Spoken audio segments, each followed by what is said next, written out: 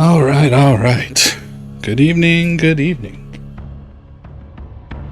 What's the good word? Welcome in, welcome in.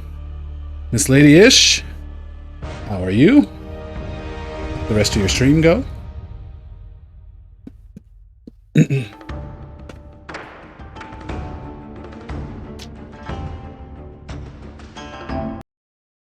Doing homework, but here chilling. Appreciate you. Thank you for hanging out.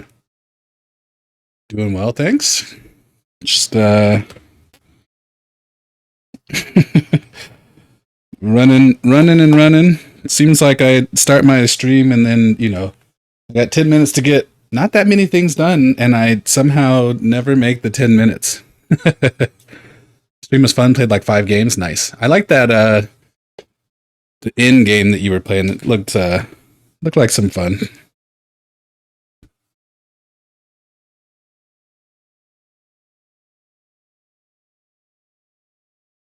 Though, I don't... Seems like a lot of people in the server, and I'm not necessarily...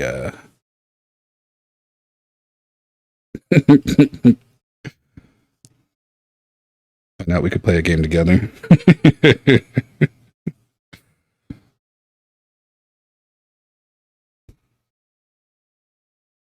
We will find a game in common one of these days.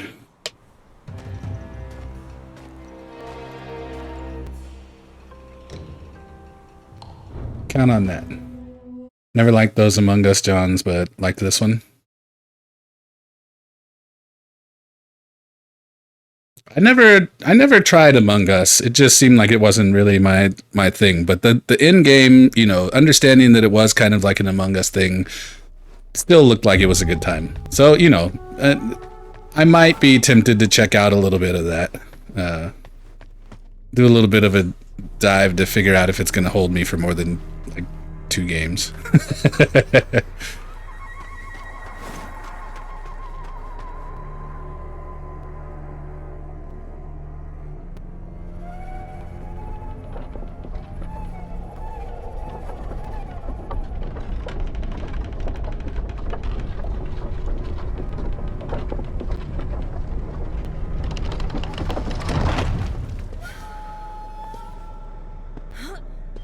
Found 2 new games that you could customize with Black Girl. That's always a win. Yeah.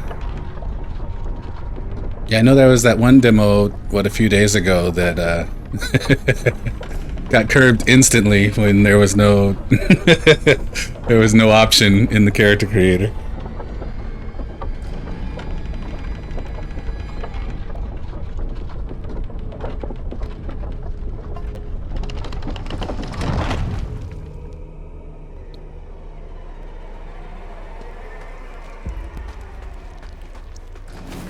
Where was I going? Oh, well, I guess there's really only one path down here. Crosswinds, and it looks like such a good game. I still haven't looked into... What am I focusing on there? Wait, is there that enemy way up there? Really? Why?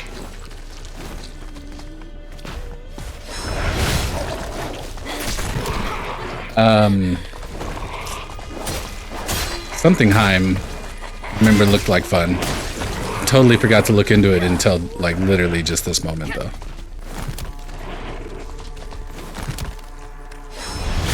Beyond Belief, welcome in. Oh dear. Oh, that's bad. I'm literally downing the potion right then and there. I remember now. We gotta get revenge on this damn horse.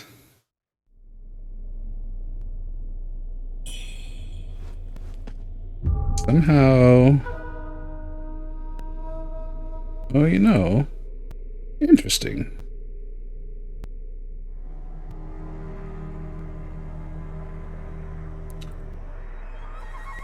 Beyond Belief is always the one that engages with the stream avatars the most. And so it's always when you enter the chat that I remember like, oh yeah, stream avatars isn't open. I should open that.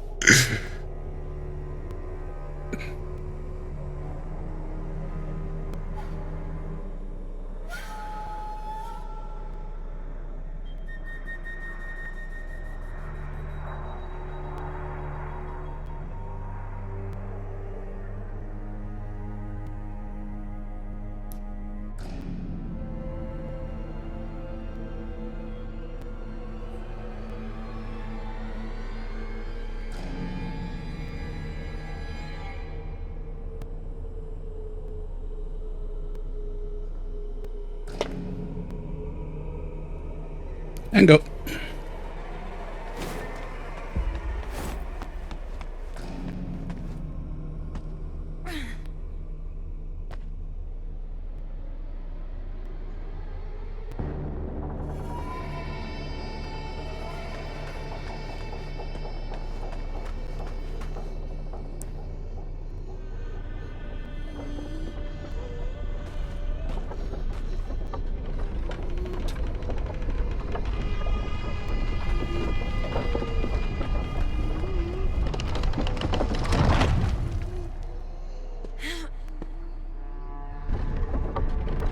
Cursor's on the screen? Oh yeah. Wonder why that's suddenly a thing. Let's see if I can disable it.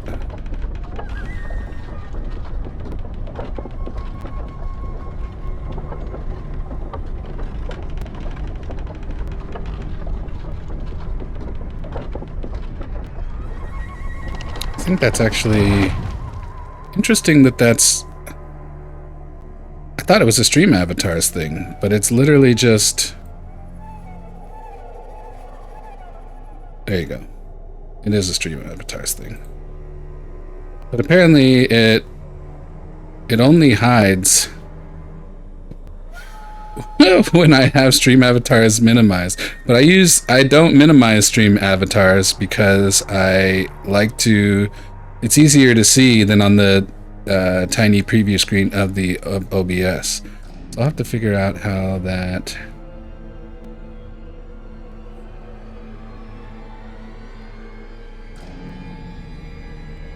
Why that's a thing suddenly. But it's all good.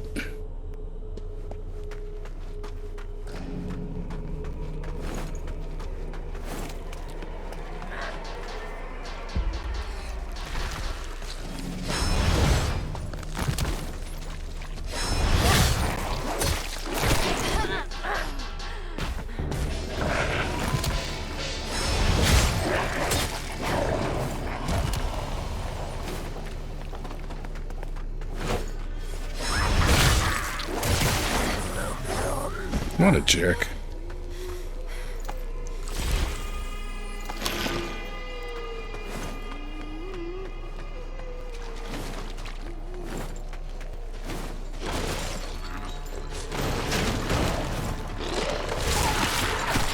Oh, okay. Golly, okay.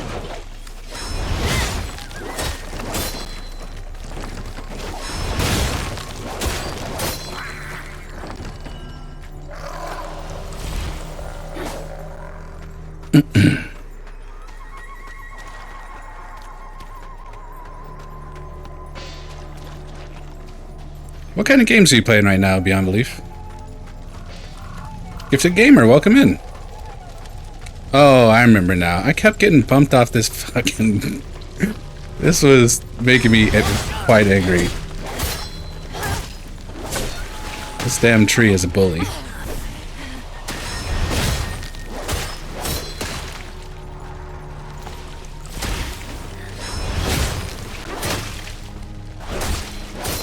Oh my god, and I'm doing terribly with the dude in the back.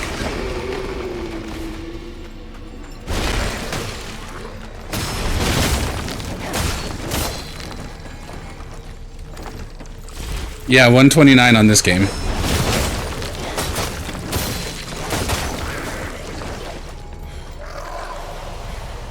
Haven't played anything since Doom.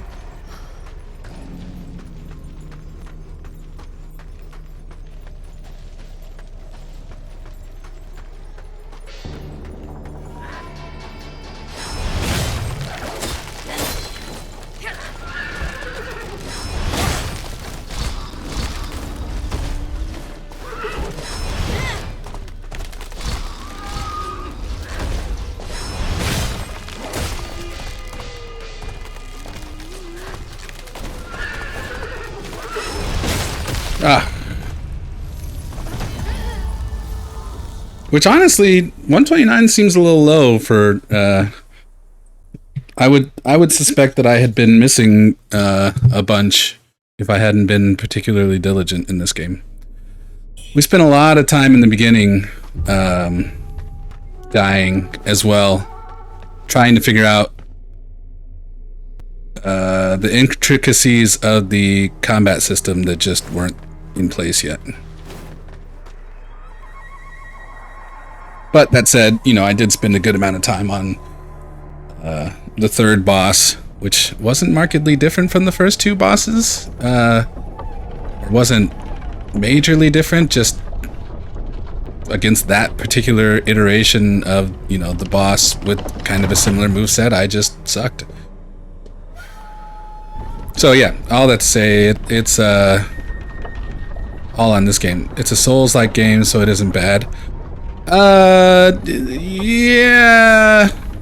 But the thing is, so, you know, for instance, I was watching a streamer play yesterday, and after my stream, and it was funny because during the time that she was fighting a boss, the question that got asked multiple times in her chat was like, are you not supposed to be here yet? It's like these bosses are like 2-tapping you, like 2 and 3 tapping you. Like, surely you are here early and under leveled. But no, it's just everything, you know, hits like a truck.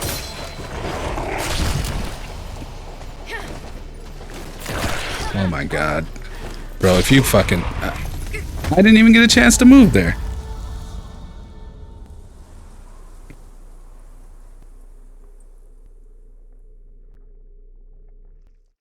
That's why you don't play these?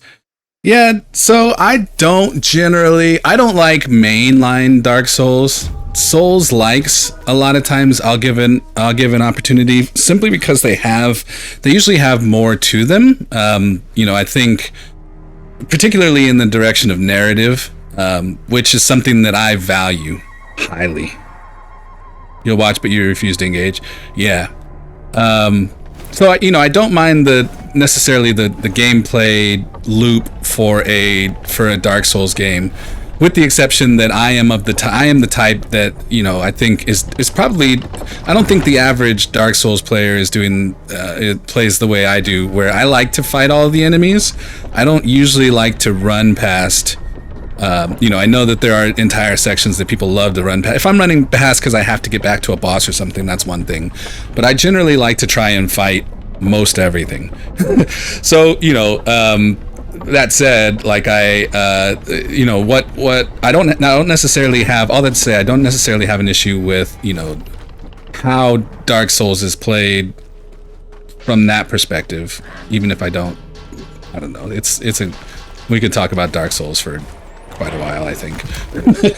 But, you know, games that are in that style, that have a little more, that have anything resembling a narrative, I like to give it a shot. And so this one is that.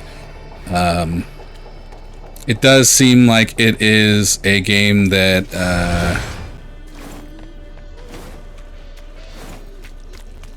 I don't know. It's all over the board. Some people are claiming it's incredible. Some people are claiming it's super mid and not good. Some people are claiming that, you know, it's a refresher of, you know, Souls likes. Some people are saying I just saw an article today that was, I mean, obviously, you know, marketing, right? But, you know, I saw an article today that was like, oh yeah, this is the must-play Souls of 2025. You know, it's interesting how wide of a spectrum this has been colored as.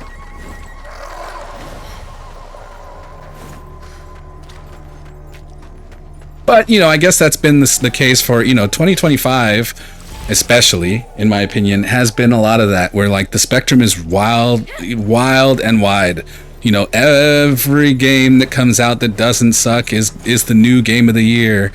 You know, there's people that'll tell you that it's the best thing ever done. There's people that'll tell you it's the worst thing ever done. Look at Split Fiction, where, you know, it has a hell of a support base. You know, lots of people initially calling for it to be game of the year, but it's really not actually, like, I definitely would not have put it in even that conversation. So, you know, it's just interesting to see, you know, game after game this year as people decide they know what a game of the year looks like.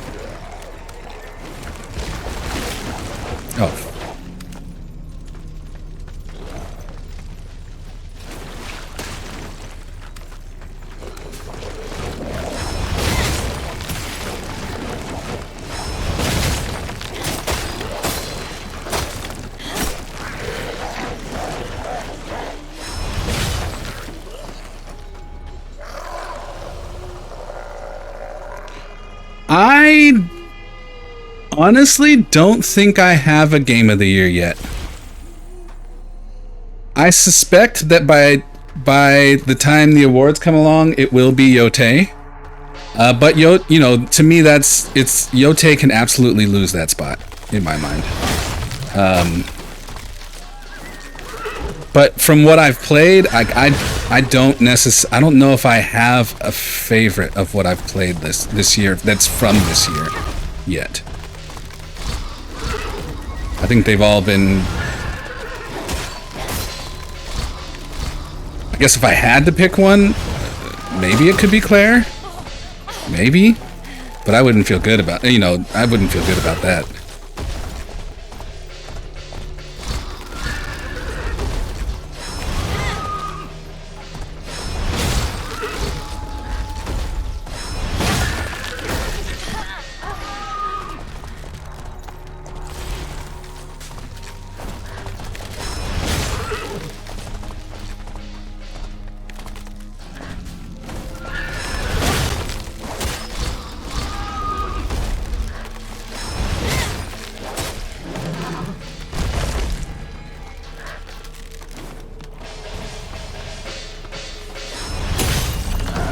If I were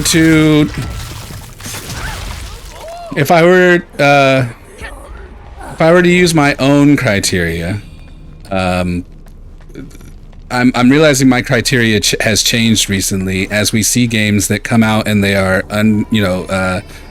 underperforming or underwhelming, and having responsive dev teams. This will probably be one of the best years for games in general, I'd say. On what basis?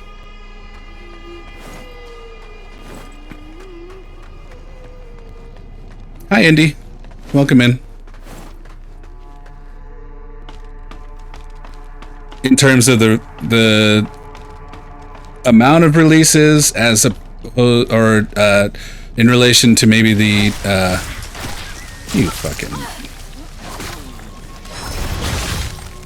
the potential of the releases, including ones we haven't seen yet. Quality.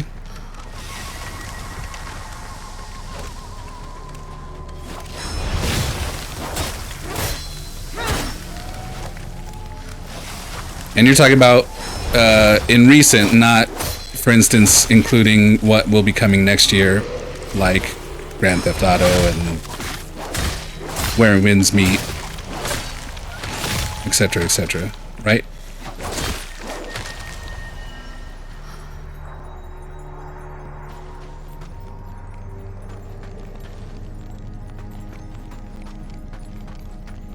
I don't know if I agree with that. But I'll tell you the reason I don't know if I agree with that is because... Motherfucker. Come on, man.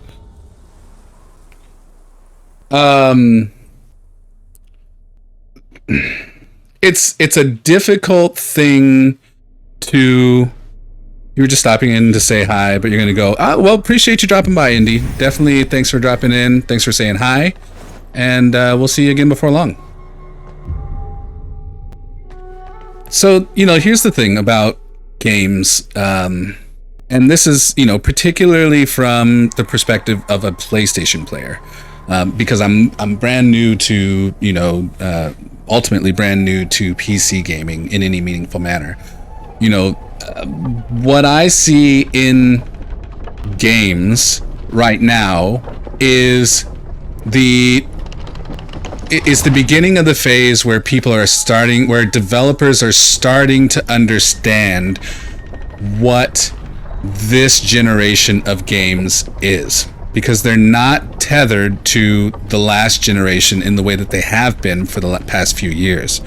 We saw it with, for instance, the marked leap into, what could begin to be considered next gen at the beginning of last year with Rebirth, as PlayStation 5 is finally able to separate itself from PlayStation 4. I think that is something that probably has gone across the board. I suspect that, you know, even though this is a specific PlayStation example, I'm not, I don't think it's something that it was an exclusive PlayStation problem. That said, we are in a period now where, now that people are figuring out what can be and what is available with this generation of games, what we find is that they don't really have a grasp of it yet. You know, so you get games that look really nice, but their mechanics don't work, or are largely like janky, are largely you know, underdeveloped, underperformed, not really thought through.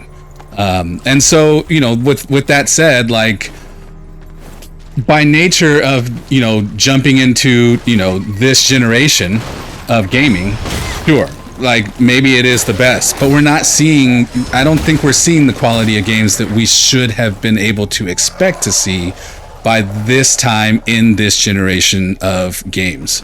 And, you know, in this generation of games, meaning, you know, with, you know, the development capabilities of the current generation of PlayStation and Xbox, and how that relates to PC gaming, because it necessarily has to. God damn it. Oh, wow. Well, that's the point of expectations, right? That something falls short of expectations doesn't change the fact that you have expectations.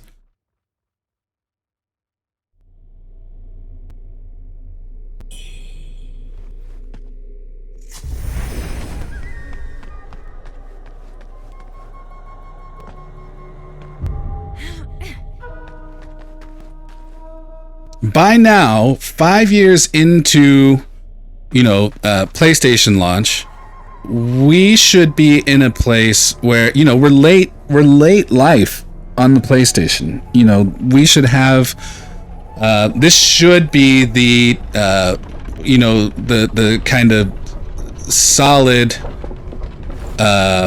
you know, over the hump era where we understand the capabilities of the machines and we're able to deliver on that. I don't think we're seeing that yet.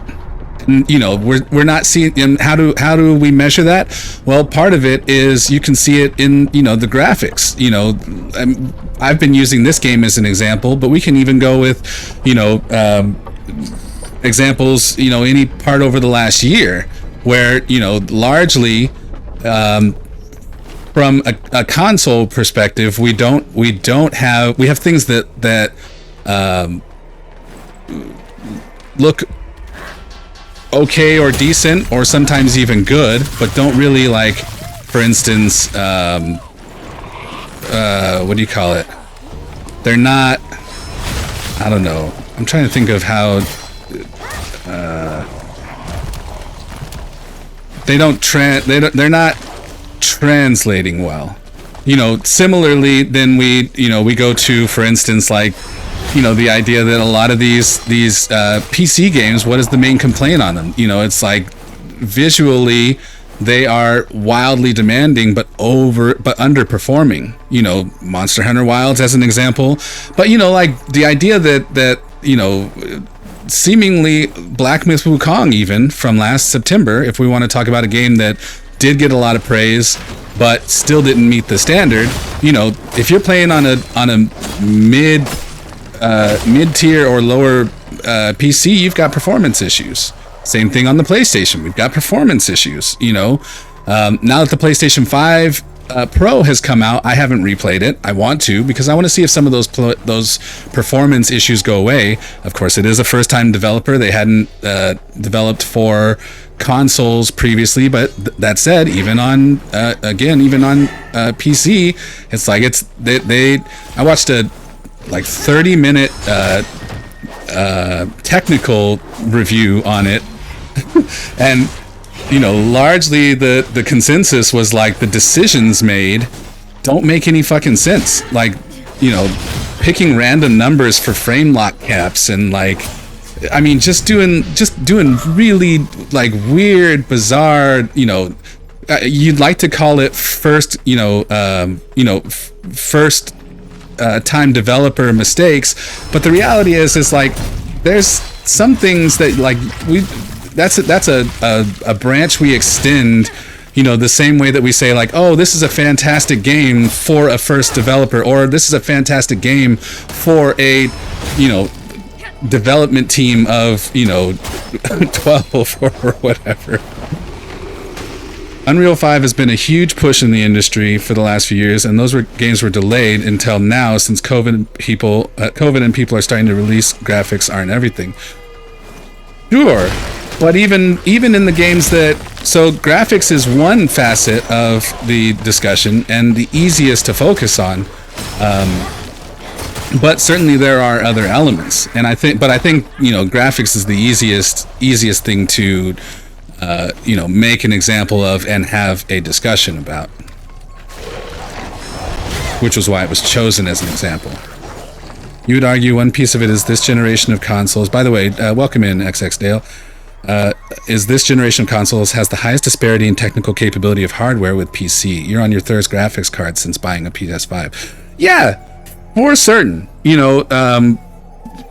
They're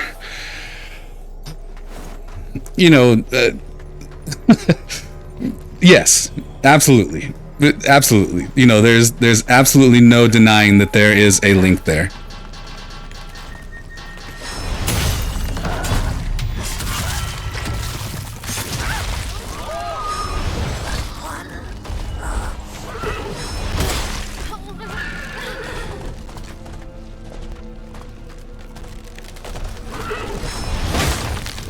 But you can even make that. Oh, what happened? Was I corrupted? Yeah. That said, you don't know what kind of black magic Death Stranding 2 has going on. I haven't checked out Death Stranding. I did see a clip of like I don't know, he was walking through an area and it seemed like there were a bunch of, they weren't fireworks, but they definitely felt like fireworks, like super shimmery, like little light explosions happening like all over the place. It really did look incredible. I suspect it was I can't remember now, but I suspect it was probably PlayStation. I'm sorry, probably PC and not on the PlayStation. But all that to say, like, that same concept, you could there is a large disparity, but also like maybe I'm not a developer. I don't know what it takes to, for instance, decide to, aim for and optimize for a realistic average system. We've done it for ages, seemingly. Now all of a sudden we are struggling. Could that be because of a new average being factored in, because we're getting new generation of cards that are more powerful and fantastic, and they're more widely available, not to mention affordable, or is that, I don't know. I feel like there is a way to bridge that gap, but again, I'm not a developer, so maybe that is not a realistic possibility.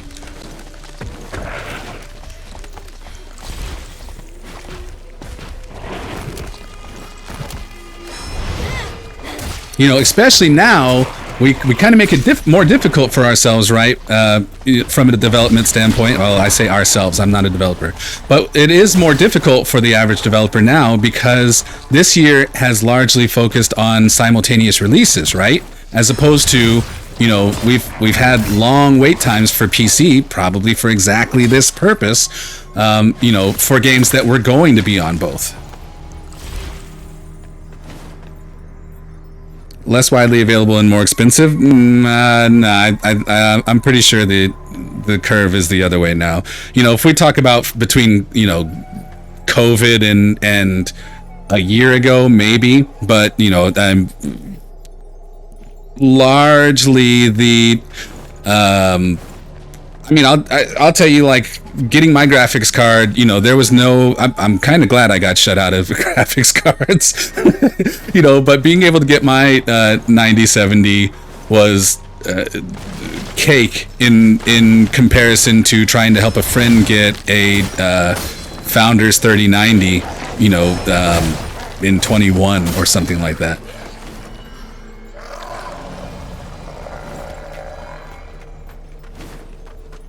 Never mind that we also found it for him at, you know, MSRP.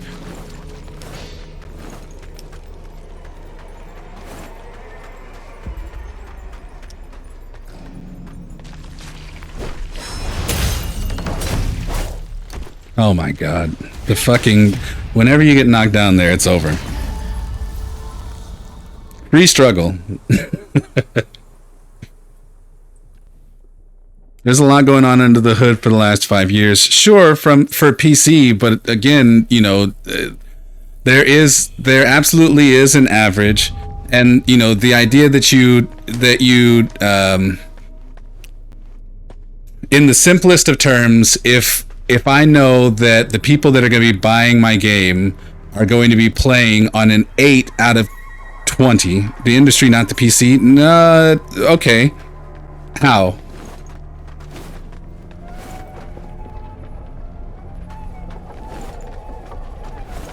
Because, you know, the reality is that all that a new generation of consoles does is ultimately lessen the gap between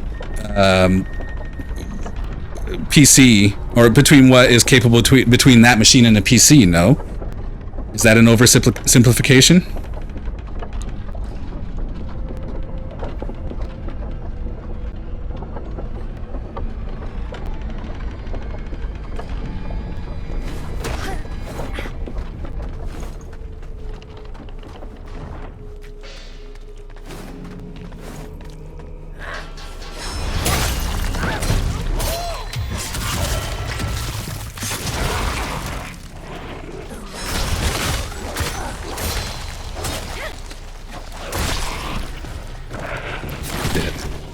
Corruption and dead.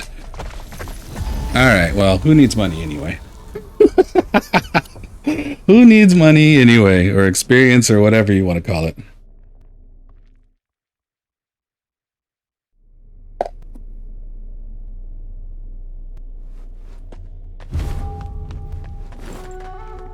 And, you know, all this to say, like, there are developers who obviously get it right. You know, we just saw it, you know, to some degree, to a large degree with, you know, with Claire. I can't speak on PC games because I don't really, you know, I can't really speak too much on that. I don't have the experience for it. Since, you know, pretty much if it's not on PlayStation, I'm not playing it. That will change soon.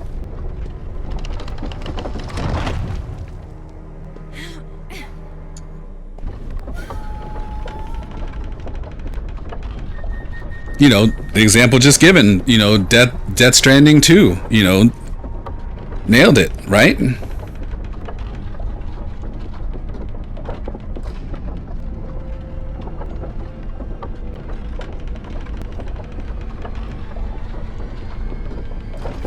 Rebirth, nailed it.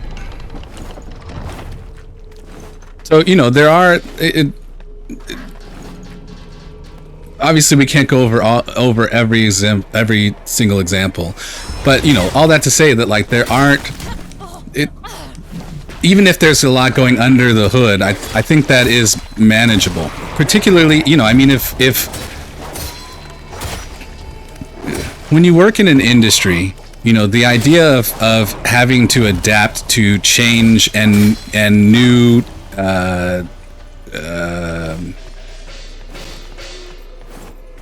concepts, you know, is always going to be a part of it. So, you know, I don't necessarily buy the idea that, you know, oh, there's a lot going on, so that makes it more difficult to develop a game that, you know, some of these games are developed. What is the average development cycle of a game now? Like, far too long. So what would you say you would expect out of this gen now, even though you, well, so look, I absolutely subscribe to the idea that like we don't need hyperrealism, particularly if the game suffers for it. I think one thing that this generation sticking with this generation, you know, after releasing tethers from the previous generation, and that is a part of everything, but because of, you know, specifically on the PlayStation side, you know, a supply issue, that lasted a lot longer than it needed to. But I think at the end of the day, what is the expectation for games in this generation? Nothing different than has worked for any generation. You know, yes, it is. They will look better, but the reality is they still need to deliver an experience that is playable. You know, we can't be going game after game. You know, we can use Monster Hunter Wilds as an example. We can use, you know, this game as an example. We can use Wuchang as an example. You know, games that come and are plagued with, you know, issues due to, what do you call it? Glitches and lack of stability. If you have to shoot lower in order to create that, I think that's what you should be creating. I don't need a character that looks like this. If you know, I mean, it's fine. It like, okay, we have it. It's fine. But you know, for the idea of like that first day, especially, we haven't. I don't know if they've, you know. I saw there was an update today, but it's like, this shit is weird.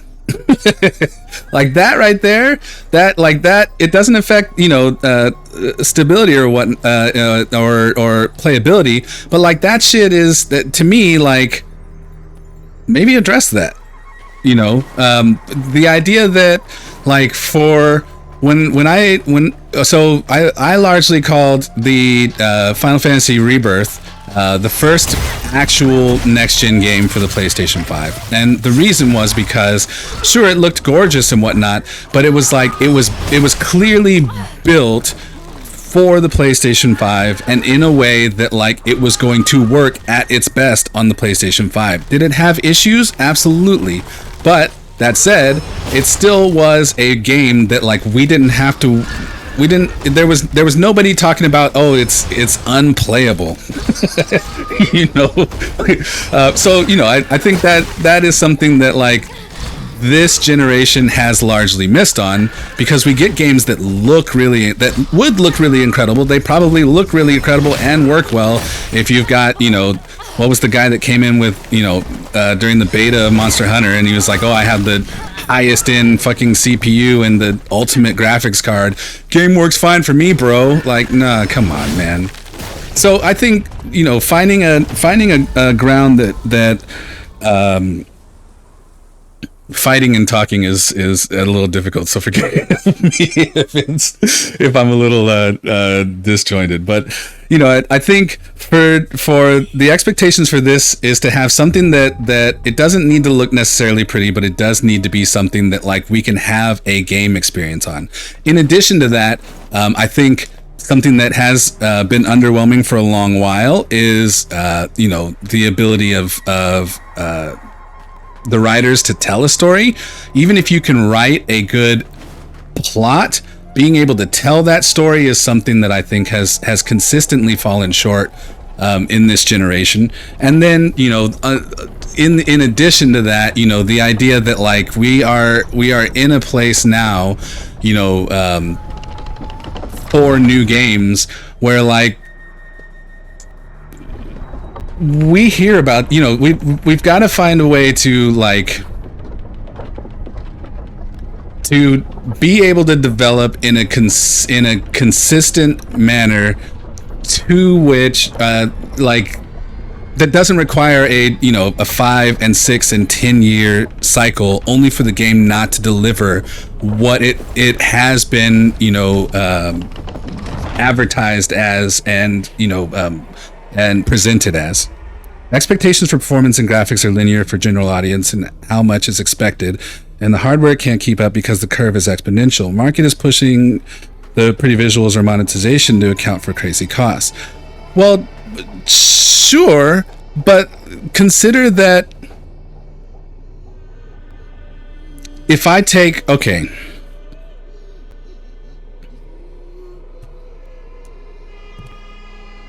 this is a cup of coffee. Do we agree? This is a cup of coffee. If you're telling me that this cup of coffee cannot taste like what's in the cup right now because a marketing team is going to sell it that it tastes better than it is, I call bullshit. Because it sounds like that's what you're saying. The thing is, like, consider Wuchang, consider the trailer and what the game was presented as versus what we got. It was still a good game. It was not what was presented, and that was not marketing. That was they unfortunately something happened at some point where whatever was supposed to be was cut or changed. And that is a realistic part of a development cycle. I get that. Let's talk about Spider-Man PS4 with the fucking infamous puddle. That said, it's not like, that argument also seems to suggest as though, like, okay, as you're developing the game, you have no idea what the hardware can do. And I don't buy that either. I'm thinking Final Fantasy XI with the fucking PS2 dev kits that limited the game for fucking, decades, and still continues to this day to limit that game because of PS2 dev kits, even though PS2 support ended, fucking 20 years ago. It's like that to me says, like, we're working on builds of the equipment that should be capable of what actually makes it to the consumer's house. And that said, if I'm developing a game for PlayStation 5 and I'm testing it on hardware, that hardware should be related to the PlayStation 5 such that when I get it to my users over here, we know that the game's going to work to a sufficient degree, and that does not across the board appear to have been the consistent case. You take an older looking game that plays good than the most of the new stuff because it just isn't viable. Correct. Because that old game probably delivers you an experience that is enjoyable, is playable, is consistent, is stable, and isn't gonna crash on you. And that's something that, like, a lot of next gen games haven't had. That's and we could even say not even just in this generation, because we just played fucking Ori 2 months ago or whatever, and it's like we were crashing on the Switch. And that game doesn't seem like it should necessarily be having performance issues either.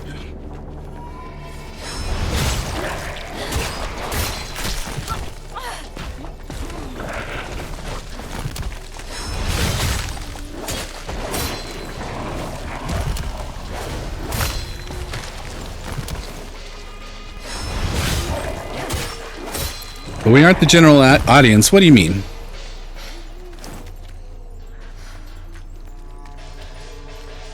Not even the people leaving the 100K reviews on platform. What are you talking about?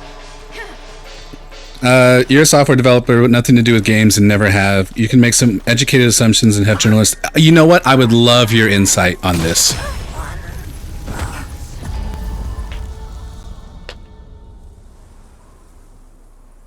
I would absolutely love your insight on this.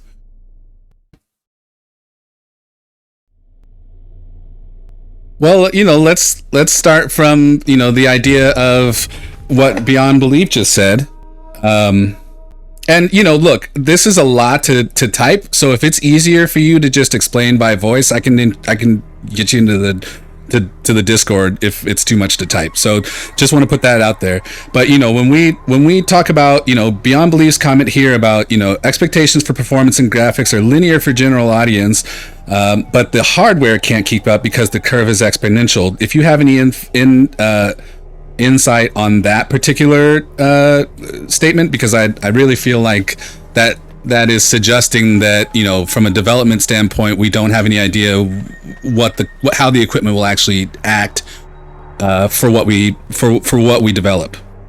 And I keep saying we, but like I guess I'm not a developer, but I guess from I don't know why I'm using we.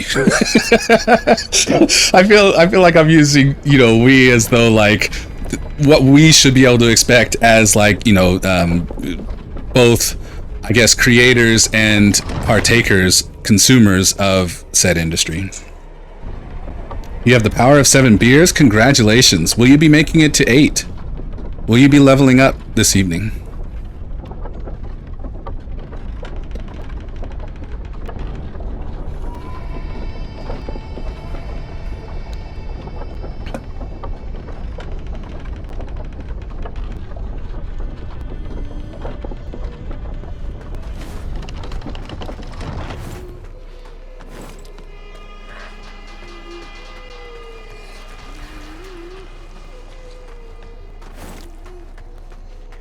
Somehow I didn't lose all my money? I'm shocked. For as many times as we've died.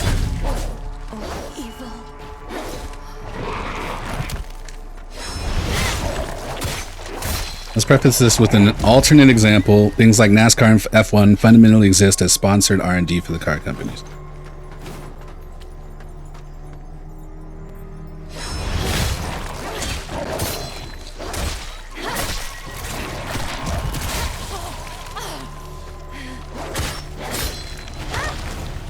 I can see that.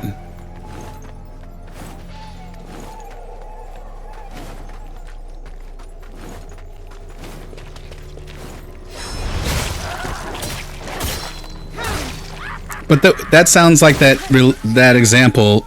Use the oh god.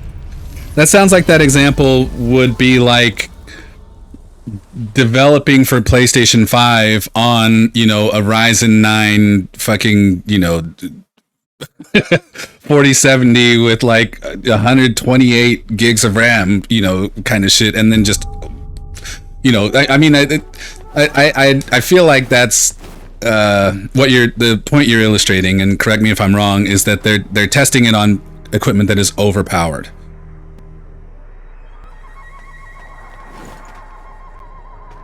Trends in gaming act similarly. There's only a few things you can do on a PC that's more demanding than games aside from. Okay.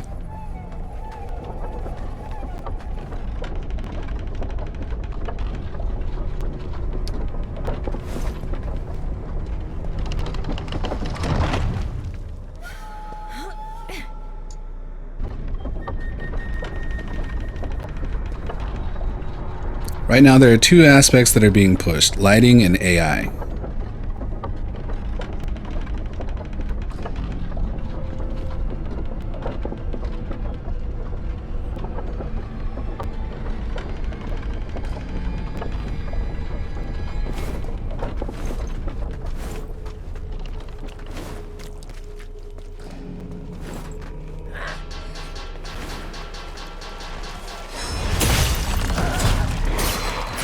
Oh, you gotta get into the obliterate attack, bro. Oh my dear lord.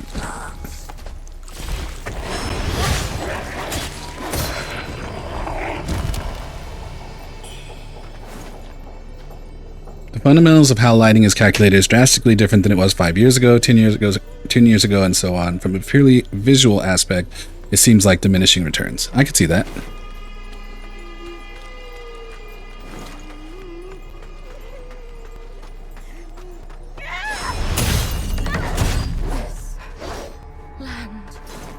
Oof. Snoozing ads never works for me, but I'm going to try it here because we're about to get some knowledge.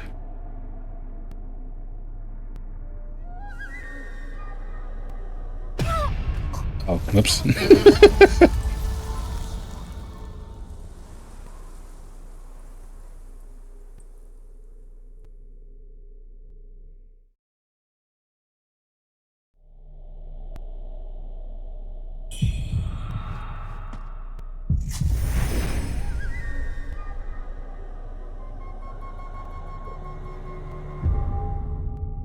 Yeah, it won't let me snooze, so If we do, we'll probably get an ad break in the middle of Dale's thing, but I will definitely read it all when you guys get back.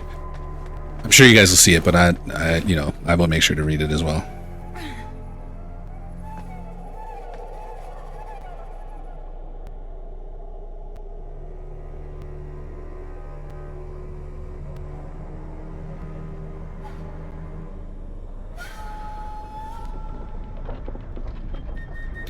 Take the PS5, which has approximately the same graphical power as 2070, and PC graphics cards are now 3 generations ahead.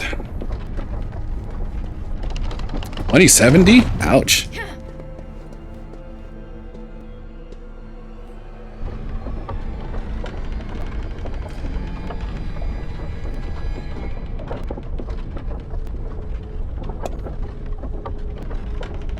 But that actually brings in an interesting point. I'm interested that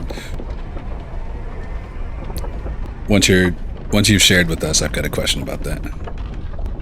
The newer lines of NVIDIA cards have built-in dedicated AI augmenting those lighting calculations.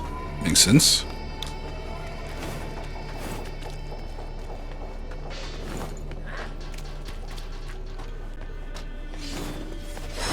Oh, fuck. Oh, this is bad. This is all the way bad. Okay, let's see if the demon will fight the other ones. Oh my god. Oh my god, I just went out.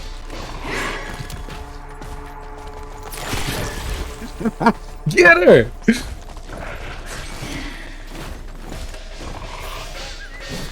Alright, I'm gonna go fight this thing.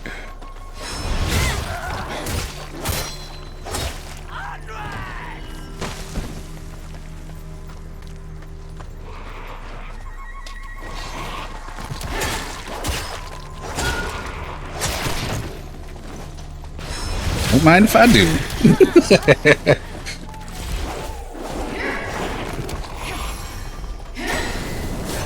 Oh. What is that spell? Flash! You bitch! How dare you use the freaking game mechanics against me?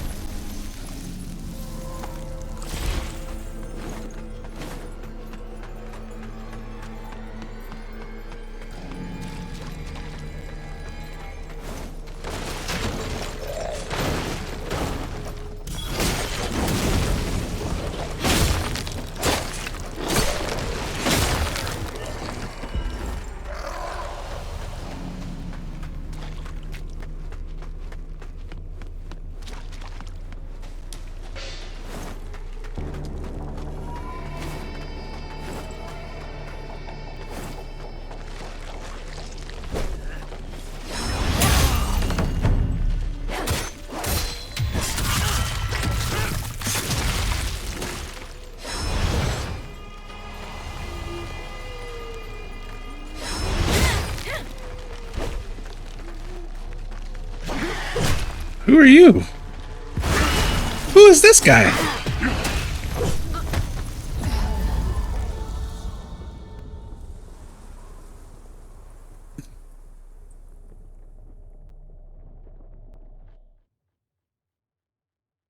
Fallen.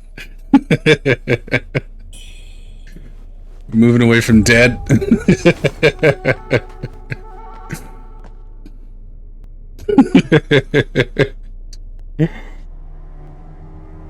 Is it hashtag like a feather?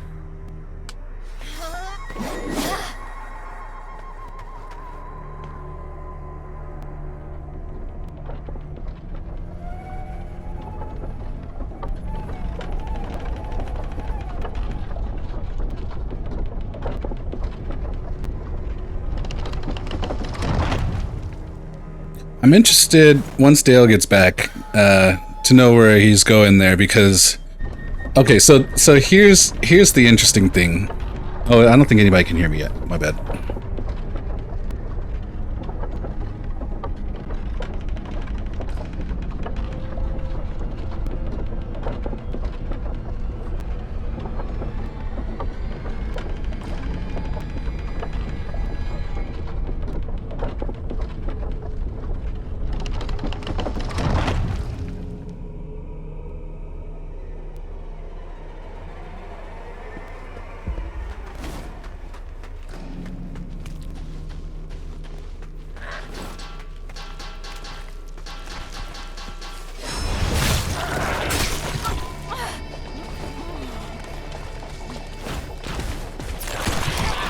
Oh dear.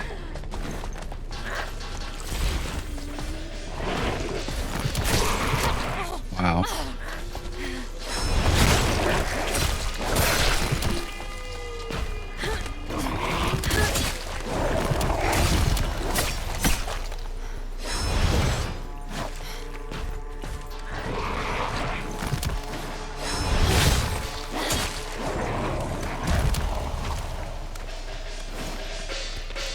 Give me a sec, I'm definitely reading that. Alright. This leaves us in a few spots of developer decisions. Do we keep up with modern lighting standards? Where do we... Wait, what? What just hit me? Oh, asshole. These things are ridiculous.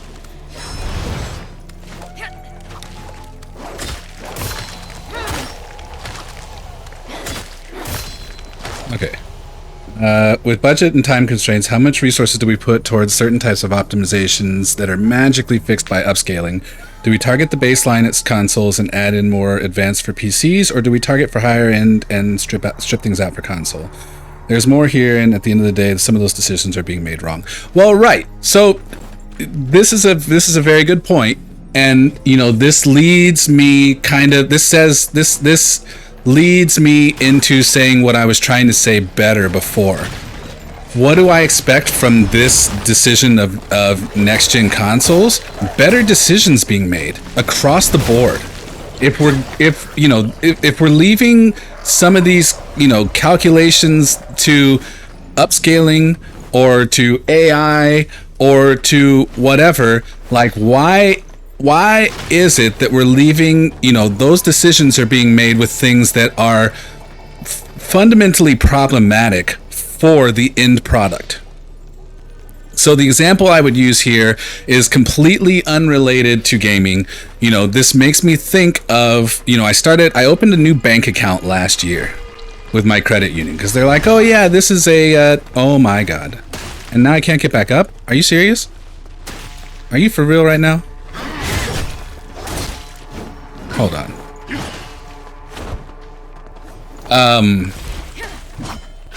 So I opened a new bank account last year with the idea that it was a checking account. It was like, oh yeah, you know, it'll offer X amount of percentage, you know.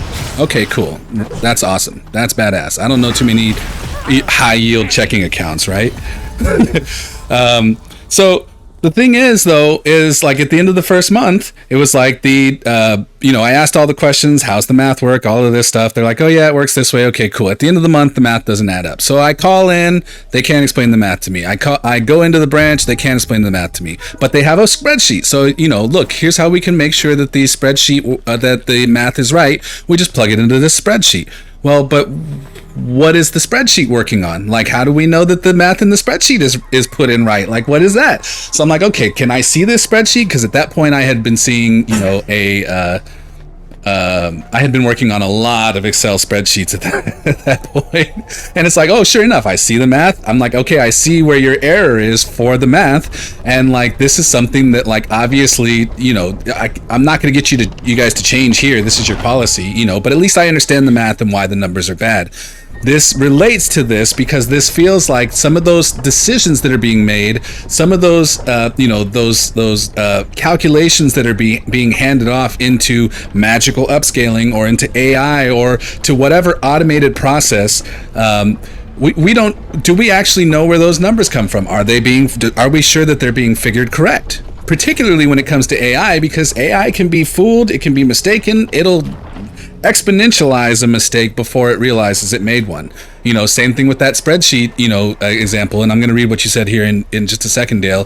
You know, there were a number of things I didn't know how to do in Excel on a spreadsheet, and somebody's like, oh yeah, you should ask ChatGPT, it'll know, and it's been helping me code yada yada XYZ. Okay, cool. So we go in and I ask ChatGPT, how do I do this? And it gives me an answer, and I say, oh, actually that's not right. Like that doesn't give us the number that we're looking for. And ChatGPT says, oh, you know what? You're right. That's not right. So here's another answer. Okay, cool. So, but also that answer is not right. ChatGPT says again, oh yeah, you're right. That's not the right answer. So here's another answer. Okay, cool. So you've given me 3 answers. Like, unless I told you that these weren't right, you're not going to know that these aren't right. And I have to imagine that, you know, this is the same exact, you know, thing that potentially is happening if we're allowing calculations to be happening via specifically AI in the process of development. Every decision that you or I make is going to be decided on whatever factors we see as having the biggest impact. The real short general answer is MBAs are making decisions. Yeah. But to the detriment of, you know, of what's happening across the board, you know, in the industry. You know, there's far too many games that are being released that are just don't appear to have been given the level of care that they needed, and thus are getting, you know, I mean, you can see, what was the game, I don't think it was, well, maybe actually this game, even as an example, you know, the Steam reviews for this game, you know, are you know, largely negative based on a article I read not that long ago, you know, and being that the most common issue being cited, that, you know, it's like the game's not, it doesn't perform, it's underwhelming, and it's also, you know, it has stability issues.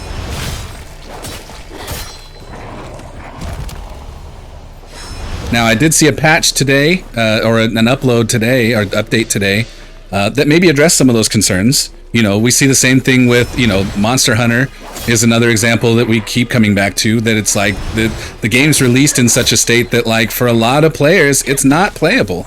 And then, you know, they have the audacity to try and schedule a you know, educational segment, you know, in order to talk about that very thing, and it gets they end up having to cancel it because of the overwhelming negativity, you know, surrounding the core concept that they're getting ready to, you know, to present and ultimately, you know, champion. Which is hilarious. You have a PC that can run this game with zero issues. Jedi Survivor still runs like shit and is sitting at a relatively high rating. Well, sure. So, you know, the other part of that is, like, are the issues that people cite actually the issues? You know, we can look at games that haven't even come out, or movies, you know, even, and determine that, you know, this today's age of, you know, complainers will definitely complain about one thing, but actually, you know, be talking about something else entirely. So, you know, there is that element of it. Absolutely. Absolutely. I believe that's what you're saying, and I'm picking up what you're putting down.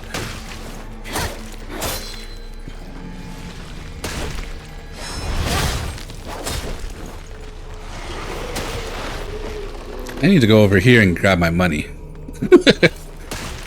Oh, here's this guy again. All right. So this is where he came from. Ah, you fucking... Should have picked up my money! Where is it? My fight money! Give you 5 to 10 minutes to get situated, and you think you'll take up on the Discord thing? Okay, cool. I think what we'll do is, when it comes to that, we will... I want to focus on that. So we will we'll pause the game when we have that conversation. Find yourself talking to a few others about this stuff over the years.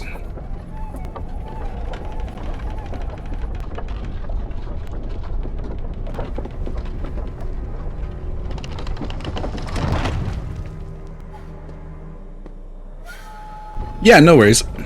Whenever you get back, it'll be an open invitation. I'm planning on streaming for another, you know, 3 hours at least.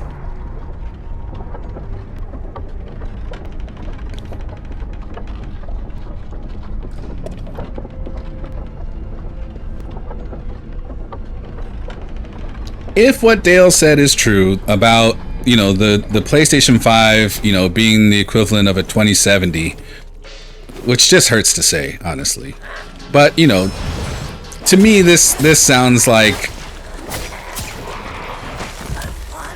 I mean, if that's the case, you know, and we know that the average user is not using, you know, a card that is, you know, what's the meme? It's like, PC Master Race, like, oh, PC can, do this game and whatever better. Yeah, but can your PC do it?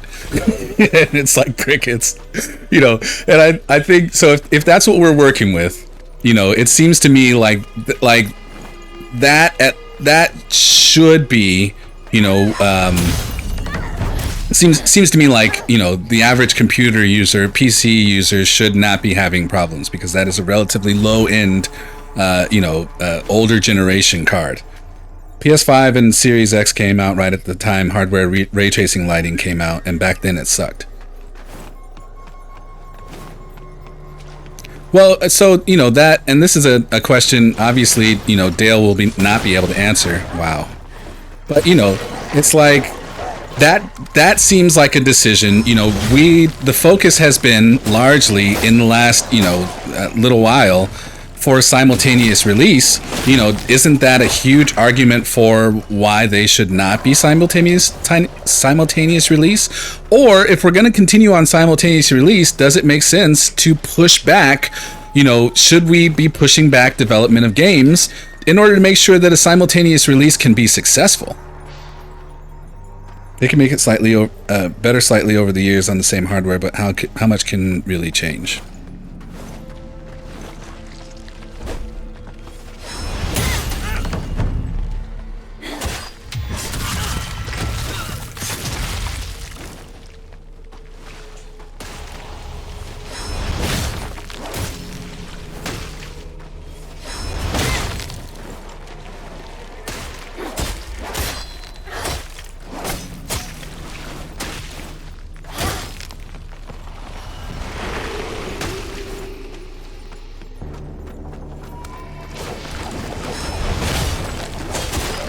But money talks and stuff has to relieve. Well, sure, but okay, so look, it's a short-term versus long-term conversation, right? Because I'll tell you this, it's like we are in a position now, or we are at a time now where we are seeing, in the short term, we are seeing, complaints about performance, but also extending to, like, Monster Hunter has talked about, harassment and death threats to individual staff members, which is crazy to me. It seems to me like, from a safety standpoint, that, the money can't talk louder than that. But then, the other part of that is that also, when you see a game that gets folded, for lack of a better term, gets folded, immediately based on its performance, and gets played, ultimately to the left, what does that mean? If you have a budget of a game that is, hundreds of millions of dollars, because that's the world we live in now, and then it doesn't sell, can't sell, underperforms because you didn't spend enough time to development. Was it worth to develop it? Was it worth it? And then what's going to happen with your next game? That I am in a thing now where it's like, I've known developers. I've never really, paid this much attention to some developers. Now I'm at a point where it's like, okay, if, X, Y, and Z developer comes out, I'm fucking trying that game because I know that they've done well. I have to imagine there's the other side of that coin too, that is like, okay, they completely released a botched game before. I'm not really interested in checking out whatever they've got going on.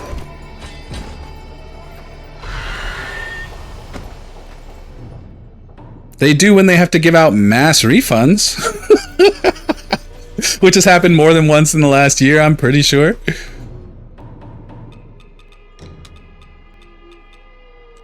Leap backward, then launch multiple fireballs that deal damage and cause burn buildup. Being hit while leaping backwards triggers alacrity. That's badass. Okay, I'm going to replace this with this. We'll just try it out. Let me send you a link to the Discord.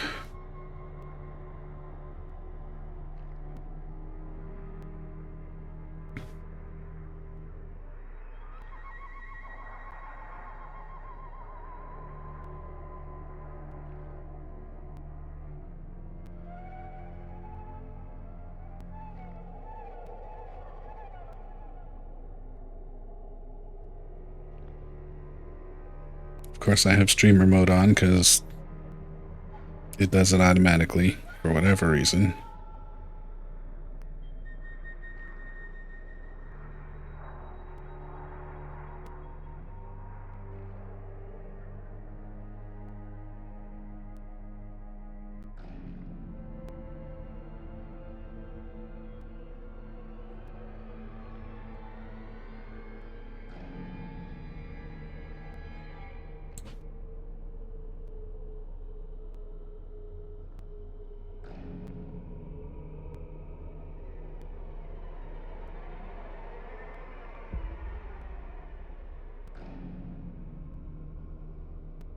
Okay, I am sending you a link to the Discord now.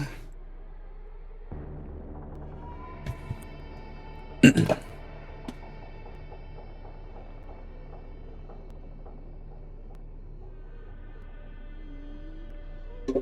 to the other Discord to have a conversation. I'll be back in a little bit.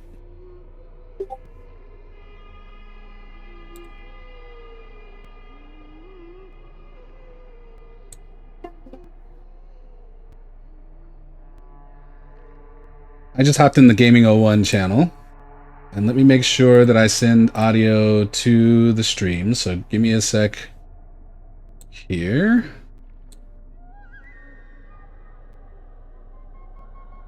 Yeah, please do, Beyond Belief.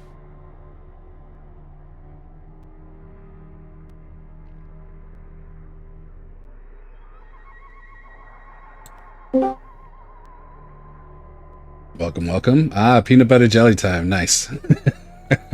Yeah. So I am playing with a new mic. Got a couple of days set up fully, like levels. Not. It sounds, quality sounds great, but it's cutting out a little bit. So let me see if I can change my settings over here a little bit.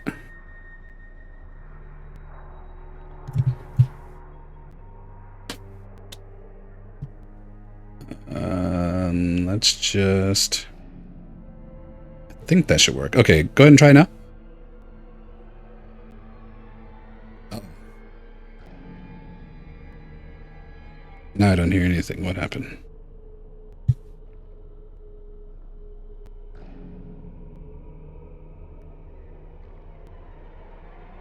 I think I broke it. Hold on.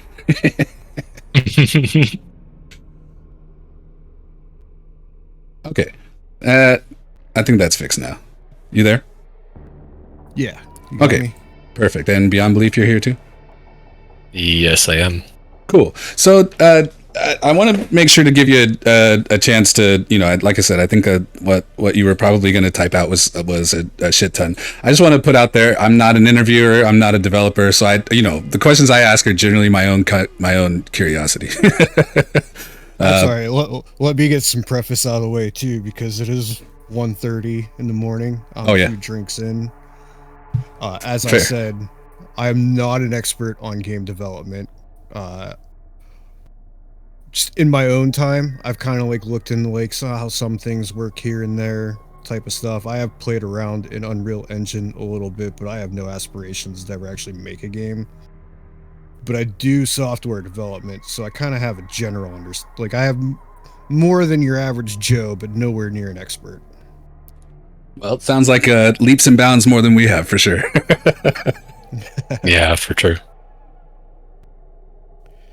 So I think really what it comes down to what really doesn't even come down to it, but you really have to look at all of these different games with the performance issues on a case-by-case basis, because there's not going to be like one singular thing that they're all screwing up, right?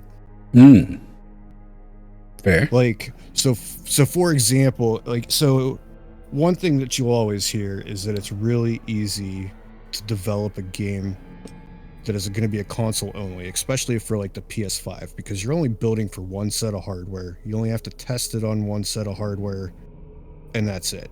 To where on a PC, when you release the game on PC, you have to account for all these different types of configurations and different capabilities and all this other stuff. However, so one thing that I would say that plays into it, is it really seems that like Japanese developers, I don't know if it's like something with their culture or whatever, just optimization just is not their thing. So like take Elden Ring for example. If you've played that on PS5, that game still, I think even on the Pro, still does not hold a steady 60 FPS, right? Now, we can argue that the same thing goes into there because that was cross-platform. However, take Rise of the Ronin, which is probably like my favorite Souls-style game, but it did not run well on the PS5, and it was only built to play on the PS5. So it was, how do you build a game for one specific console and still get it wrong? And I think that that's just kind of a common thing across the board with a lot of the Japanese developers. So like Rise of the Ronin, for example, whether this is true or not, who knows, but one of the things that I read, it really comes down to the game engine that they're using, that they're not putting the resources into keeping their game engine up to date with modern standards. They just kind of go from one game to the next to the next. Like, did you play Rise of the Ronin? I did. Yeah, I played it right at release. Yeah, and then so a couple weeks ago, they released the trailer for Neo 3 that's supposed to come out next year, and a lot of the new features that they were touting in that game is all stuff that existed in Rise of the Ronin.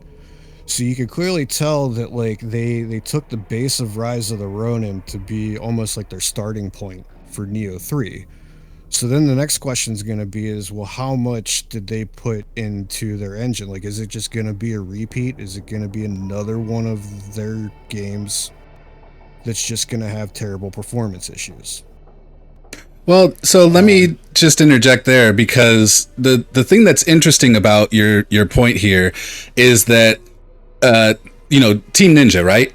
So, they've already done, obviously Rise of the Ronin was not their first. Neo 3 will not also be their first, but also they've already had two successful Neos that ran. I haven't been a huge frames per second buff, at any point, but I have to imagine that I haven't seen a whole lot of pushback in terms of like negativity for, performance and stability for either of the Neo games. So how do you suppose that relates to, what Rise of the Ronin was not able to accomplish, and what Neo 3 will inevitably have to accomplish because they're the third in a series that's already been successful? Well, I don't know how much time there was exactly between Neo 2 coming out and Rise of the Ronin, and I think didn't they have another game in between there? Wouldn't surprise me. I don't remember it though. Well, was it Wolong? One of those. Yeah, I was gonna say it's another one of those ones that sounds like Wuchang, and we've got a bunch of games that all sound like very similar with that one word. But yeah, like that Wolong game. I think if you go look at Steam now, like that's still all the reviews are saying that the performance is absolutely terrible on PC. I never tried it on the PlayStation, but I think if I remember right, I saw that the performance issues with that game were across the board. So if we look at it that like, if we make the assumption that they're using the same engine and they're not really iterating it between the games that much, and then compound that with just how exponential hardware growth has been, especially on the graphical side in the last 5 to 10 years, hardware capability, hardware is moving the goalposts quicker than Team Ninja is keeping up with it. So here's a stupid question for you: can't that be mitigated? Shouldn't it be mitigated by default by minimum requirements?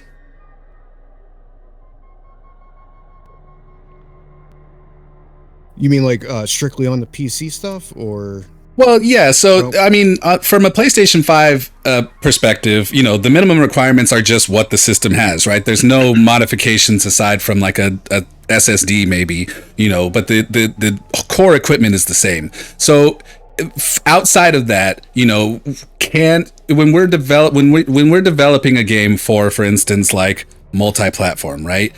Excuse me, let me say it this way. When we're developing something specifically, let's say for PC, when you go to run that game, there will be minimum requirements, right? If you're doing multi-platform, ideally those minimum requirements should match whatever the lowest common denominator are, right? So in which case the PS5 would ultimately act as kind of a minimum for whatever the PC could happen. And obviously, as you have more powerful equipment, obviously you would get better performance out of that. But isn't that concept there for exactly that purpose? Because you can't really, like you said, there's kind of not infinite, but basically infinite, possibilities in terms of different configurations that people can have on their system. So it seems to me like when you're developing, especially for anything that includes PC, like you have to establish some sort of baseline, and that seems like it would mitigate the idea that the technology is growing. Even if it's growing, you're still developing for this thing right here. Does that make sense? Yeah, but so let me ask you this: what does minimum requirements mean? There's no set rules on set. So like for example, with the Steam Deck, right? There's a lot of games on Steam that say that they're Steam Deck certified and run like absolute shit on the Steam Deck. So what is that certification even? So like, there is no like set standard of this is the minimum requirements to do what. And so the question then becomes what, and that's left to the developers or whoever it is that's setting it, right? So is the minimum requirements not crashing? Is the minimum requirements running at least 30 FPS on the lowest of settings? Is it running at 60 FPS on the lowest of settings? Interesting. Okay, yeah, that makes sense. It's there's no like governing body, there's no like set rule of, well, this is what your minimum requirements have to meet, right? Gotcha. Hold on just a second. And then one second here. Fizzlord, appreciate the raid. Thank you so much. Welcome in, y'all. We're talking industry and development. We're learning from XXDLX. Welcome in. Go ahead. I'm sorry. Oh, I don't remember what I was going to go on. Probably just making the same point. I have a tendency to do that. Yeah, me too. So we were talking about minimum system requirements and whether, from per the developer, it can be, whether it's, not crashing, whether it's, running at 30 frames per second, whether it's 60 frames per second. And I guess, that was something I hadn't considered. To me, I guess I always assumed that the minimum requirements for any particular project, it would be probably the most beneficial approach there is that you are, that it runs at maybe the lowest settings at something that is stable. But stability, I guess, isn't necessarily a part of stability, is not necessarily the focus from all developers, as you mentioned with, Japanese developers not necessarily caring about optimization and whether the game even runs smooth. They just on to the next one kind of approach. So that's very interesting, because I guess I assumed stability was always the baseline with minimum system requirements. Well, and then look at it this way, though, too. Like, let's say that I go make a game and I state that my minimum requirements are X, Y, and Z. I could pull X, Y, and Z out of my ass all I want to. Like, who's holding me accountable? Who's even saying that, like, here's what you're supposed to target with those minimum requirements, right? Right. So it essentially, the minimum requirements mean nothing. Yeah. Other than, the developer said that you should probably have at least this for our game to run, right? Mm-hmm. Wow. Honestly, that it's going to take me a minute to digest that. That's kind of mind-blowing.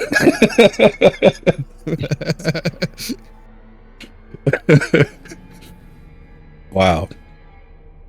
Well, okay. So with that being the case, then, how do you suppose, how do we realistically set, the question I was asked by Beyond Belief before was about what are my expectations for this generation? How do we reasonably come to the idea of expectations for, you know, this generation of game making, where we are dealing with next gen consoles. You can't see me probably, but I'm doing air quotes, you know, for this PlayStation 5 and this, you know, whatever the new Xbox is. I'm so tuned out, I don't even fucking know, you know. But you know, in where we're developing for that, and also for these PCs that can range anything from, you know, crazy, you know, outdated stuff to the stuff that just dropped, you know, 2 months ago, and, you know, is being under voltaged and overclocked, you know, XYZ. How do we reasonably come to a set level of expectations for for this era? Is that maybe that's an unfair question too? Well, I think we kind of need to narrow it down a little bit. Like we could focus strictly, say, like on a PS5, because it's a little bit of an easier discussion to have because it has less variables in there. Sure. And then, you know, that goes back to like my same complaint about like Rise of the Ronin. It's you, like, as a developer, in my opinion, for as much as I love that game, they failed on the performance aspect of it, because you had one singular set of hardware to go. You had 2 modes. You had whatever the quality mode was that targeted the 30 FPS, and the performance mode to target the 60, and the performance mode barely ever hit the 60, and a majority of the times it was dropping down into the 40s. So how does it happen that can be put out, right? And I would say, and it might not be like the very particular case with Team Ninja, but in a lot of these things of the poor performance, along with pretty much everything else in life, the answer probably really boils down to money, right? So, like, and you can see this with any sort of software development. Are you familiar with the 80-20 rule? No. So, like, whenever I'm building out a new feature at work for whatever, 20% of the work gets me 80% of the way there. Yeah. Right. That makes sense. So if I'm allotted 100 hours to work on something, right? After 20 hours, I'm gonna be 80% of the way finished, right? However, it's going to take me those other 80 hours to get that last 20%, because the initial build out of something is always simple, but it's figuring out all the tweaks, all the edge cases, everything else. What can I optimize? Where does that optimization even need to happen? And all these other things, right? So then you, like Mind's Eye, from what I read about the colossal flop that was, is, and it was kind of along the same lines of the original push out of Cyberpunk 2077, right? They did not allot themselves enough time and money to do it. They hit the end of that, and it's like, well, we're putting out what we got. Well, the same story happened for, certainly for Cyberpunk, and I know less about Mind's Eye, but I feel like the same kind of rumor was floating about Wuchang, where, I mean, obviously I'm talking about multi-platform again, but, you know, I understood that, you know, there was a point where ultimately it was cut off. They ran out of basically funds and time, and ended up, you know, having to, you know, basically like dice things in order to be able to get out. And unfortunately, like that, I'm sure when it comes to cutting, you know, trimming content, trimming meat, I'm sure that probably also means that 20% that got you 80% of the way there was not done for that content, which means it certainly wasn't done for the content that you ended up leaving in either. So, you know, it feels not that dissimilar from, you know, one thing I remember about, I'm worked when I purchased my house. I went through a program that, this is an unrelated example, but it'll circle around, where, you know, ultimately, like, I worked on the house. I built on some level every facet of my house. But it was exactly the same thing like what you're saying, where it's like we largely got the majority of the house done in X amount of time. Those extending weeks were, doing the little detail work, making sure like the frame of the house is there, all the plumbing is in, the drywall is in, and all this shit. But all the other little things that like go into making the house, livable are what takes the longest on that back end part. And it sounds like that's what you're saying for software development and game development as well. Yeah, I mean, like I said, I know that for a fact that is true of software development. I can reasonably make the assumption that game development works the same way, because at the end of the day, it is software. You're writing code. Right. But yeah, it's, I can hop into Unreal Engine with a brand new project and have a working prototype of something that I want to make within a couple of weeks, right? But if I wanted to actually sit there and build out a full-fledged game, it would take me years.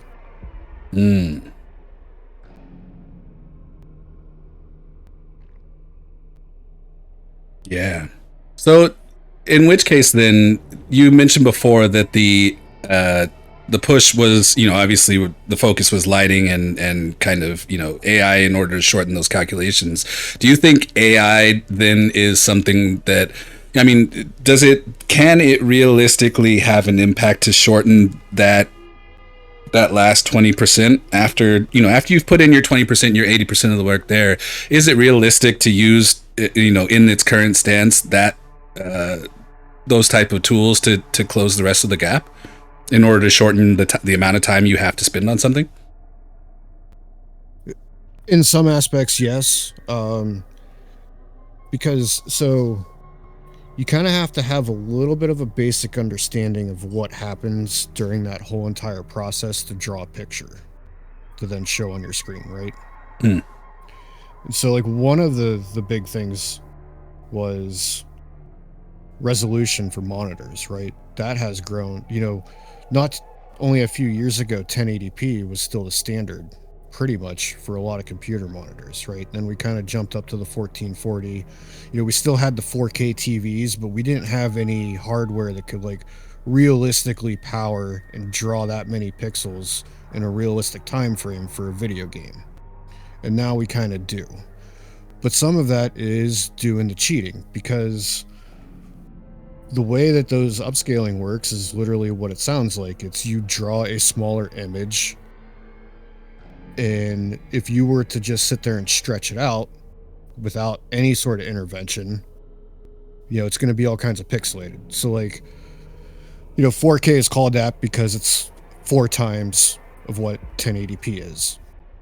So you have 4 times the amount of work that it has to do, because so like one of the examples that I always do is, I'm sure you understand like what cross stitching is. Basically, in its simplest form. Yeah.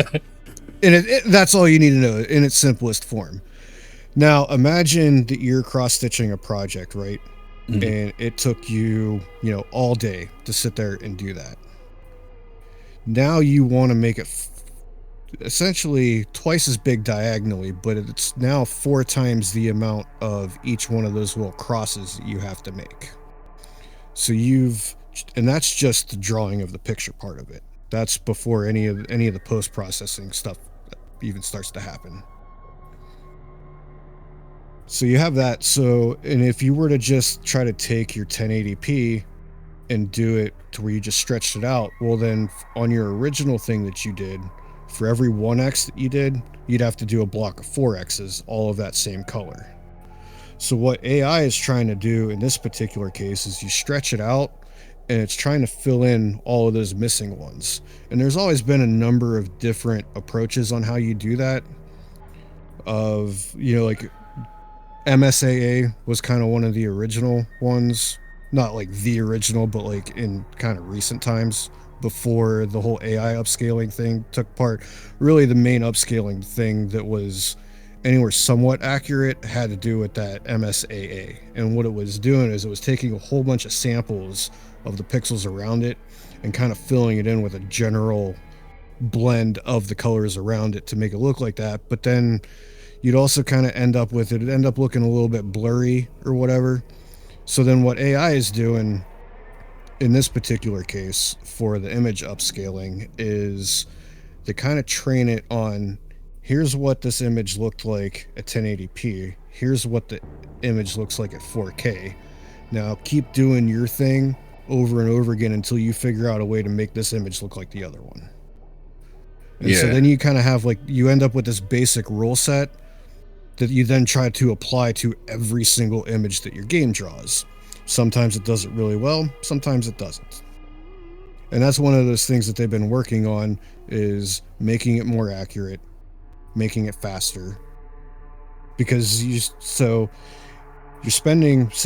run something at 60 FPS, you have 16.6 milliseconds to draw that picture. Now, obviously, that AI stuff's going to take time. So let's say that AI stuff takes at least 2 milliseconds. Well, now you have 14 seconds to do this, but you can do it at a lower resolution, stretch it up to the higher resolution with a bit more accuracy than any of the other approaches that were adopted before that. Those extra steps don't take reasonably longer? So if we were to use my example of drawing 4 times as many colored dots, it can draw 1/4 it can fill in all the empty spots quicker than it can to draw them. Gotcha. Yeah. In that AI process. And so essentially what you end up with extra headroom, because in that 16.6 milliseconds that it takes for another frame to be drawn, it's not just the rendering that's going on. You also have all the CPU calculations going.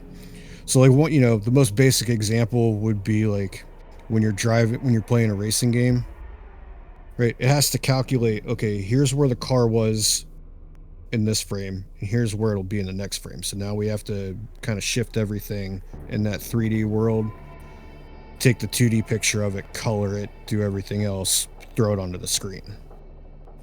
So by not only taking some of that rendering time away, it also allows more time to be done on all the computational stuff as well. So if you're given all this extra free time because of that, there's not a whole lot of motivation to really tighten up even those calculation parts.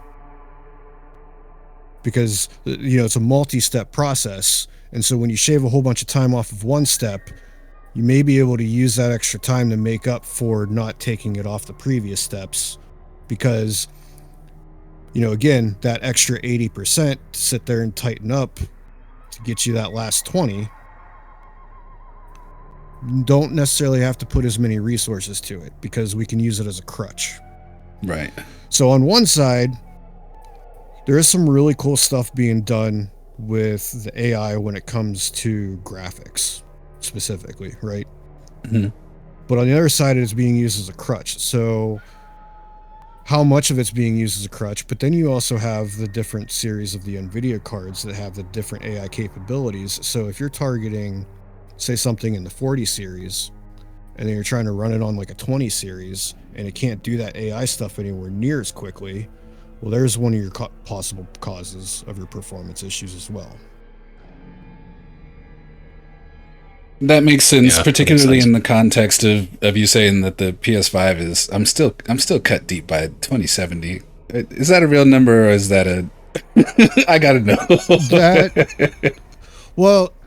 That is a real number, but that comes down to more of the pure processing power of the graphics cards. That's not accounting for any of the other thing. So I'm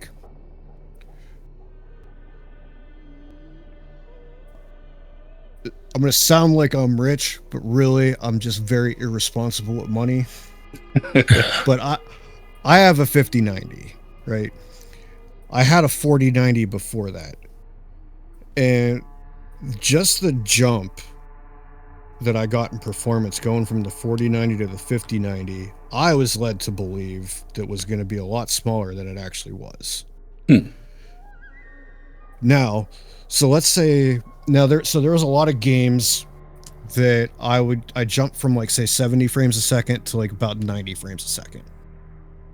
Doesn't sound like a huge jump, but in relative proportions for percentage wise, that's a pretty decent jump for Right. for the top end of one generation to the next. Not all of that performance gain came from the raw processing power. A lot of that performance gain came from all of the AI capabilities that are built into the hardware of that card, and it being able to do all of those a whole lot quicker and a whole lot more efficient. Right. But that also lends itself, and maybe this is based in my own ignorance as well. I mean, that just sounds like as these AI processes are added more and more frequently to graphics cards, and as as they're able to be processed more efficiently and quicker, that just sounds like more and more power draw as we continue moving down the evolution of GPUs, right? So I'm assuming that you had a good amount of obviously power that you were able to command for that, but it seems to me like at some point like that part of it becomes that part of the equation becomes untenable for the average PC owner. Well, maybe not if they're buying a 5090, they probably can afford a more expensive PSU, but that the other side of that is that the consoles don't have that additional kind of spec upgrade at the same time. So doesn't that mean that as we use more and more of these AI processes that do give performance gains like what you had, without the consoles being able to do the same thing, don't they just get left further and further behind rather than the gap closing? And actually, oh, sorry. No, go ahead, finish. Well, so I guess the next thing about that then is like, wouldn't it make sense? The focus lately seems to have been, I was talking about this during the ad break a little bit, where, right now the focus seems to be for simultaneous release, but doesn't that fact kind of advocate more for taking more time on the PC side and thus separating releases again like they were, a year ago even? Okay, so I'm gonna drop back to the power draw thing first. So you're not really wrong there. So obviously, like, one of the next things that you're gonna be trying to optimize for when it comes to these hardware things is going to be the power draw, right? There's got to be, we can't keep scaling power draw with the raw performance power, because you get to a point to where it is completely unreasonable, like you said. That problem has kind of been figured out. It just hasn't been implemented. Now, again, this is one of those things that I am not an expert on, and from when I had learned about how they've kind of figured out how to solve it, I kind of thought it was going to start being implemented by now. So one of the core things that happens with all of this AI stuff for the neural network processing period of how those calculations are done, it's done with, there's a lot of matrix multiplication that happens there. And when you do the matrix multiplication digitally, there is a lot of steps that you have to run through to get your final results. Analog computing had solved this to where the not quite true, but the way to kind of mentally get how it goes. Well, the first part, do you know what matrix multiplication is? Well, I don't remember how it works, but I did do some base programming, so I do understand what multiplying a matrix by another matrix looks like. Yeah, and so there's tons and tons of individual calculations that you have to do for each one of those axes and each one of those squares in that matrix, right? Right. What the analog computing has done is essentially kind of, you set your values with resistors, and you run power through it. And so the only 2 steps you have to do is push the power through, or know what power is being pushed through, and read what power is coming out on the other end. And you have all of those steps simplified down into those 2 things. And there was a company that I remember reading about in Austin, Texas, that was like really focusing on these. And so I'm kind of curious on where that's at. But from my very limited understanding of all this, is that seems like that would be the next logical step for all of this. But maybe I'm misunderstanding, but when you say, analog computing, wouldn't that suggest innately slower and not faster? I mean, it solves the power problem, but it... No, Go ahead. No, so like... trying to think of a good analogy for this. So let's say hypothetically that you have a computer.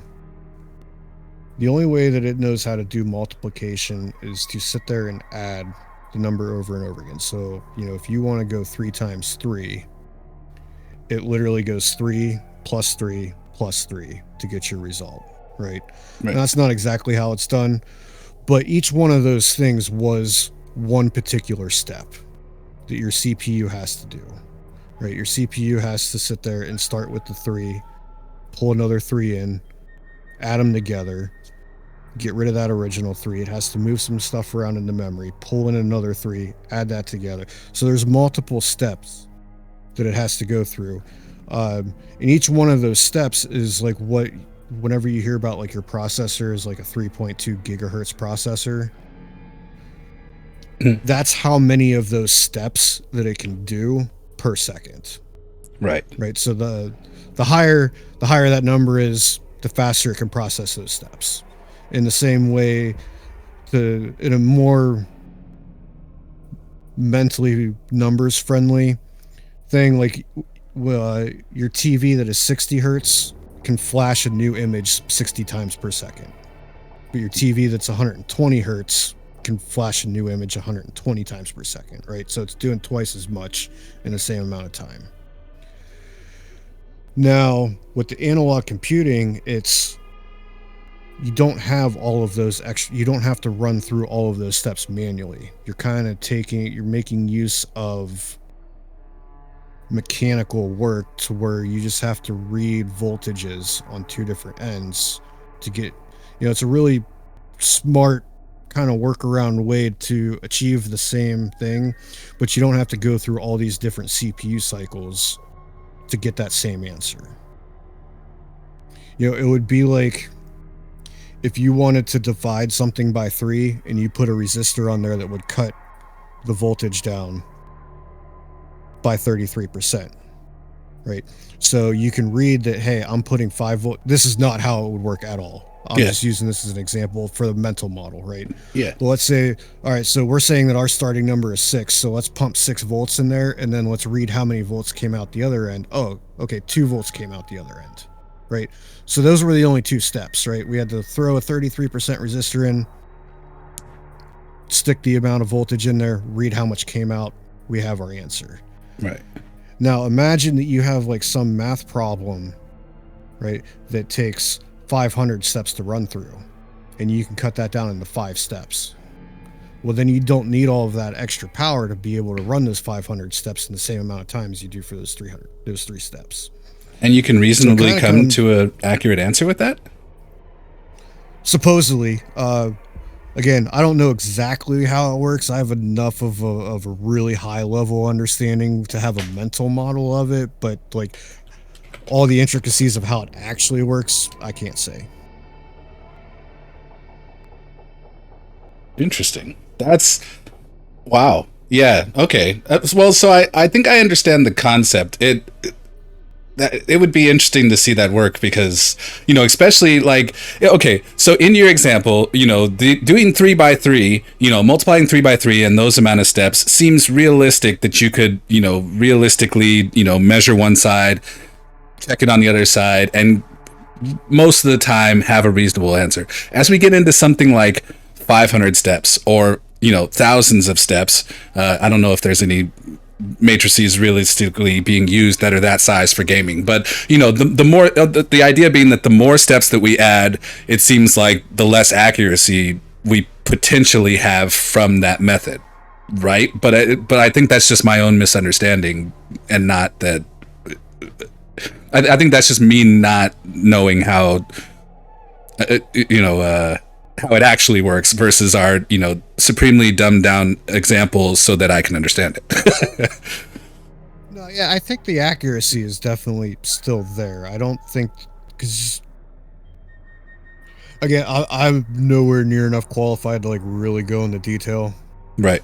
on this. I don't think that accuracy is that much of an issue, or maybe it is, and maybe that's why it hasn't been fully become a thing yet. Who knows?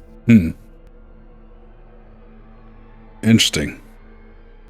Man, this has been fascinating as all get out, and I hope that anybody that's listening on the stream has gotten out of this as much as I have. I don't want to hold up your whole night, so if you feel like you've got to bounce at any point, definitely don't feel like you're held here at all. But definitely, we appreciate your time. Man, this has been crazy. No, I mean, if I'm browsing Twitch, I literally have nothing else better to do. Fair enough. Wow. Man, so let's go. Maybe we can just talk briefly then about we touched on games that had performance issues.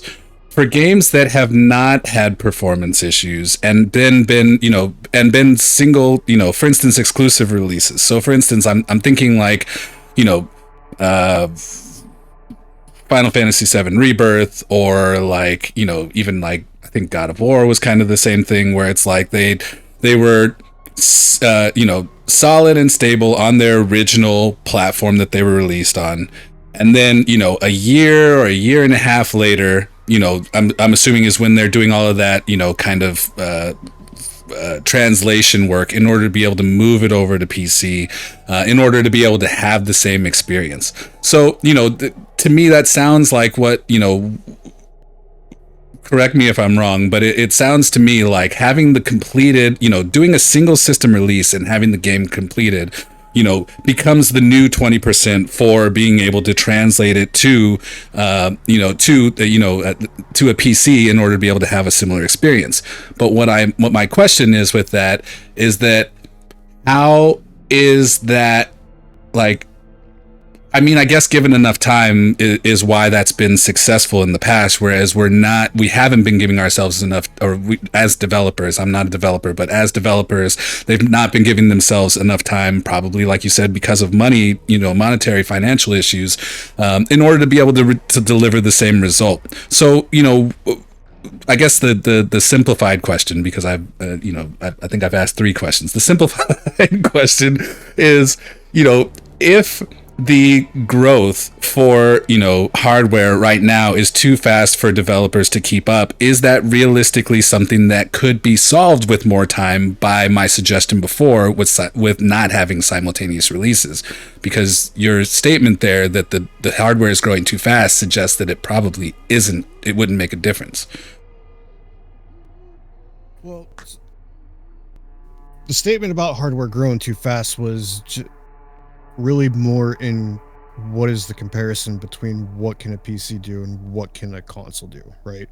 Because like the PlayStation, if I recall correctly, they've been pretty steady on having a 6-year release cycle, or maybe it was 8 years. But let's just say hypothetically it's 6, even if I'm wrong. We'll say like every 6 years is when they come out with the next generation of PlayStation, right? Mm-hmm.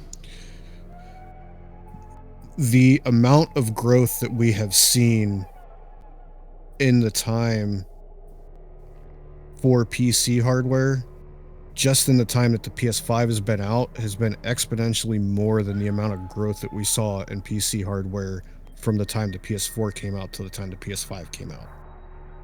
And then the same going back, the time between the PS3 and the PS4, right? And a lot of that has to do with the AI stuff, but there's also just been a lot of modern advancements in how hardware is made, what it's made with, things along those lines, that we're seeing that exponential growth. And so if you have something and you're saying, hey, this has to last for 6 years, then yeah, the PC is going to start really pulling away with it. And if that exponential growth stays at a same steady rate, we'll see the same thing with the PS6 in its life cycle. That was the whole thing about the hardware growth and the developers not being able to keep up with it, right? Right Gotcha. now, it's historically kind of always been the opposite. It's we've had the know-how of how to do stuff at a software level, but the hardware could never do it quick enough, right? And you can see that with any of the CGI that you see in movies, right? So for a video game, it's having to draw a new picture every 16.6 milliseconds to be able to hold a 60 frames per second, right? Mm-hmm. However, it might take 3 hours to render one digitally generated frame for a movie. Now, obviously, we can't have one frame of a video game every 3 hours. Right. So we've always had the know-how of how to do these things.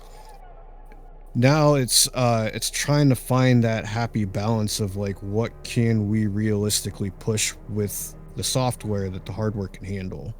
And some of them are definitely overshooting, as we've seen.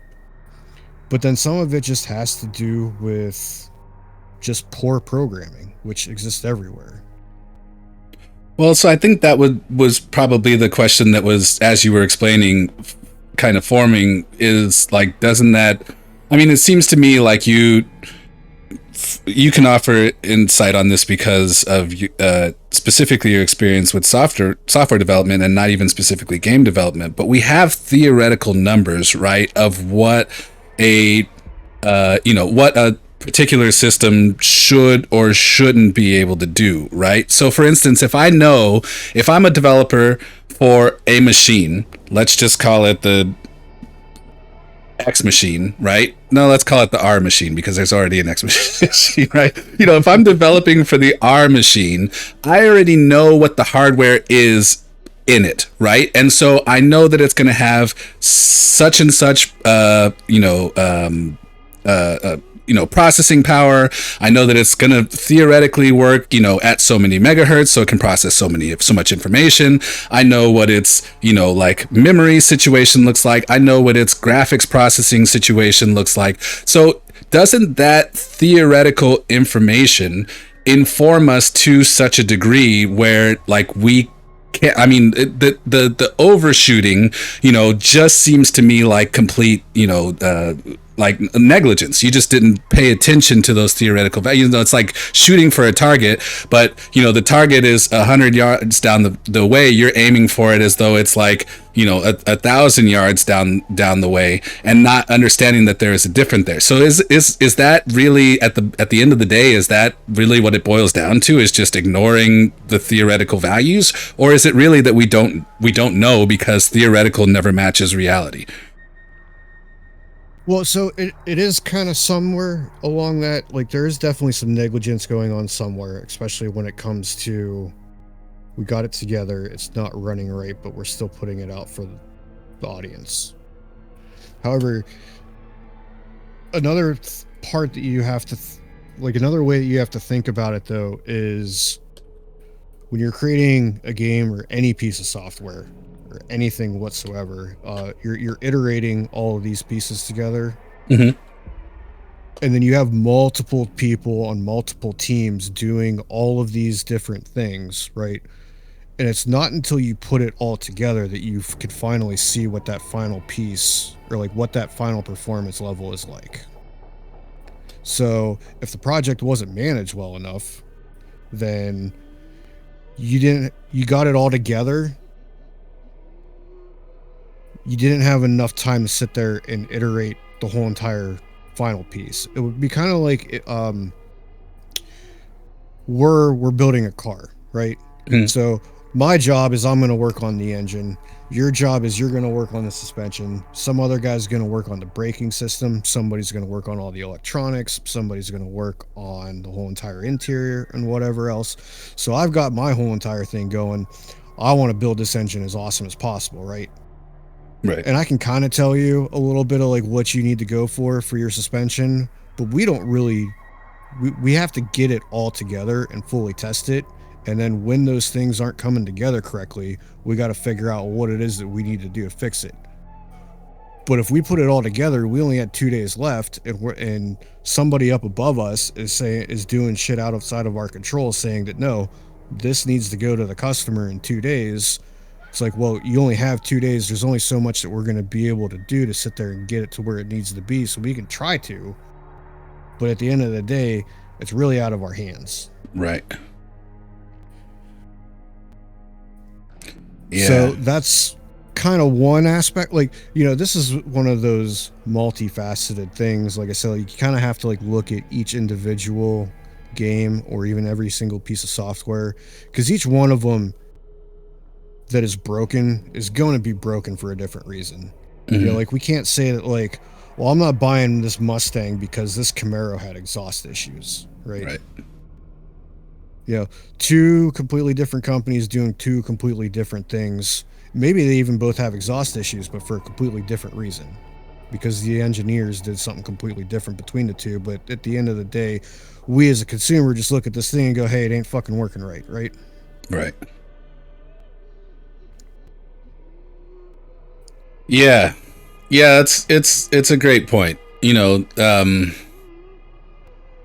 and then that also kind of lends itself, you know, I mean, day one patches and beyond, you know, are probably, you know, intended to, for exactly that reason, right? You run out of time, you don't have time to do X, Y, and Z before like the shit's got to ship, you know, like, you know, the people that are expecting the money are expecting the money, you know? Yeah. When the penny pinchers are saying like, no, this is going out next week, whether it's, you know, you do what you can in the next week, but next week is when it's going out. Yeah. Which I think is pretty much exactly what happened with Cyberpunk on the original release. Wow. I remember reading a couple interviews here and there that alluded to that, and there might even been some with like some of like the former devs that no longer work there that just straight up said it. Wow. That it was a horribly mismanaged project. Suspect that there's well, I mean, we see the evidence. There's probably a lot of that going on. I was just reading about kind of sidestepping, but along the same lines of like the production of production and development of Doom, and reading about the composer mix situation, and you know, kind of that same thing of just like trying to you know, having these deadlines, but then it's like the people who are actually in control of it don't have any idea how like the order of this should work or the flow of this should work, so such that we can actually meet these goals.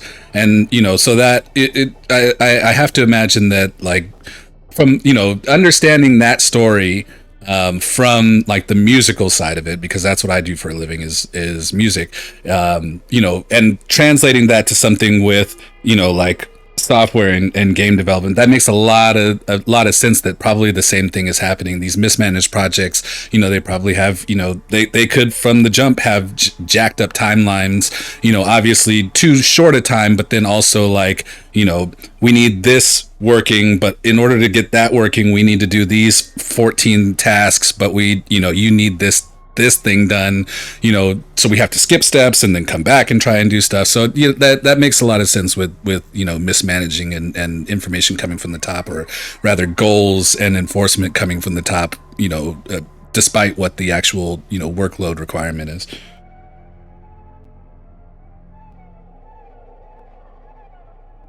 Yeah, definitely. There's just you know, there's so many things that could possibly go wrong. And then just to jump back to like the whole 80-20 rule, right? Some developers have the full budget, have the full amount of time to sit there and do that other 80% of the work to get that final 20% into place. Like the first Spider-Man game, for example. I remember watching a GDC talk, which is like if you're not familiar, it's some conference where a whole bunch of game developers get together and talk about stuff they did wrong, or some of them will talk about like they'll give like these post-mortems of like these games that like did horrible, and like talk about like, well, here in retrospect, here's all of the things that like dominoed up to the point that got us to there and whatever else. But like one of the fascinating things that I found for one of the talks that I saw with Spider-Man in particular, it had to do, I think the guy was like one of the core engine designers, but they optimized that game all the way down to specifically organizing exactly what was being written to the disk where, right? So they were like grouping things together that would show up like in the same scene, in the same spot on the disk, so that the laser on the disk literally didn't have to jump around to read everything that it needed to load into the console's memory to be able to do that. And one of the optimization things that they did is, I don't remember like the very specifics of this, but if you played the Spider-Man, you know that like there are some things that like exist everywhere, right? Like, Right. One example would be like the newspaper boxes or benches. We'll say bench, right? But anyway, instead of putting all the data there that was needed for that bench in one spot on the disk, they literally put it on the disk in like 10 different spots. And so wherever that laser was, it would jump to the closest one just to cut down on that little bit of time for the laser movement. Like, that's how deep they got into the optimizations, right? That's so crazy. Now, obviously, to figure out stuff like that, you have to have a lot of time, right? Yeah.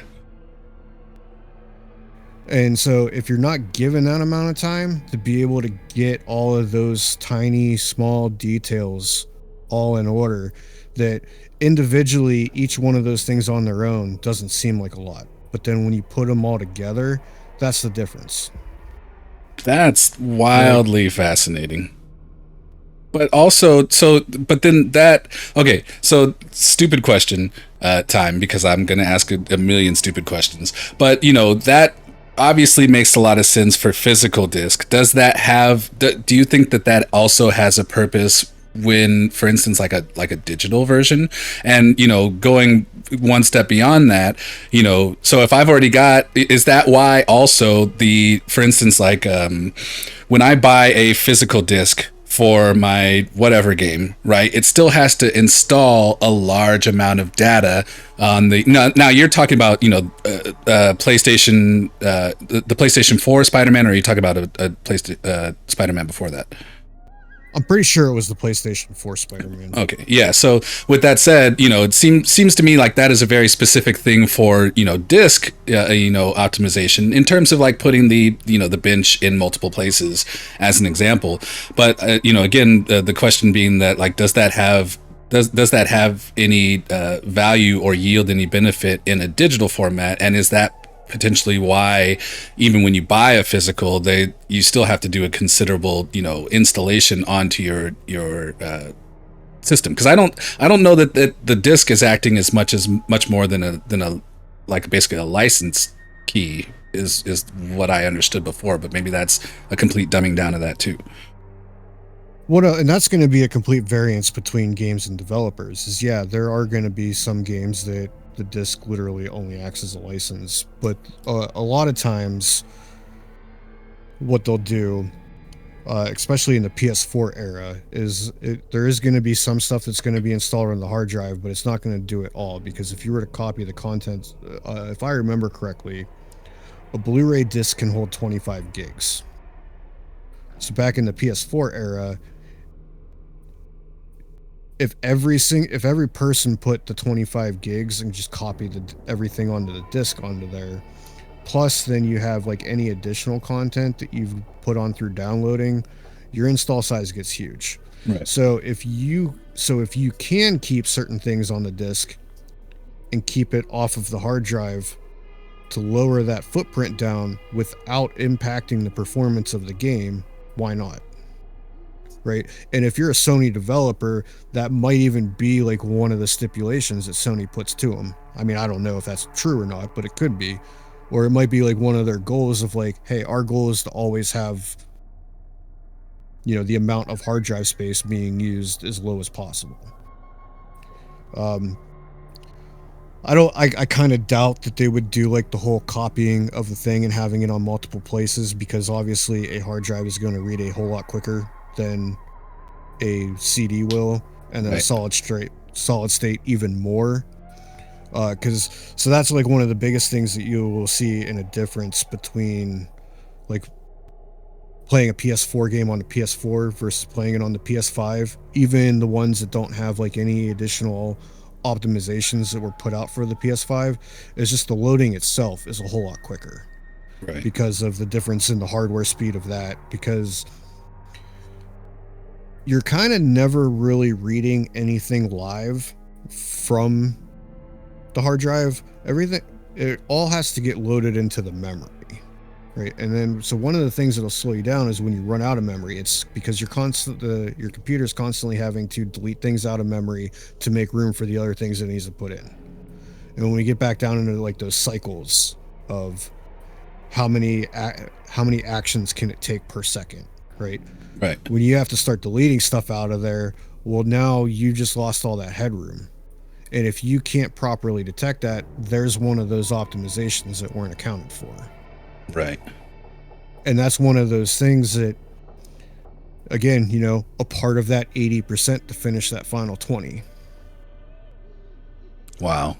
That makes a lot of sense, and actually kind of answers a question I've had for a long while, because, for instance, on my PlayStation 5, I can, if I have an external SSD, I can install, for instance, PlayStation 4 games, and I can play it directly from that SSD.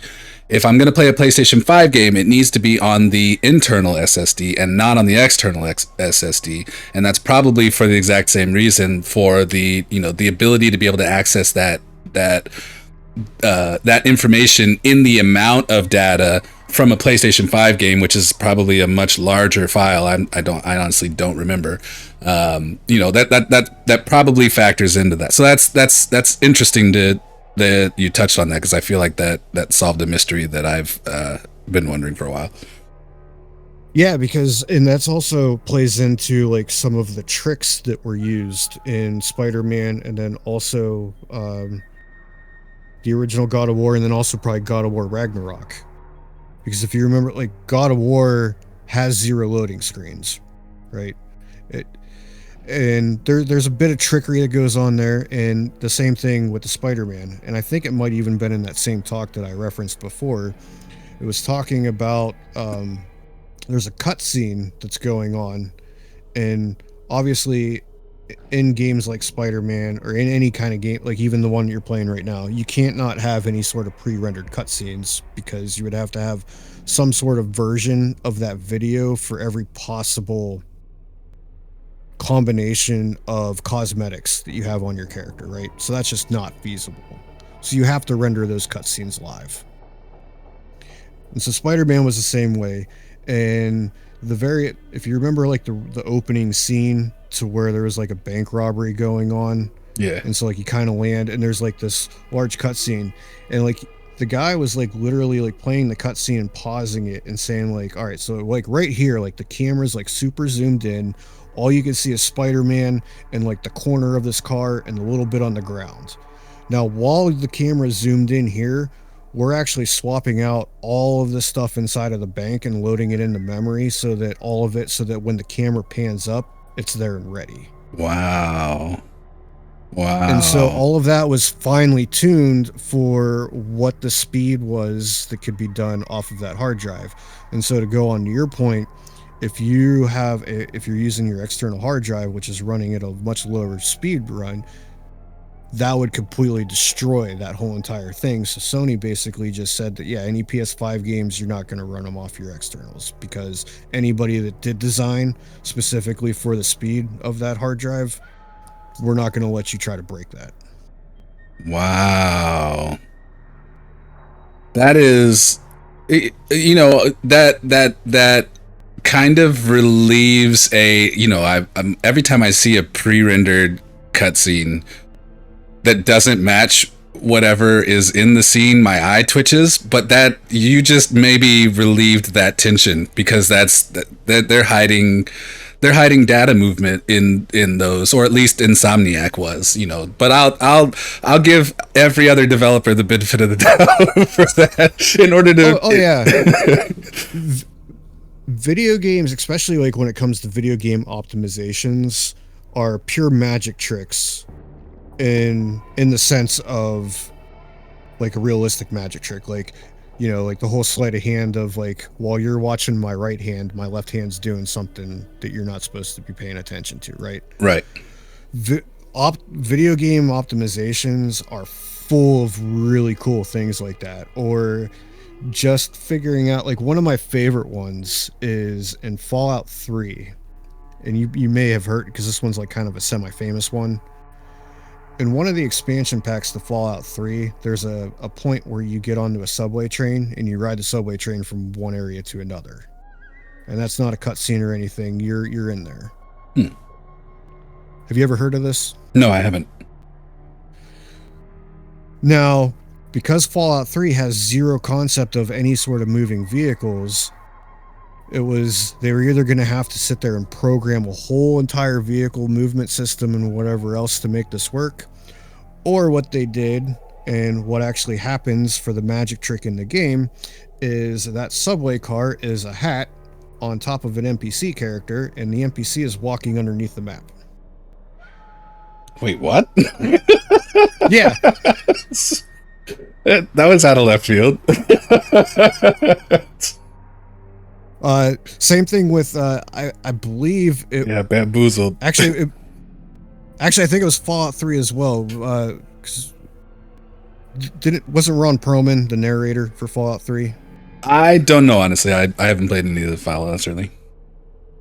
So the way that they did those pre-rendered cutscenes in that game, because Bethesda is full of the most wildly ridiculous hacky crap, right? That's why like their games just end up so broken, but they embrace it.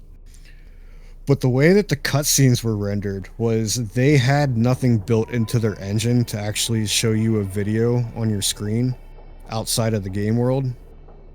So the video is actually shown on a screen inside of the game world. The camera is locked to the screen, and they didn't have any sort of system to even play the audio just directly. So there's literally an NPC standing behind the screen producing the audio so that the game engine can sit there and do everything to make it look to you like you're watching a cutscene. That's hilarious. Jank. That's freaking amazing, though. Wow.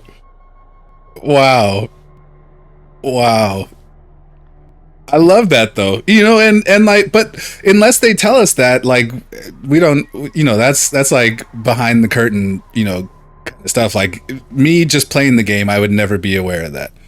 That's amazing. Yeah, like that's like some of my favorite stuff to learn about, is like all of these workarounds, because at the end of the day, like even with what I do on just like regular software development, the only thing that matters is what the client wants and what the user sees. I can spend as much time writing the greatest code or the most janky ass code that runs in the background that nobody would ever see, as long as the user can't tell that it's bad code, then it kind of doesn't matter. And that's one of the conundrums that I get into a lot, is I try to spend too much of that 80% trying to get that last 20% and running into budget problems.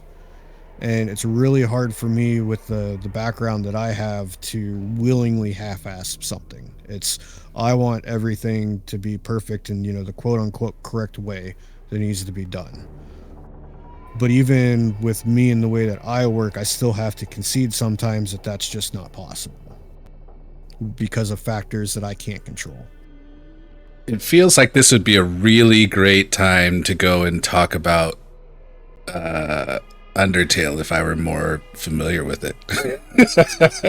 Are you familiar with that game? I know of it, and I've seen something in passing that apparently it is so like if you were a software programmer and you went to go look at the code that actually makes that game run, you would want to probably like throw something through the screen. I guess. Yeah.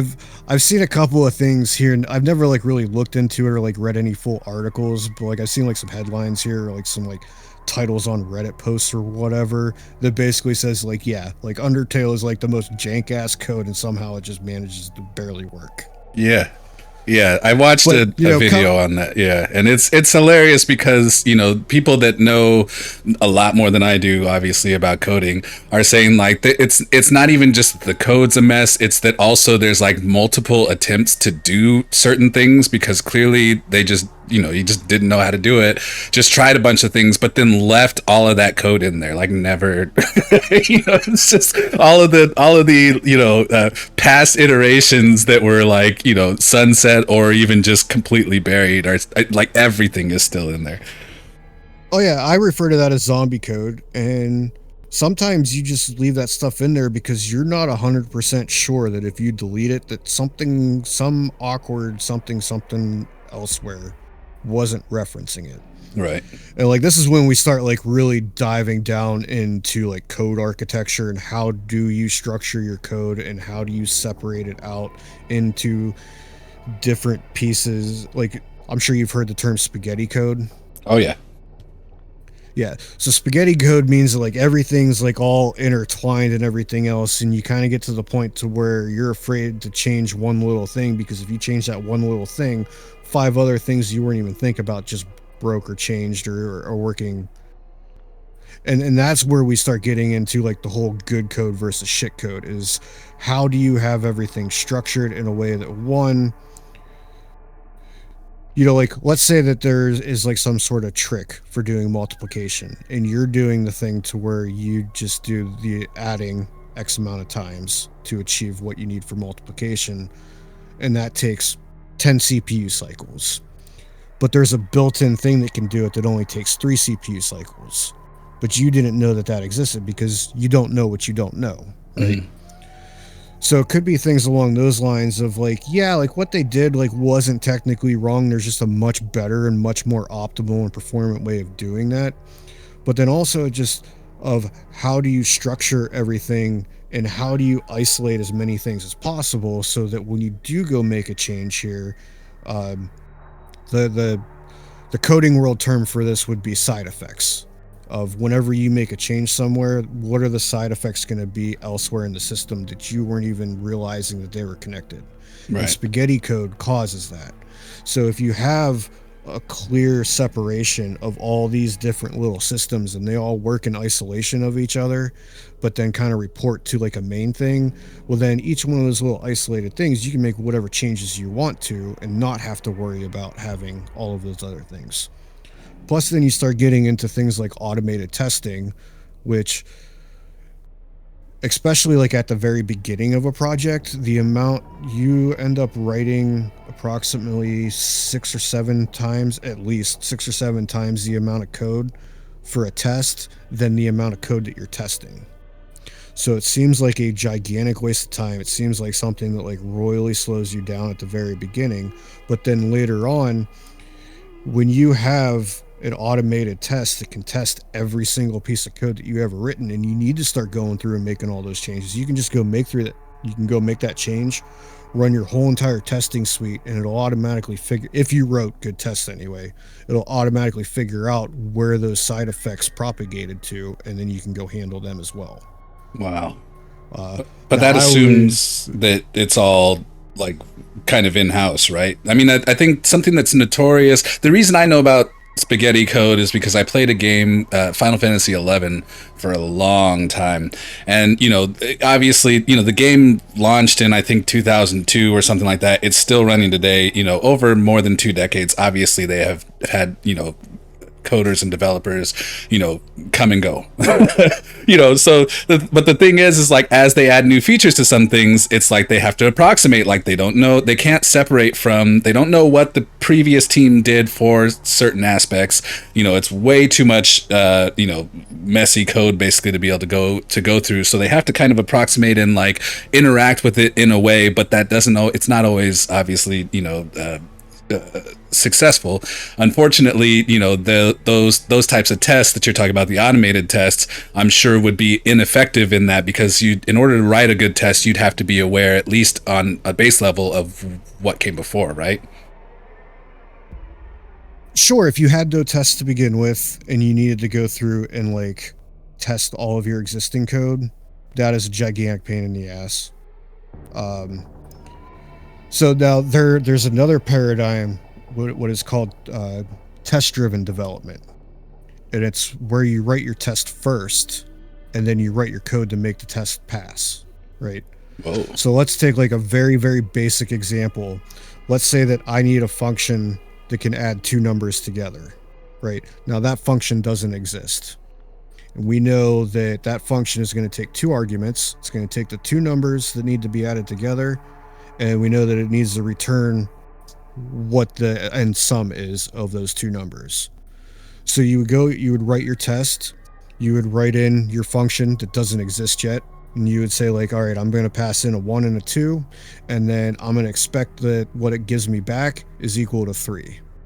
And then you run your test, and if you were to follow it like strictly by the textbook, you do absolutely nothing except write your test, run it, and see what it says the failure was.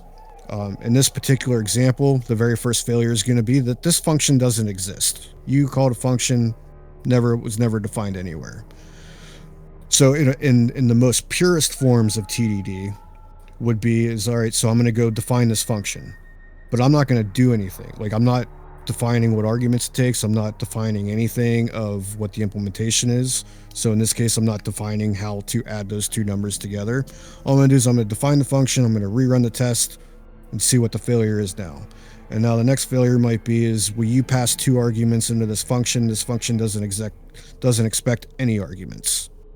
So then your next step is to go, okay, so I'm going to define that this function needs to take in an A and a B. All right, so then now your next test is, all right, so you ran this function, you passed those two things in there, but it didn't tell you anything back, right? You were expecting a 3, but you got nothing. So, and again, in the purest form of following the test-driven steps, is you would go and you would just program for it to return 3 back.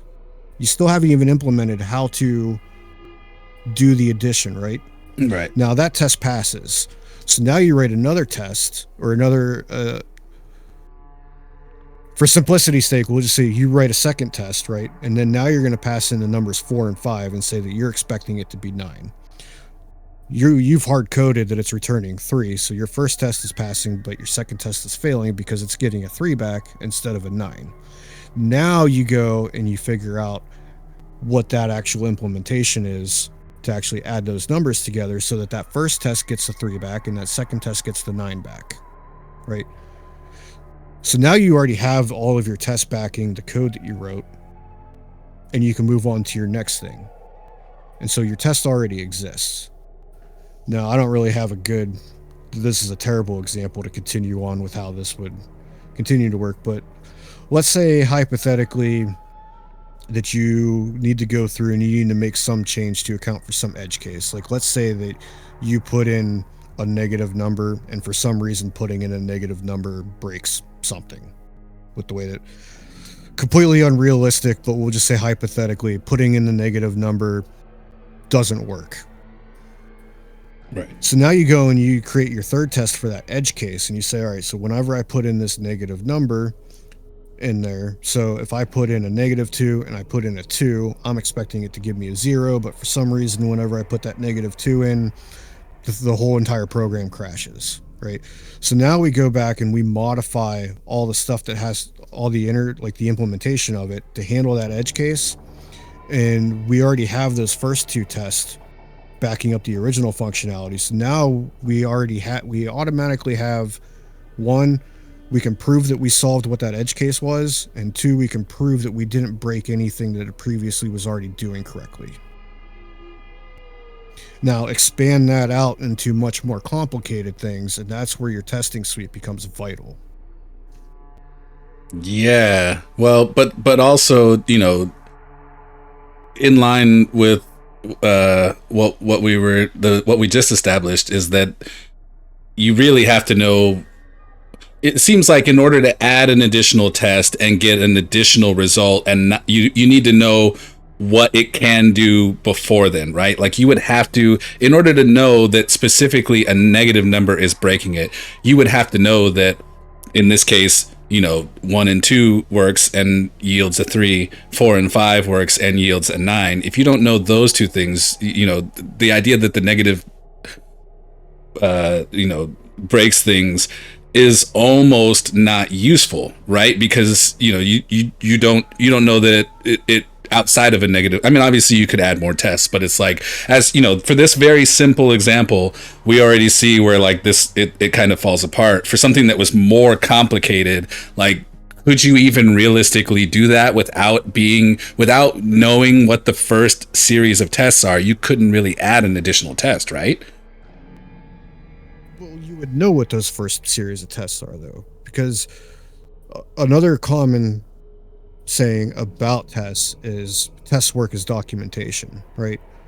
So if you're going and looking at some section of code that you have never had anything to do with now, but for whatever reason your current task requires you to go do something with that, you can kind of go locate those tests that are testing that, and you can read through those tests and go, okay, so this test is telling me that whenever I pass in 1 and 2 that I'm expecting 3, and this one's test telling me that whenever I pass in 4 and 5 that I'm getting 9, right? So this is what's kind of called a black box problem, right? We know what the input is, we know what the output is, and we can make the assumption of what is going on inside of there. But now we have that edge case that whenever you pass in that negative thing, so we write that test for the edge case, and now we actually go look at what that code is and figure out step by step like what is going on in here and like what do we need to change to solve for this edge case. And then you can change whatever the hell you want to because you have your test backing up that everything that it was expected to do beforehand, you can make sure that your change didn't affect that whatsoever. So does but it also kind of comes down to is writing tests in and of itself is its own skill, because you have to have a good, like I can write like the shittiest test whatever and claim like, yeah, hey, all my tests are passing, but if you're not actually testing the right things, right, then what good are they? Right.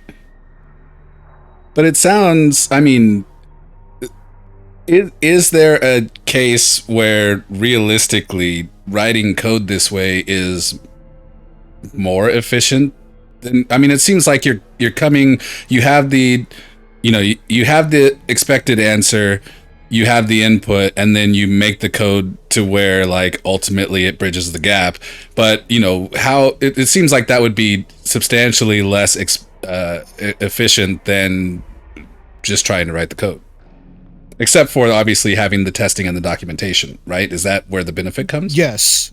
Yeah, and you have nailed one of the biggest walls that exists there, because like I told you at the very beginning of that, like you may have written 7 times the amount of code than you did for the code that you're testing. Right? And so you have to sit there and go like, well, if writing that function took me 5 minutes, but it took me 35 minutes to write the test, like that's kind of a waste of 35 minutes, right? And there are a lot of project managers and a lot of the penny pinchers that sit there, and that does seem like a very simplified, logical conclusion to come to, right? I mean, you came to it on your own. That seems fair. Yeah. One of the problems with it is you can't quantify something that didn't happen, right? The only way that you can is if you already had the baseline. So like So like Australia, for example, with when they outlawed weapons or certain types of weapons or whatever it is, they had previous years worth of data of saying like that we had X amount of this type of crime beforehand, we had X amount of this time of crime afterwards. So that's how they were able to quantify something that didn't happen, because you had something to compare it to beforehand, right? When it comes to the code testing, you don't have that beforehand thing to compare it to. You can't. So now let's say that we go back into the examples of like your really large code bases, and you made this one little change and it caused 5 different side effects elsewhere in the system. Your testing suite would have caught that right away. You'd have been able to go fix them. Bam, 20 minutes later, all good to go, right? Maybe you even catch 1 or 2 of them without the testing suite, just because you know in your head, because you've written some of this code, like, oh, I know that these 2 pieces that exist elsewhere in the code, this is going to affect those. Right. But somebody else wrote those other 3 pieces, and you had no idea that those exist, right? So now it goes to QA. QA finds 2 of those 3 of them, right? Sends it back to you. So you've already have all of this extra time on top of that of it getting sent back to you for the regression. Plus you have to send it back to QA again for them to verify that, yeah, it is fixed now. Then it gets shipped out. A week later, the client comes back and finally is seeing what that final result is of that 5th one that we still didn't fix. So now that's getting sent in, a ticket's created, the project manager has to go through and has to divvy up and figure out what the budgeting is for this, has to get sent back to the developer to go through and fix, has to get sent back to QA to go through and do it again, right? So now we're talking like, at a minimum, just for this very simplistic example, 5 hours of work that was just done. That's something that the testing suite would have caught and you'd have been able to fix in 20 minutes. So yeah, there's a lot more upfront time, and it's really hard. It's becoming a little bit easier now, especially when you start working with like the same clients over and over again, and especially if like you were like really fucking up at the beginning and the clients are really starting to get on you of like, how do we prevent this from happening, right? But even with that, well, now you have that before and after comparison. But when you're dealing with like a new client that doesn't have that before comparison, and you're trying to pitch them that like, hey, like, you know, they have like this really basic idea, at least for like this first iteration of the piece of software that they need for their business or whatever it is. And from their point of view, like, let's use a website, for example. From their point of view, we only have to build 3 pages worth of stuff, right?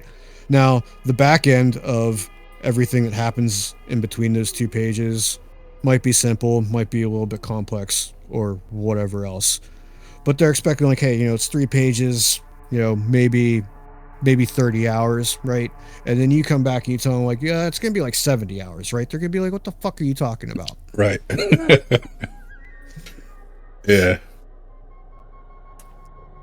Like I even had, you know, the company that I'm at now, testing really was not a thing. It's still a fight to get testing to become a thing, especially because a lot of the projects I work on are massive and had no testing to begin with, and I'm never going to get approved for the time, because it would take me like a year to sit there, and I'd also lose my mind if that's all I did for a year was going through code writing tests for it, because writing tests sucks. It's the most monotonous bullshit ever. I believe it. You really don't get like what the benefit is until you see it in action later on. Yeah, but that makes yeah, sense. getting over that initial hurdle, you know, just from a business perspective, not even from like a coding perspective, is very hard to do. It is one of those things that overall in the coding community in general, becoming a whole lot more widely accepted. In fact, I remember I think Intel and Microsoft both put out reports that like they had done some testing.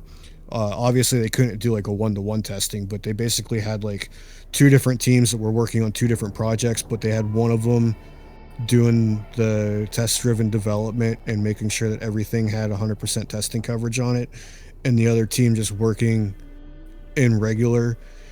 And the thing that they found was with the team that didn't do testing, the larger the project got, the slower it became to get like those additional features or things that wouldn't be that complicated on their own, but when you're adding it into this other thing and then you start dealing with like all these side effects and everything else, to where the team that did all of their testing, they didn't really have that gigantic slowdown the larger the project got, and basically figured out and like prove that like, yeah, this works.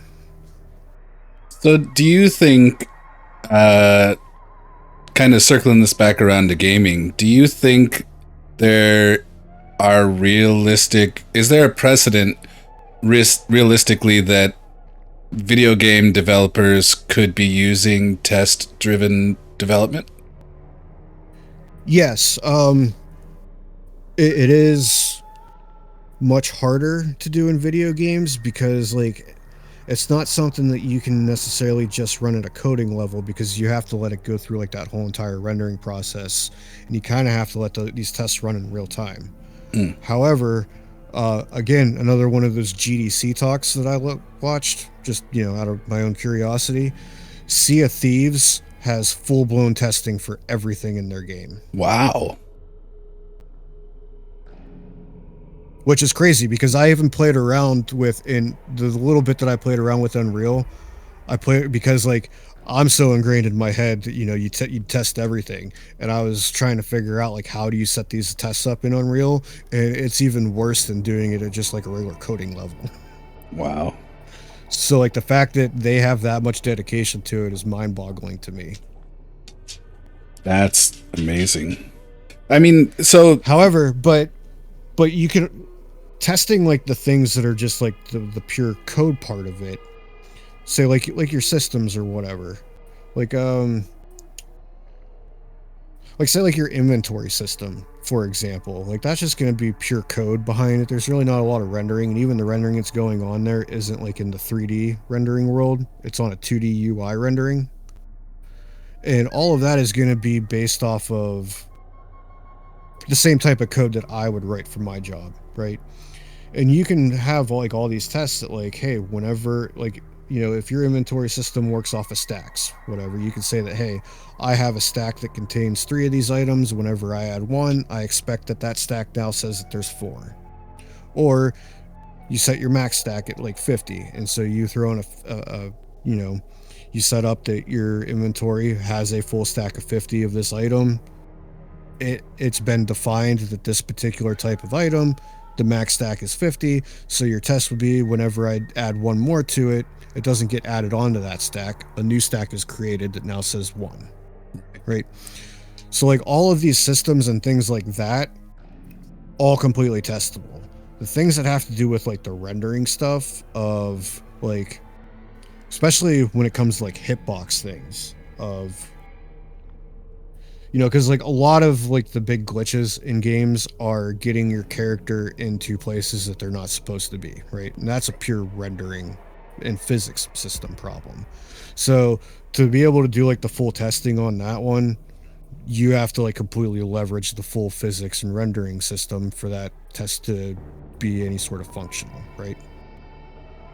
But then that's also one of those things that like if you're Sea of Thieves and you do have like this full-blown test, and then you're watching, you find out like, somebody posted this video of somebody's figured out exactly how to glitch there, they can now go write a test for that glitch, patch to make sure that we solve that, and so then they can prove, they have the test to prove that they solved it, and they can prove that what they did to solve it didn't break anything else.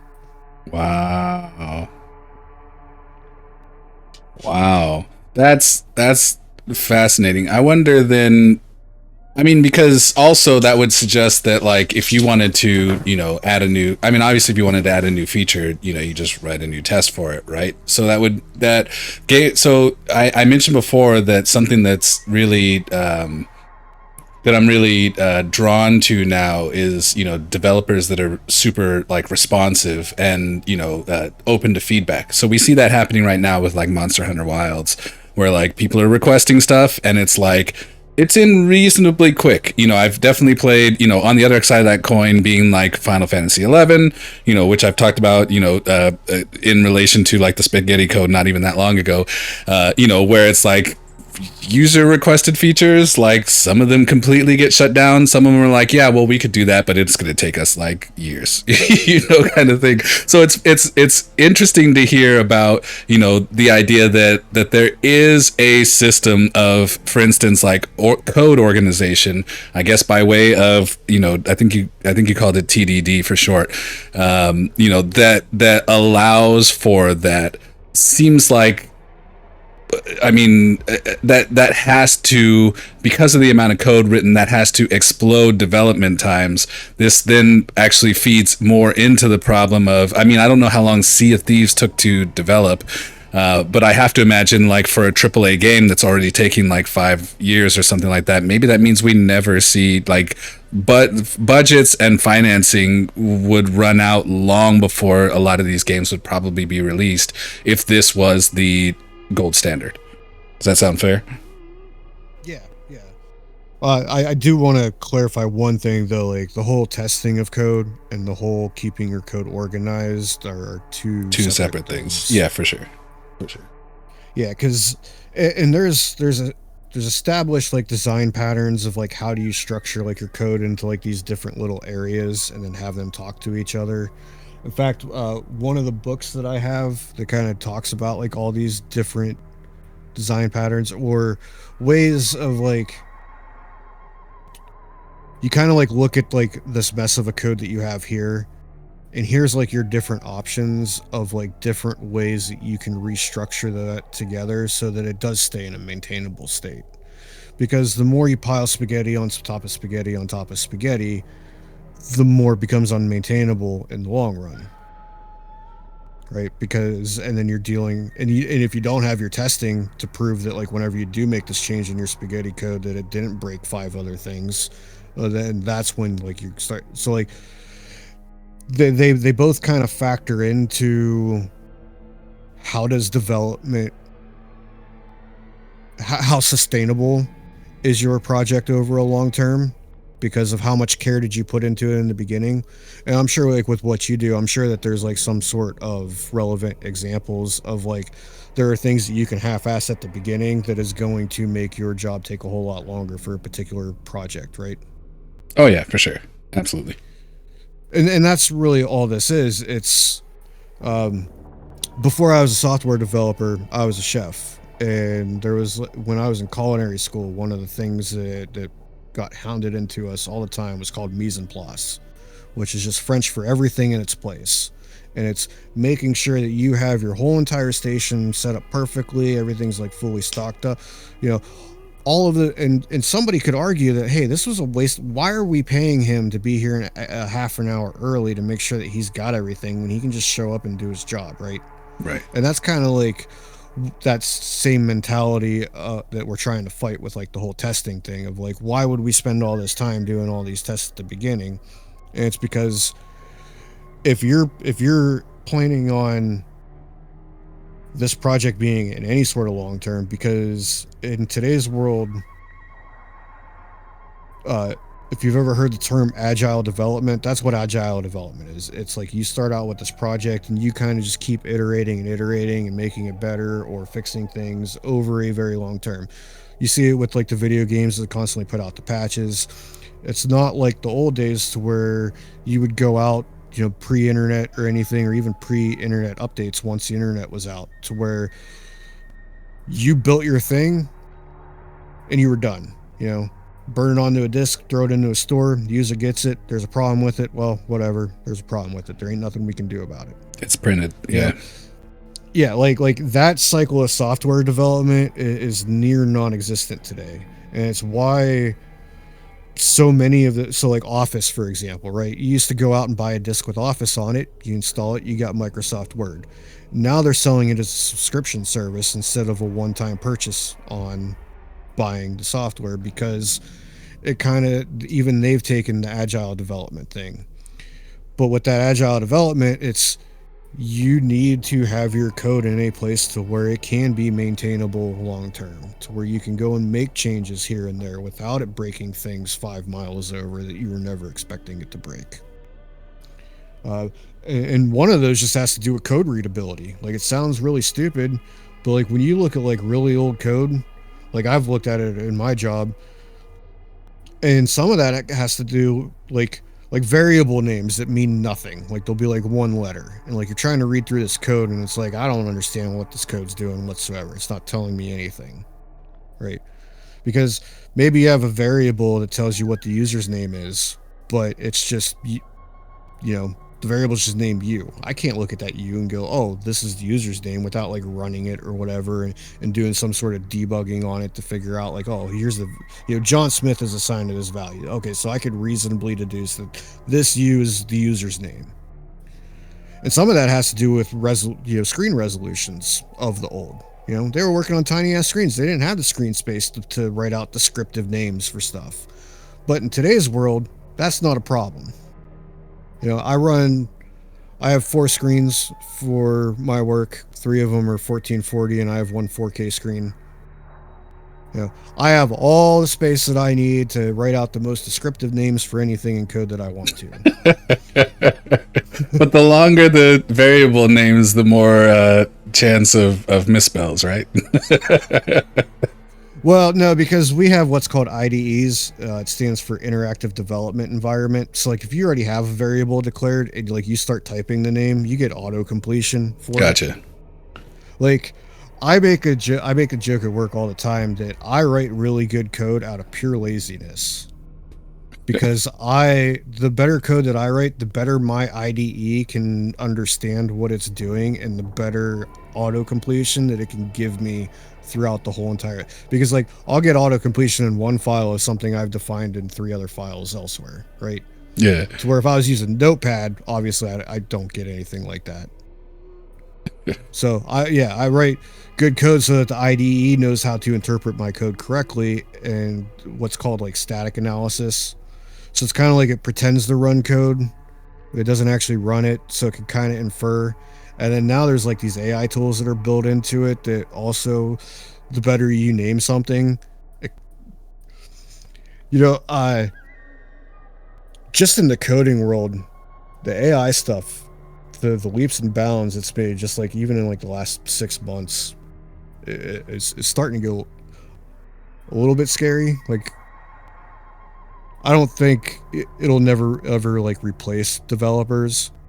It'll replace shitty junior developers that do like the bullshit monotonous legwork, because you can have AI do that.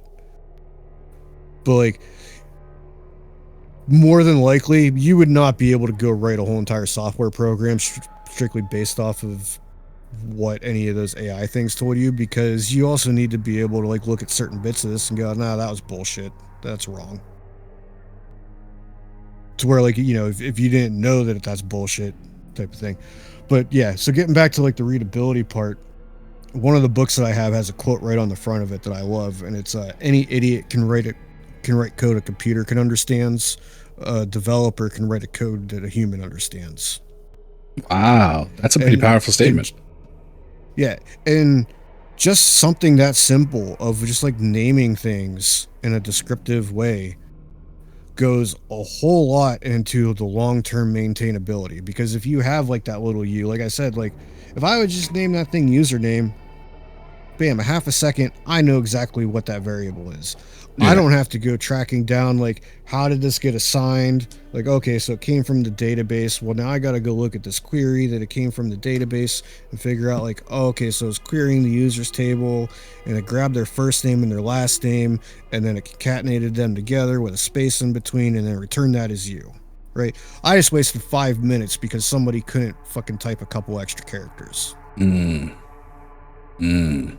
can definitely relate. I've definitely looked at code that was really clear written, you know, and been able to understand it. And, you know, I think probably in your line of work, saving every like little percentage of brain power goes a long freaking way. So if I don't have to check, if I don't have to check 5 different, files for cross references and all of this stuff, that means I can do a better job for longer, would be my imagination for the type of work you do. So that totally makes sense in terms of, clean, readable, understandable code.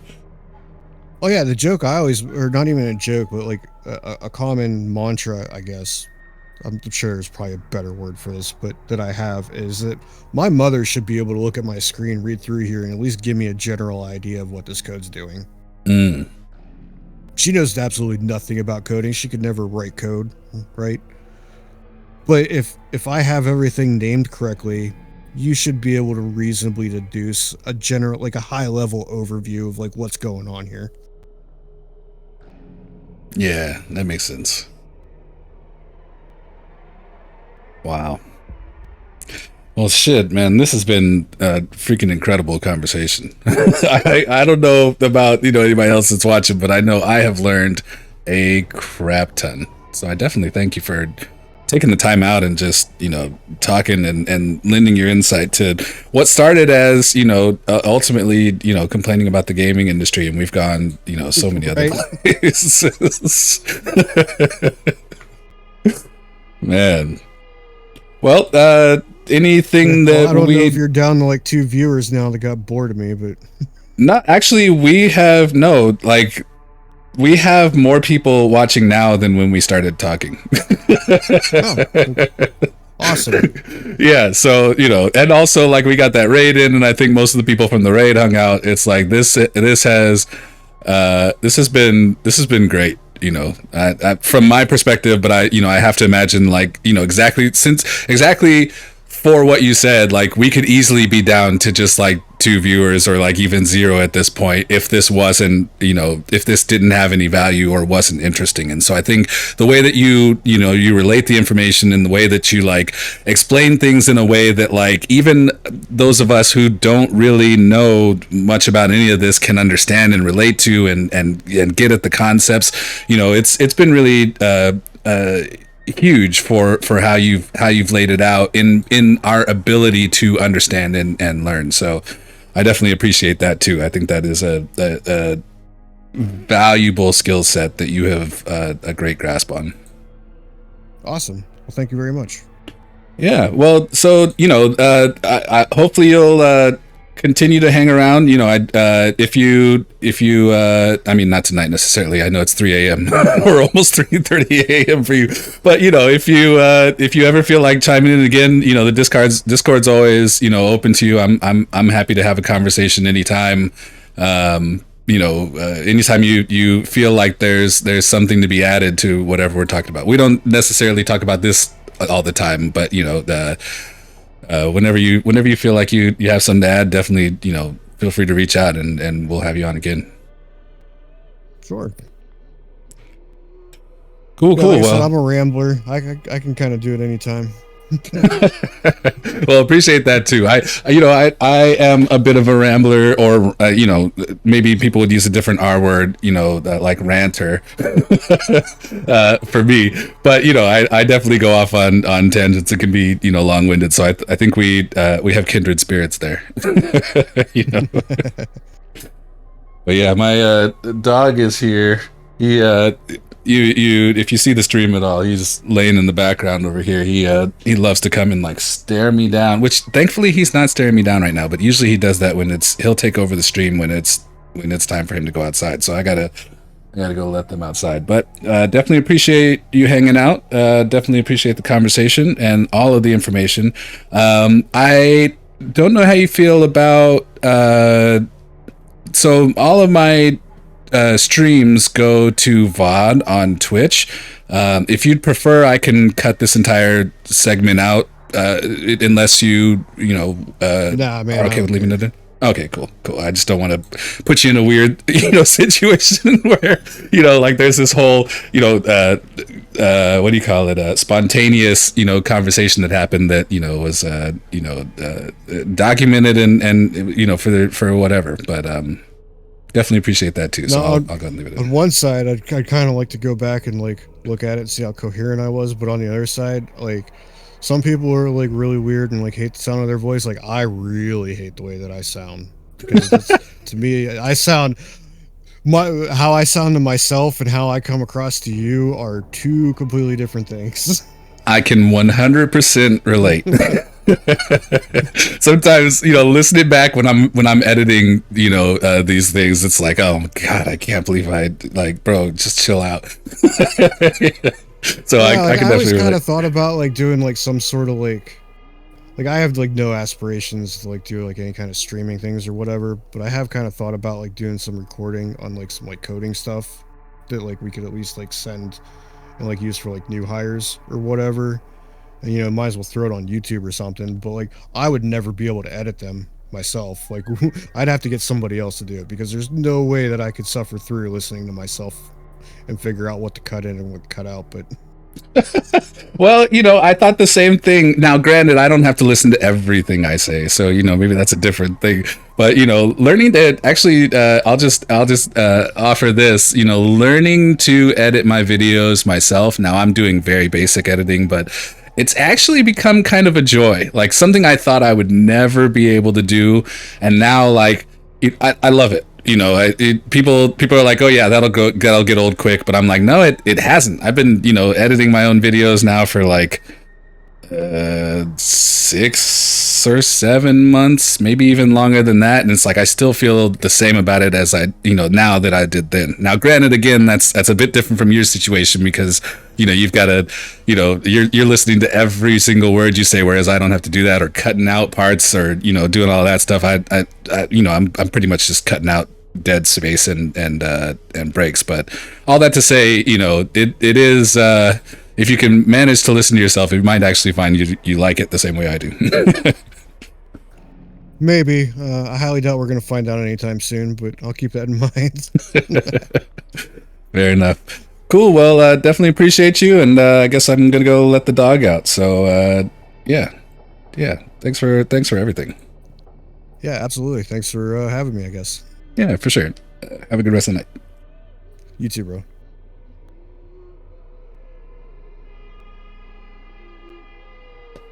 Well, that was nothing short of amazing. As y'all just heard, I am gonna go let Otis out. So BRB as soon as I find my button here. All right. We are back. Shout out to XXDLX. Very cool of him to share and spend some time with us talking about, well, work stuff for him, but educational stuff for us. Ooh, she whooped me. Oh, Lord. Nice.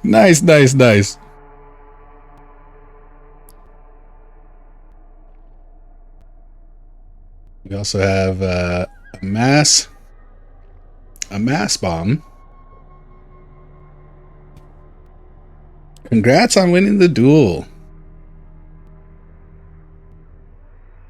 Yeah, super appreciative of XXDale for hanging out with us and having a surprisingly extended conversation. I definitely did not mean to take that much of his time, but it was just a lot of really good and interesting information. Nice conversation. Definitely enjoyed that. Oh, is this down where we're heading? I think we're heading down there.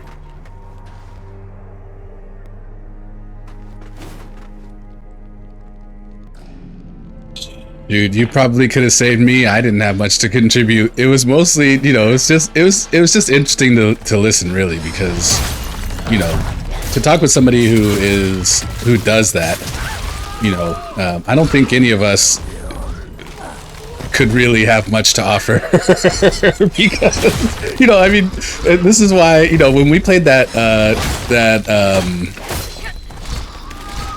one game on stream for the developer that reached out, I had the idea to potentially talk with developers, but I think part of that means I need to probably learn some basic some stuff because I want to feel like I have something to offer as well.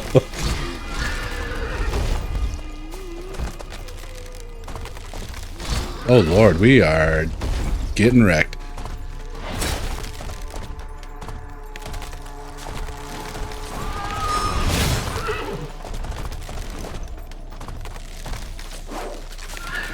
Oof. I listen to people who know things I don't. No issues doing the same. No time wasted on my end. Appreciate that. Oh yeah, the Fallout 3 thing was kind of mind blowing. I have never heard of anything like that in my life. I love that. I will definitely be. Pooperin said she went and Googled it. I am gonna do the same after stream.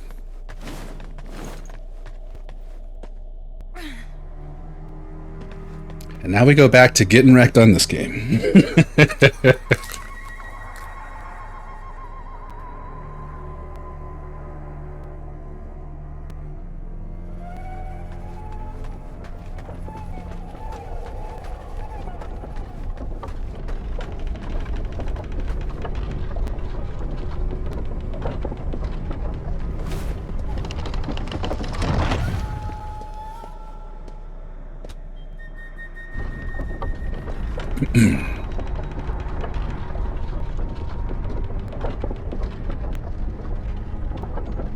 Yeah, totally.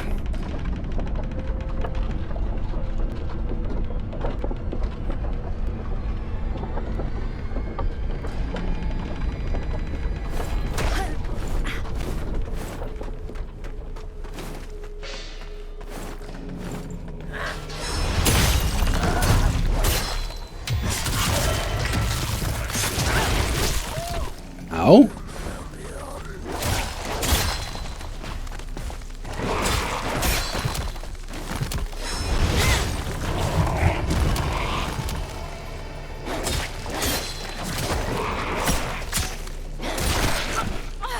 Okay.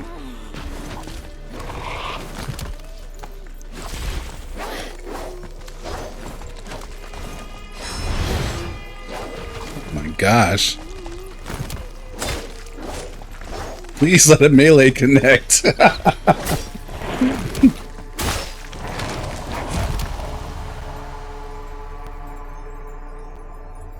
know, the underground area towards the beginning that looks like it's out of Diablo? In this game? In the... Do you mean, at the beginning of this area? Yeah, yeah.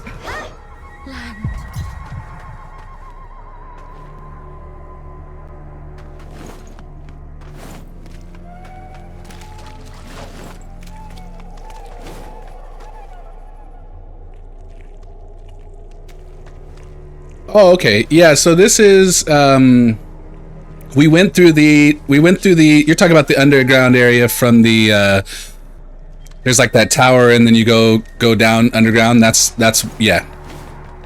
That's exactly where we're at. Like right after the we fought that second boss in the tower and then one more boss and then came here.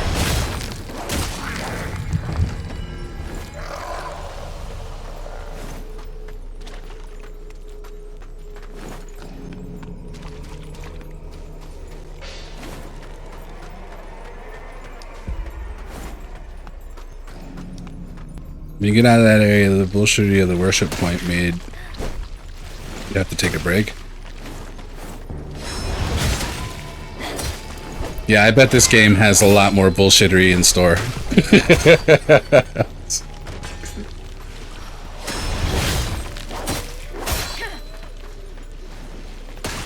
That soldier was a mess.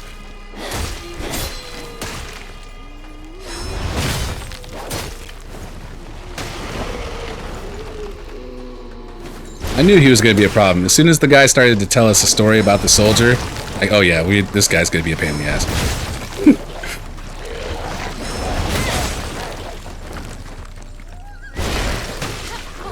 Oh god.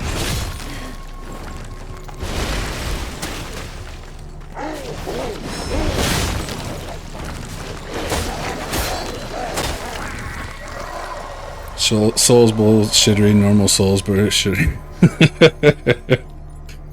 Talk about the save point when you go to worship it grabs you. Oh my god! That was such a shock. That was such a shock. I couldn't do anything but laugh when we got wrecked by that.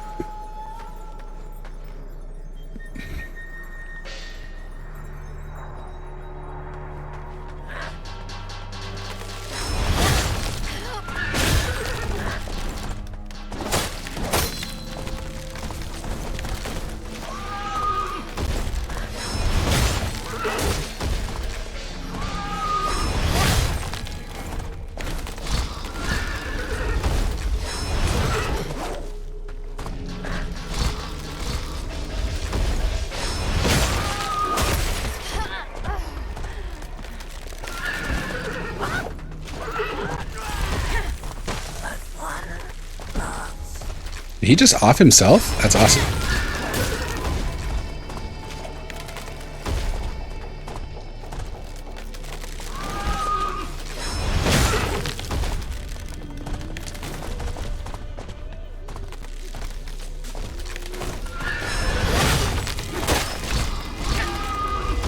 Oh! Got him. Nice. Attacks are at such a slower but constant rate with not enough time to heal. Yeah, that was. I got him the second time, but that first time he shocked me, and like we ended up having to go back to the to the last save point. It was. We definitely. I'm kind of open to more surprises like that. Oh really? Yeah, it might have been right after you. Well. No, I think you saw it. It was after we. Oh no, you went to bed when we were still fighting the centipede. So right after we got out of that area, we got up to, you know, a shrine that just like it looked like a regular shrine. We went up to pray to it, and it sprouts arms and slams you into the ground and kills you.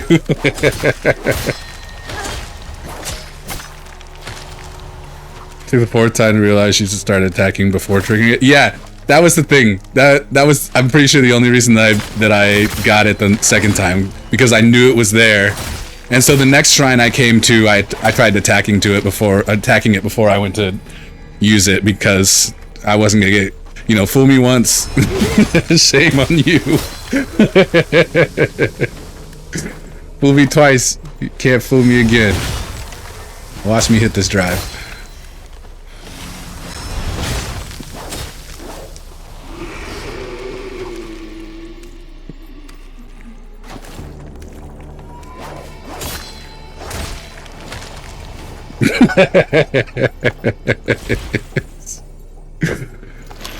Feel like an idiot.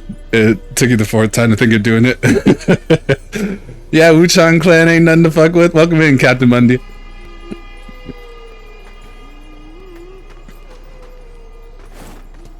No, I used to talk about the other George Bush quote. Let me hit this drive.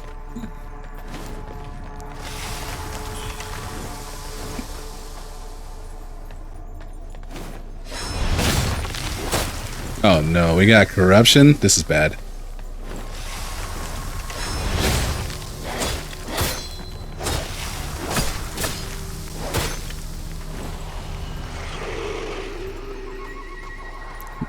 This game has a perfect example of questionable decision. On PC, you have no option to run it without upscaling. Oh wow.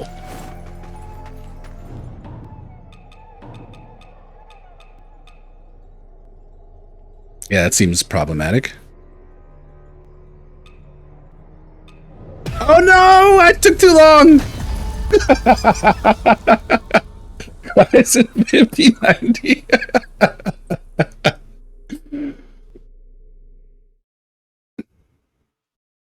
This game has a wait, no. So you think the propensity of excessive backflips is more of a danger? Yeah, that's probably true.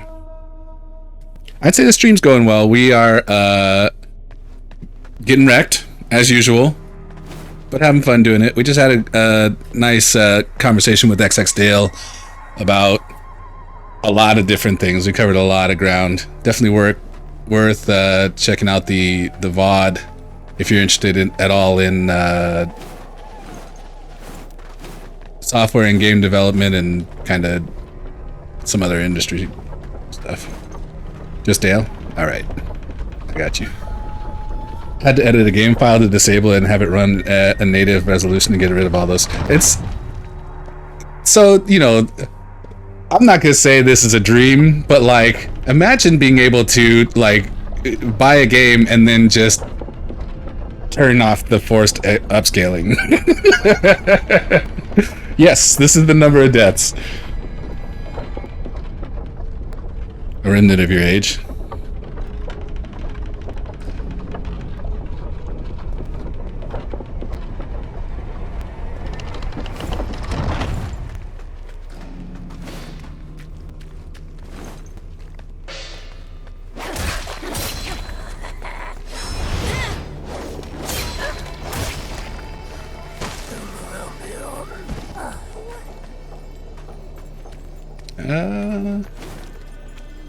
Well, these guys didn't wake up.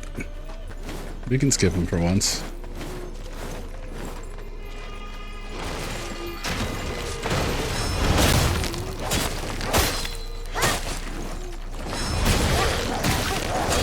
Ah. It's an Unreal game. Since Unreal is built mainly to handle rendering, it's easy to modify settings that Unreal has, but the developers didn't put in the settings menu. Gotcha.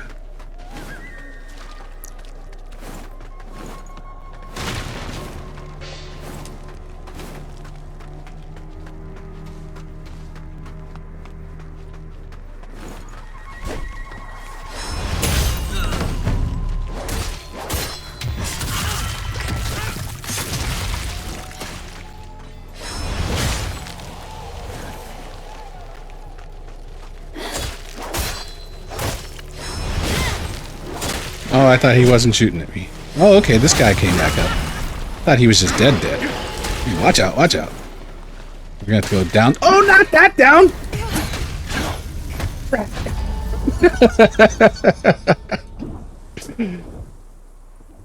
I'll have you pay.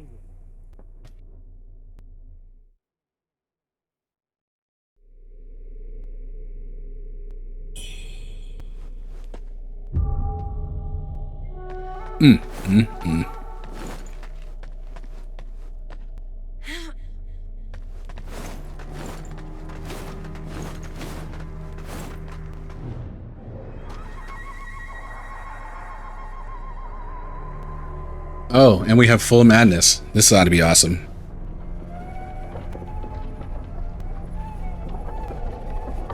Is Hope Survive solely here to point out your flaws? Shit. Uh-oh. I'm not sure I understand there. You're talking about the name? The name, I guess. Yeah. I mean, but also it's an old name. I've had man, maybe since like PlayStation. I don't want to date myself too much. Maybe like PlayStation 3. All the struggle triggers. Yeah. So, struggle bus is something we absolutely embrace here.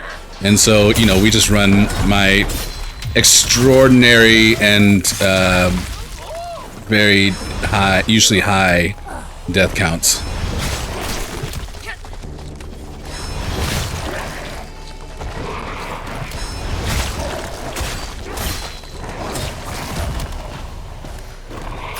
Oh, God, I missed.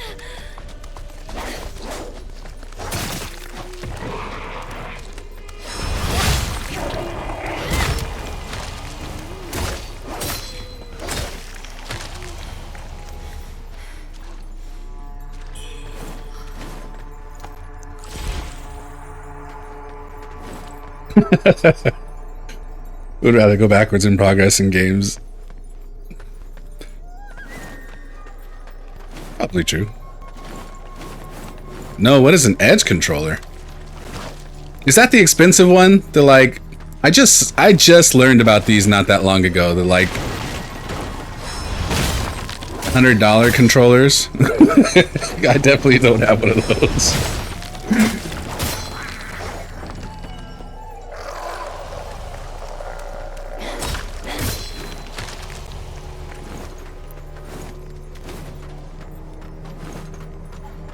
Doom 1000 bus. I didn't make it to 1,000. I beat the game before 1,000. Completely worth it.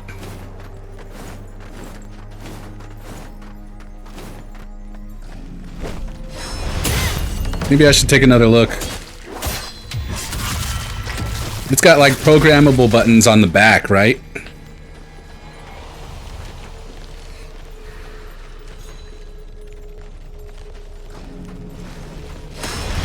Oh man, this guy. Alright, here's what we're gonna do.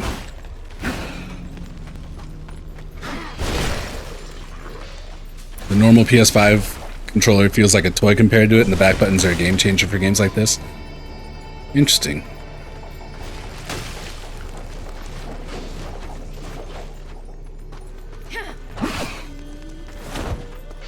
Sticks are better.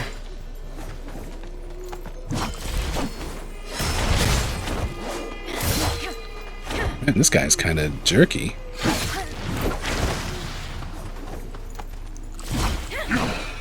Alright, let's try this. Woo! Yeah, burn, baby, burn. Oh my god. You! What the hell was that? The more premium versions feel so much better, but you had issues at least with the Xbox Elite.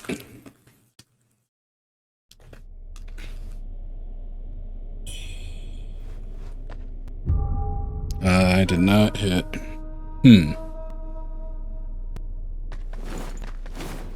I guess I lack imagination. You know, the buttons on the back and controlling them, like, what could you accomplish in a game like this?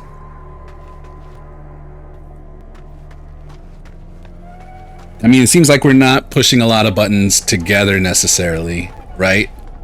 Which could be, you know, one element of it. Maybe just more bindables in terms of like items used or something. Using the insect glaive in Monster Hunter properly would be one example. Yeah, I can see that.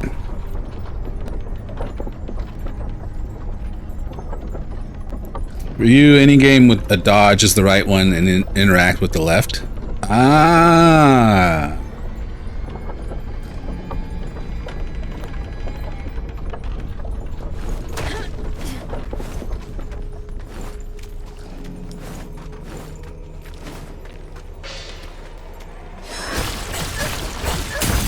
When did I change weapons?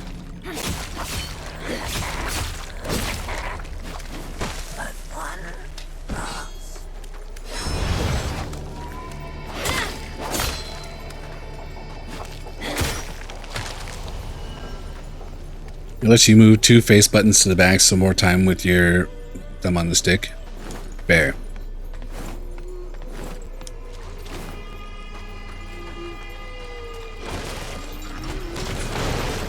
Yeah, that would be quite a boon.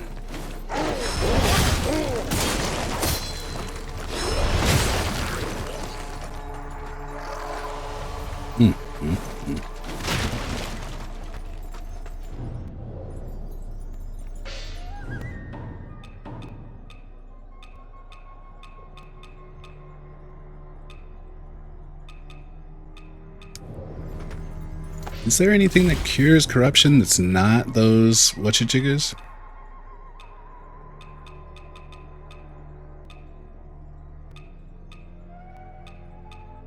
I'm not using that. We've got way too few of those.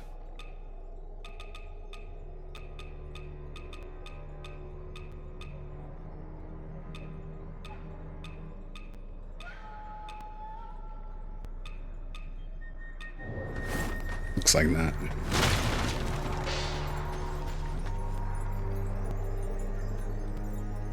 How'd you compare this versus Neo versus Dark Souls 3 Elden Ring?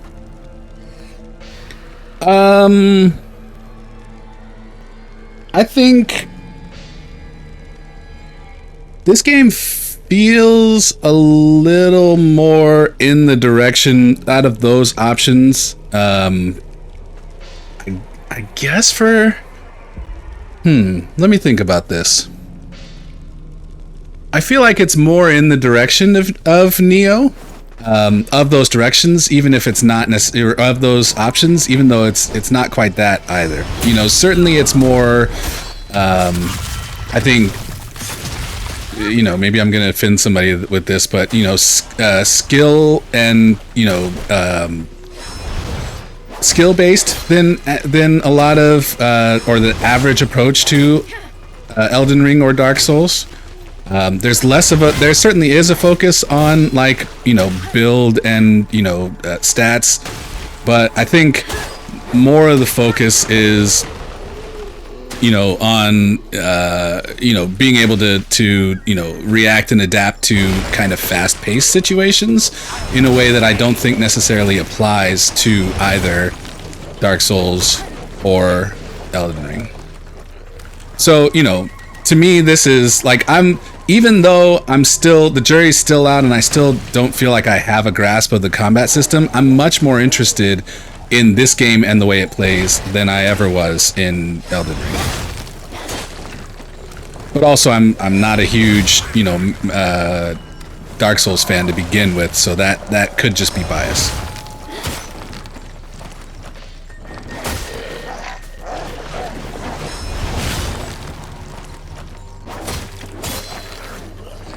If you didn't know, you can hold down square and see the shortcuts for each of the consumables. Yeah, put that button on the back and you can quickly trigger them. For example, I have healing in the third slot, so left back button and R1 to quickly heal without having to look at what's selected. Yeah, that would be huge. Some parts are more forgiving, others are harder. Overall, you think it could be used as a good entry point into these types of games? Iframes on dodge are basically from beginning to end of the animation. Appreciate the follow, thank you. Yeah, you know, I think you've done a good job on selling me. I think I might commit to picking up one of those controllers in the next, you know, handful of months.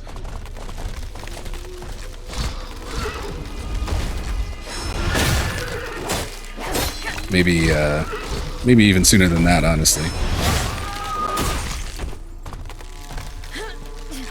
I say that like I actually had the discipline to not say I want it today and go buy it tomorrow.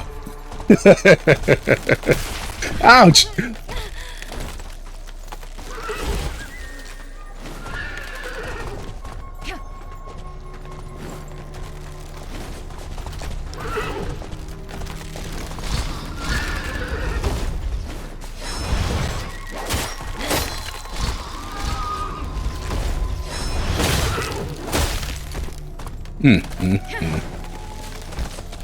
I picked up my money, right?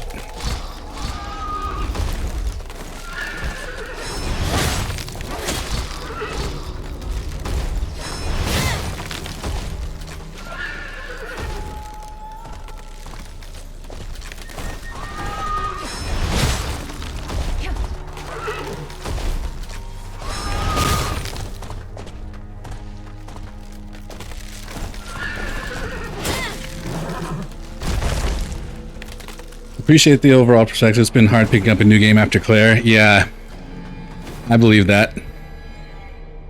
Questionable ethics. Buy it from Best Buy, get the protection, and place it for a new one when it starts feeling used. Ah. Does the Best Buy protection... Wow, I can't even pick this up? This is jacked. Okay, we're good. Oh, we're not good. Oh, God. Okay. Oh, dear. Okay, am I going to be able to pick up my money now? Or are we stuck? Is it stuck in the tree? Does the protection allow you to is it just one exchange?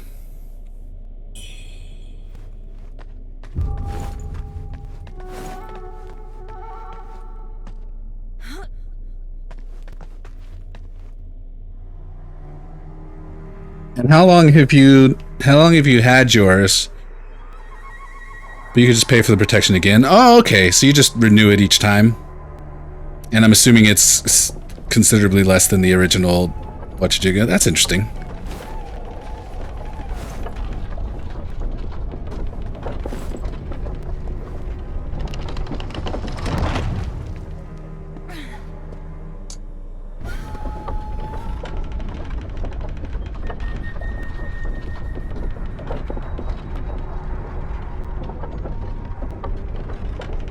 Is it larger?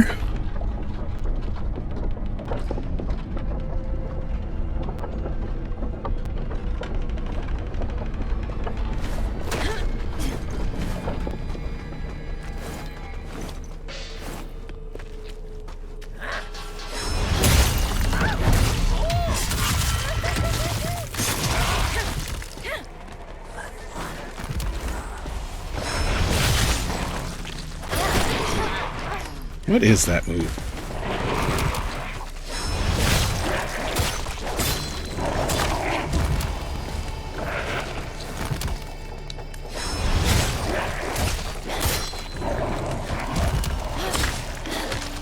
Same size, but has more heft to it. Just feels like a more solid controller. Yeah, we might have to go pick one up.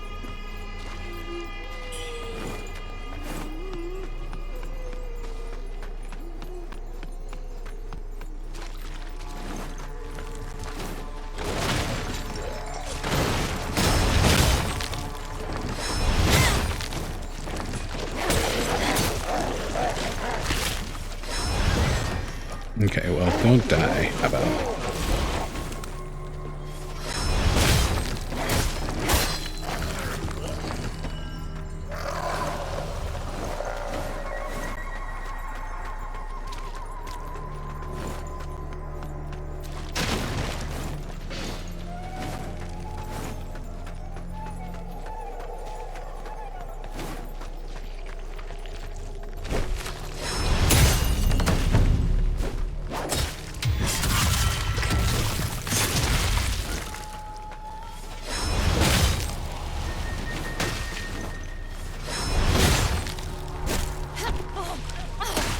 Oh, bullcrap.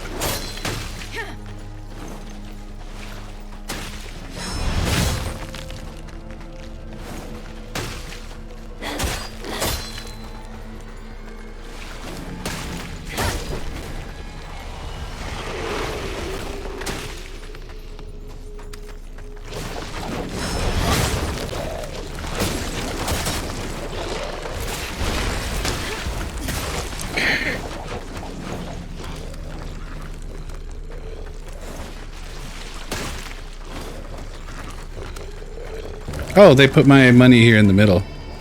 That's nice of them. Oh, here comes the horse. It took too long. Or I moved too close.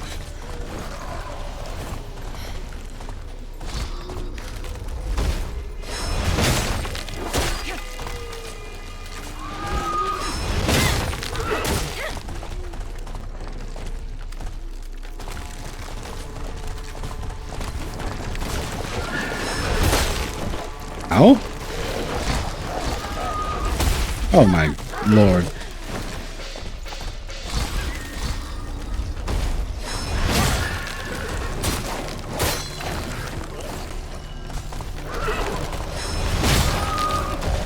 Well, you know, I could try to figure this out.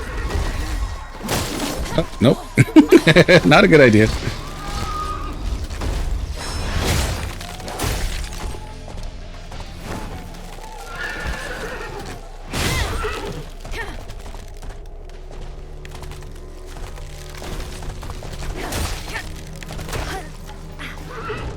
I do have... I mean, I guess we'll see what this does.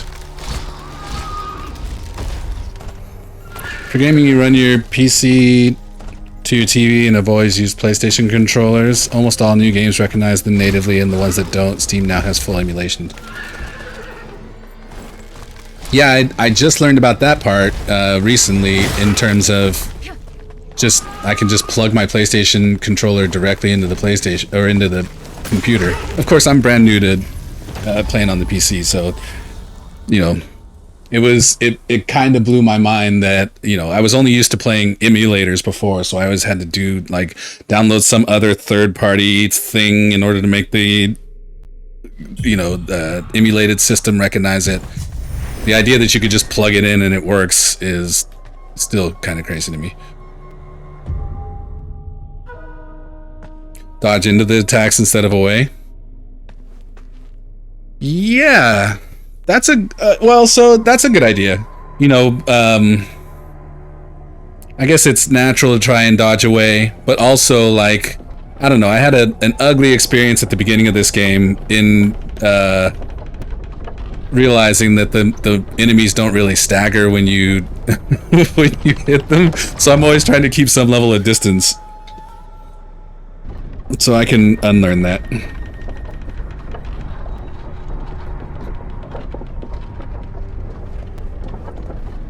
I'd love to learn how to use this, but it's definitely a thing. Not 100% rule, but works more than it doesn't. Yeah, fair.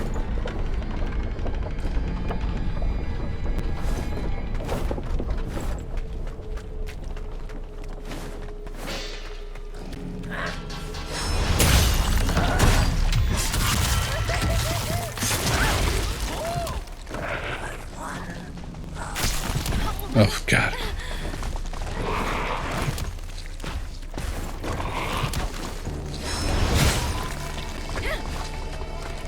Oh, wasn't my madness full a minute ago too? Why didn't I get attacked? Was it because it was in the tree?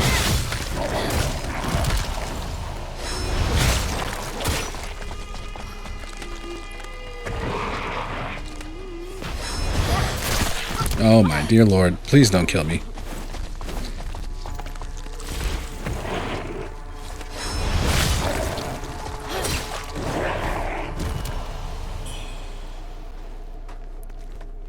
Start sending the elevator back up. Oh yeah! Hey, there you go.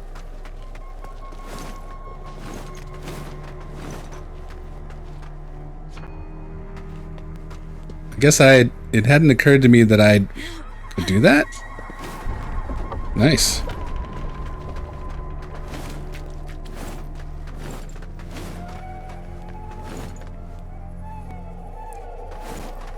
It would be cool to ride the horse.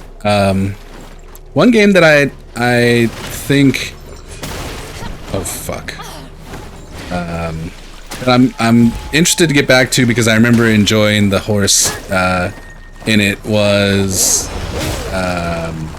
Darksiders. Anybody played Darksiders 1? I think we're gonna play that on stream here before long. I think we've got this game. Might do Ragebound. We got to get to the requests, Nier Automata and the South Park game, Stick of Truth. But I don't think any of that will take us that long before we could be, you know, potentially playing Darksiders.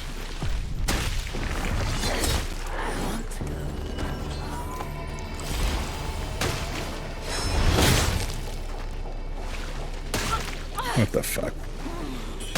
Sucks to suck.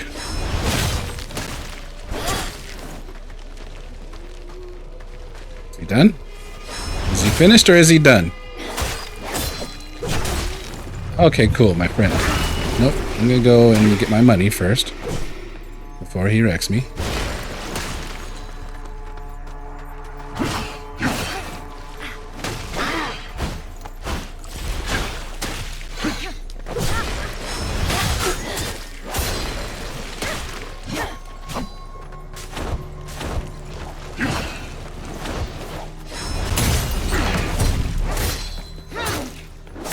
Get him!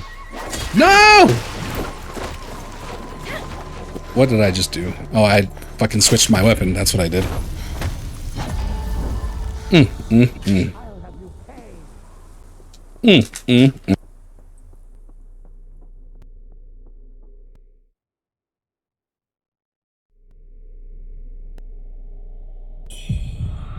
This struggle bus brought to you by our non-sponsor.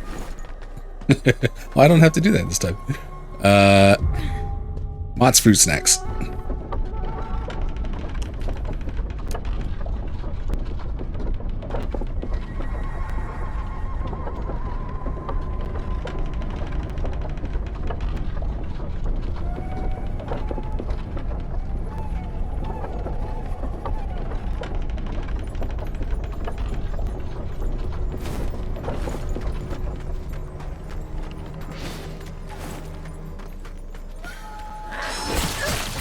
Oh Lord, I forgot.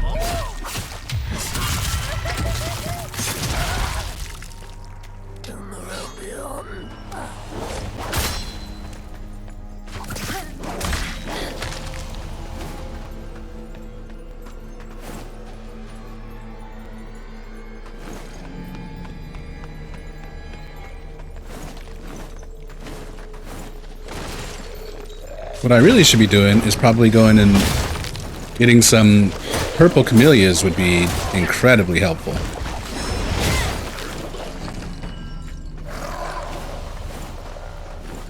Didn't see them at the shrine shop the last time I checked, but maybe they're there now. I'll check next time we die.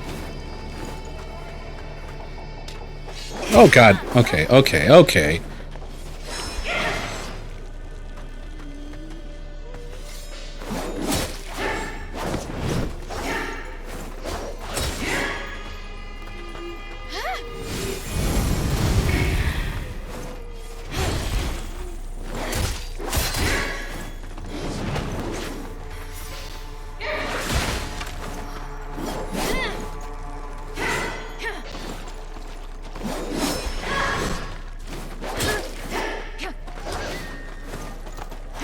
Oh, okay.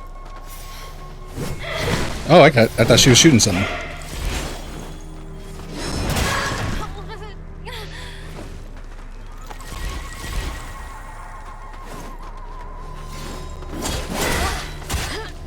Oh god, okay. I got wrecked.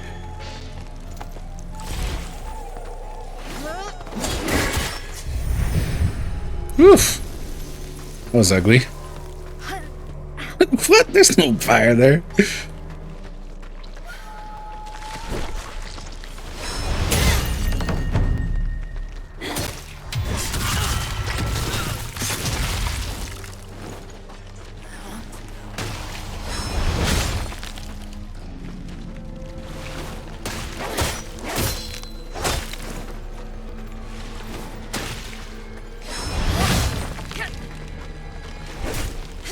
Oh no! Oh wow. What the? That's a bunch of circumstance.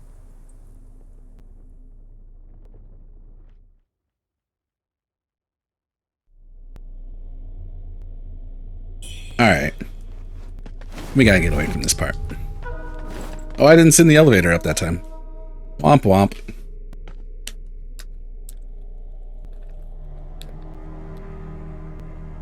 Yeah, so close.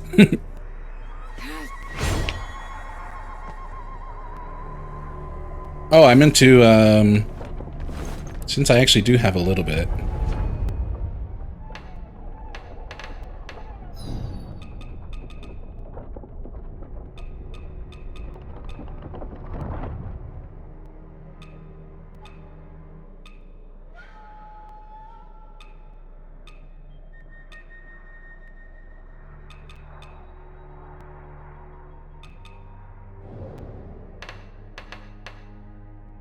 Yep, it ain't none of that. All right, Dale, appreciate you hanging out. Appreciate the talk. Definitely see you again before long.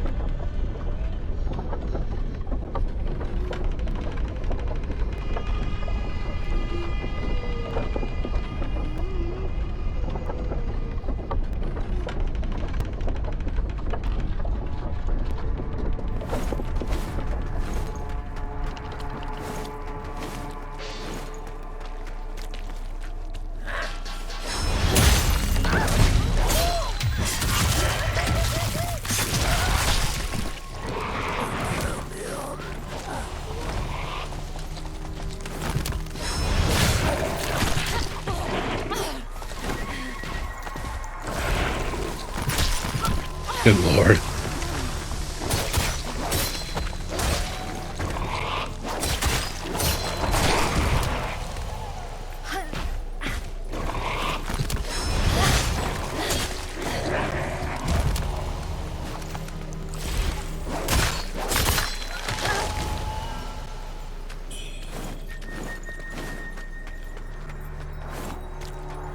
I do really like this thing we got. I wonder if I can actually hit him from up there. And corruption. Excellent. Nice work. Oh, I have one.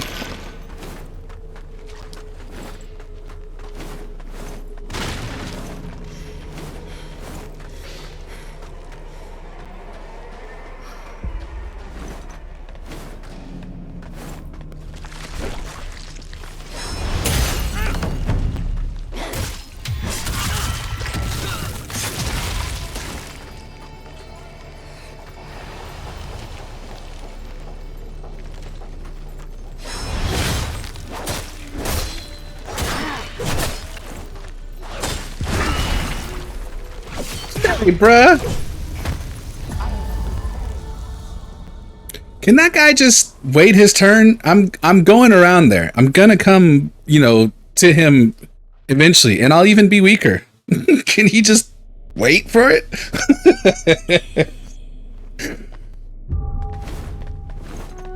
I didn't send up the elevator again.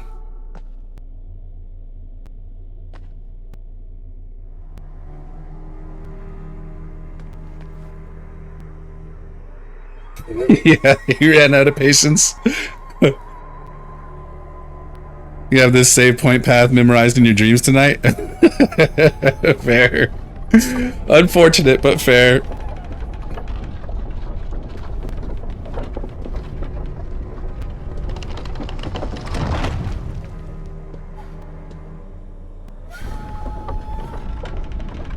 A little something else for your dreams.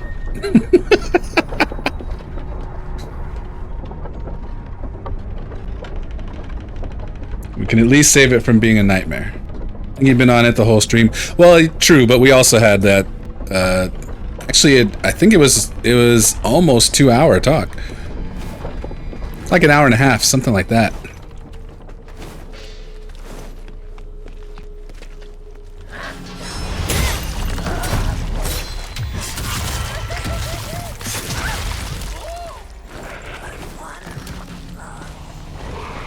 Groundhog's thou. Yikes.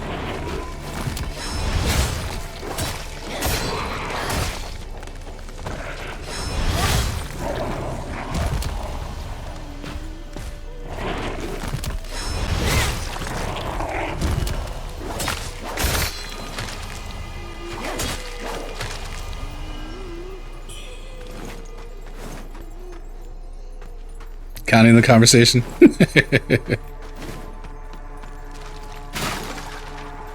Well, yeah, we definitely have made zero progress in the game. That much is true.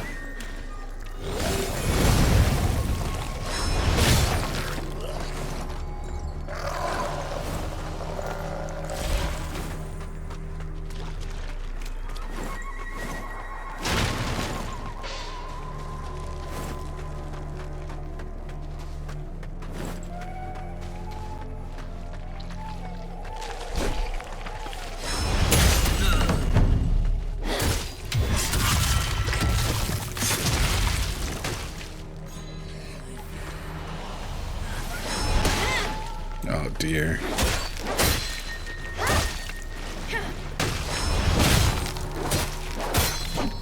Here we go again. Alright, let me just take him down here.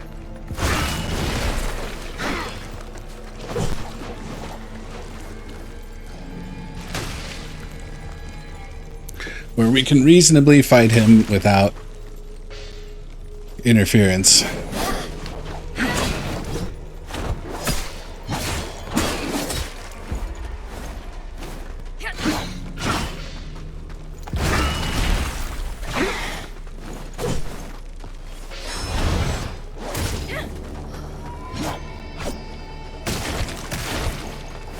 Oof, that's kind of fast.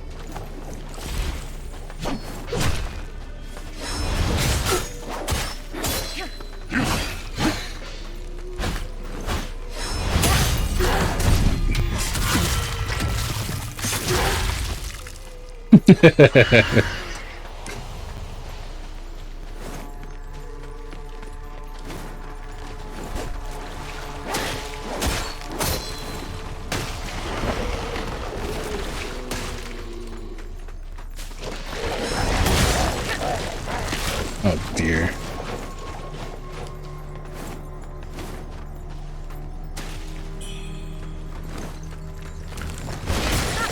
I can't see crap.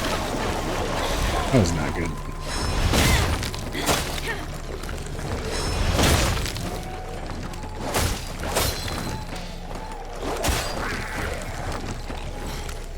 I have not had a good track record for beating the horse without taking a few hits, so this might be the end.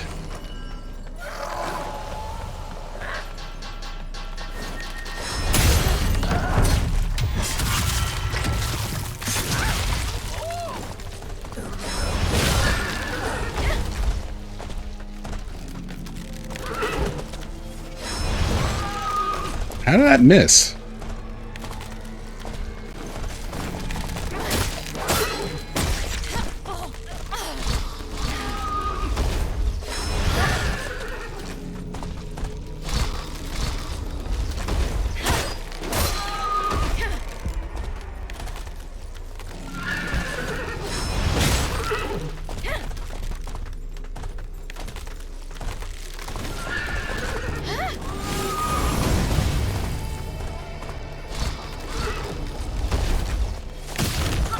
Oh dear.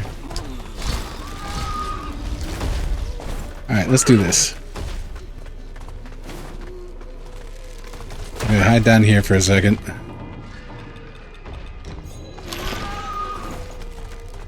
Oh, that was not what I thought it was.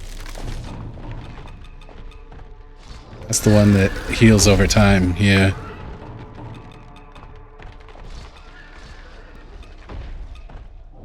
Oh, you know what I have? We could use this as well.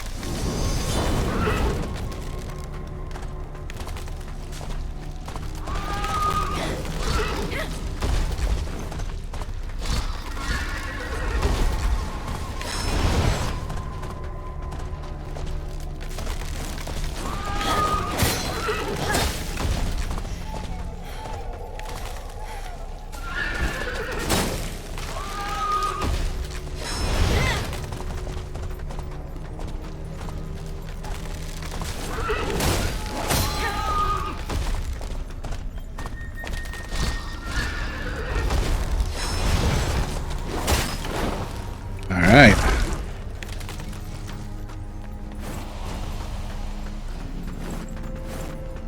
Now, when we go up here... What in the world is going on with my controller right now?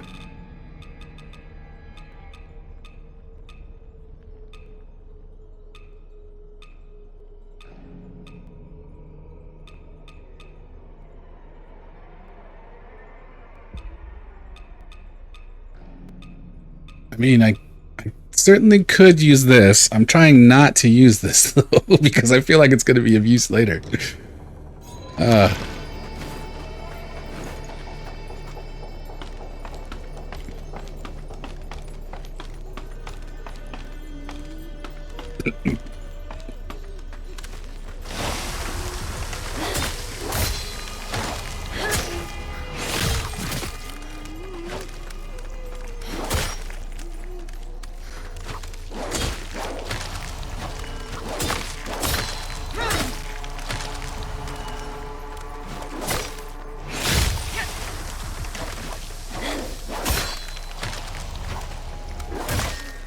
Oh, shit.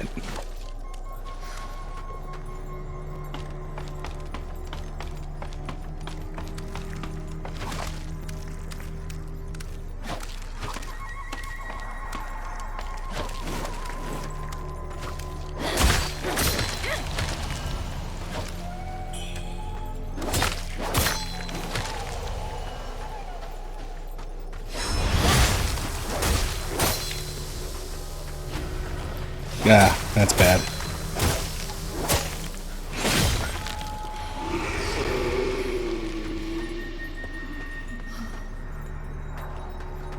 We'll just not fight that guy. Alright, Beyond Belief. Appreciate you hanging out as always. We have a good rest of the night.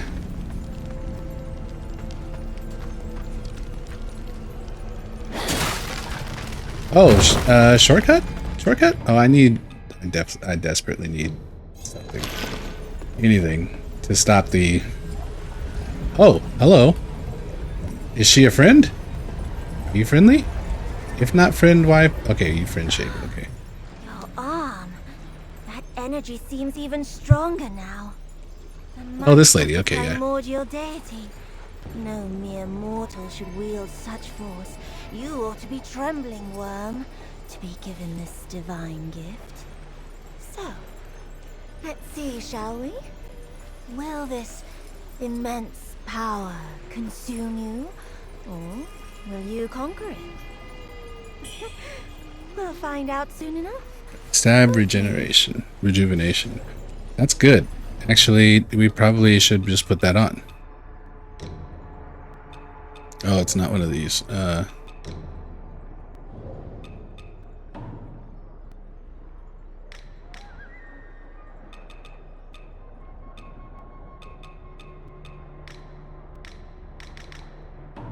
Is it a benediction?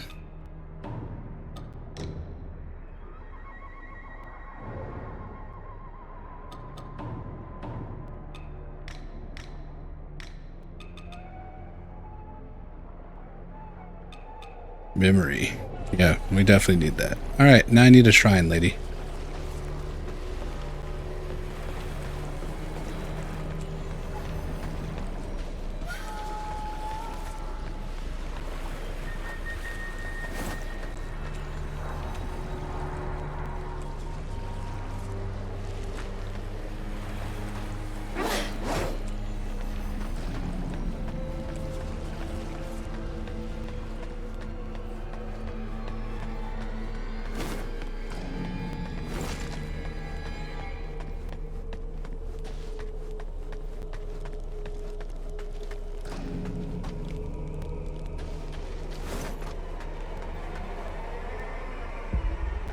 Okay, so do we think a shrine's more likely that way or this way?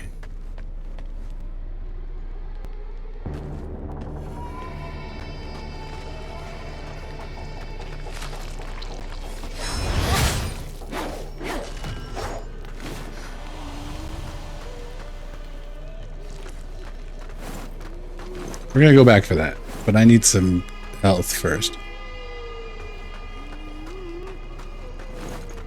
Follow the suffering people?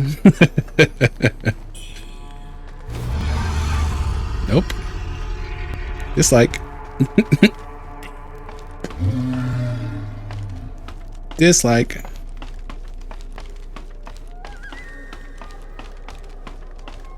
Also dislike.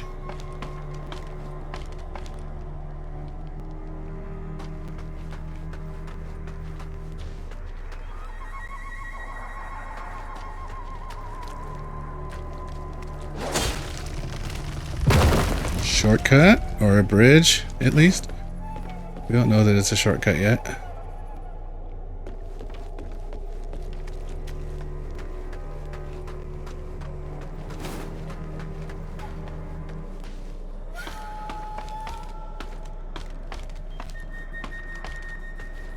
No shrine.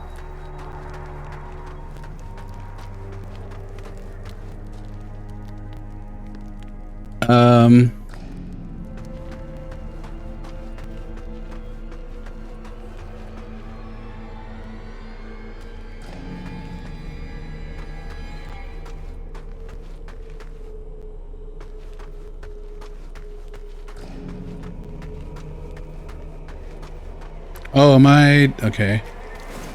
Nope. Nope. Nope. Not going in there. I'm not.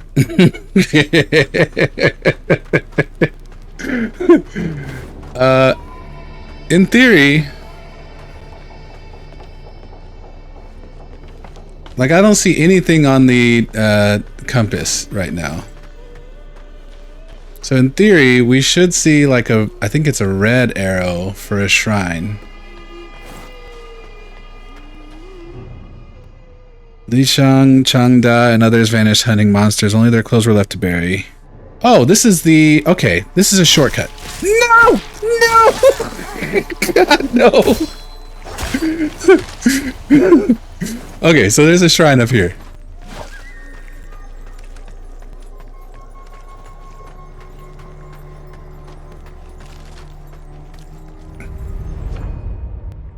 Woo! We made it. We made it. Oh dear. Okay, so let's put on the benediction.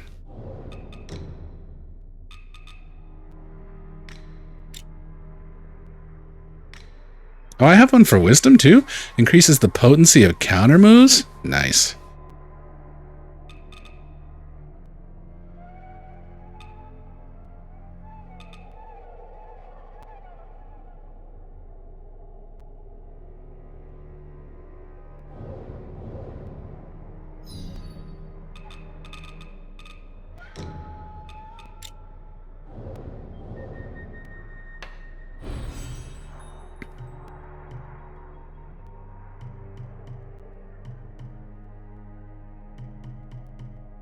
Okay, so where am I going here?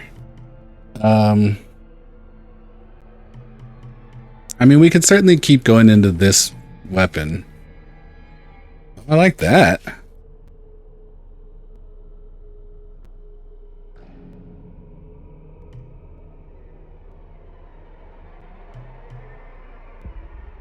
Yeah, of course we need to go this way.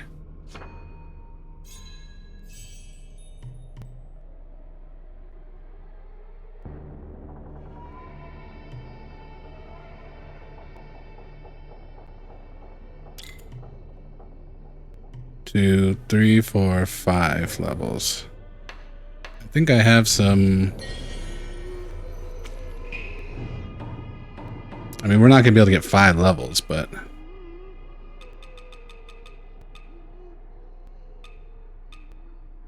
Well, actually, maybe we could.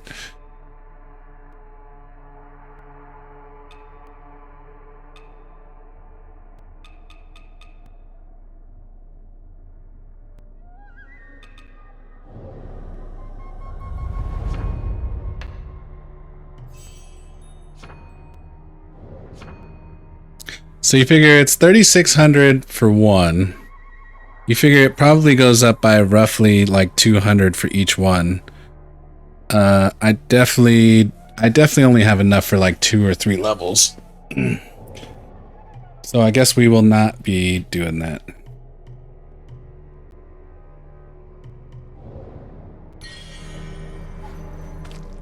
Right? Let's just verify. 3,200. That makes 46. 86. 10,000. No, I'm sorry. 12,006. It's like 18,000. We might have enough actually if we use all of them. Let's try it. How do I use more than one at a time though? Because that ain't gonna work for me. Ain't no way.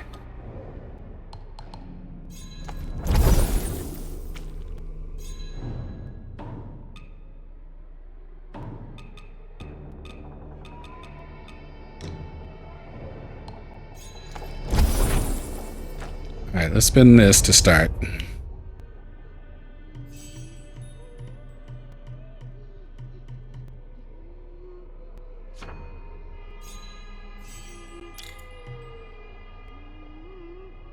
Wow.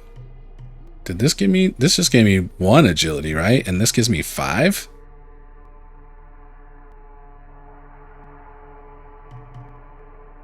Definitely worth coming back for.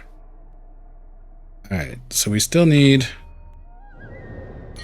Let's say 14,000.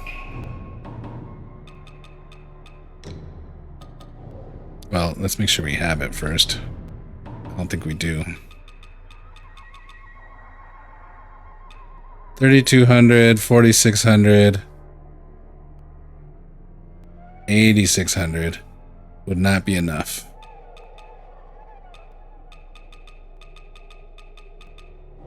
We'd be just short.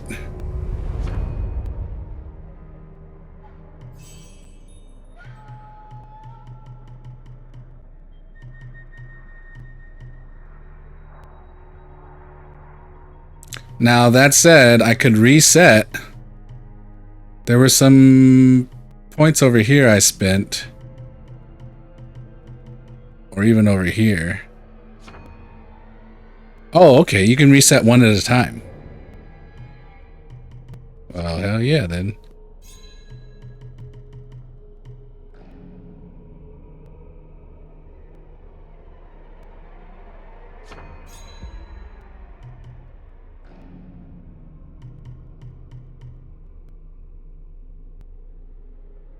We're not using blink kick, so we could take that out.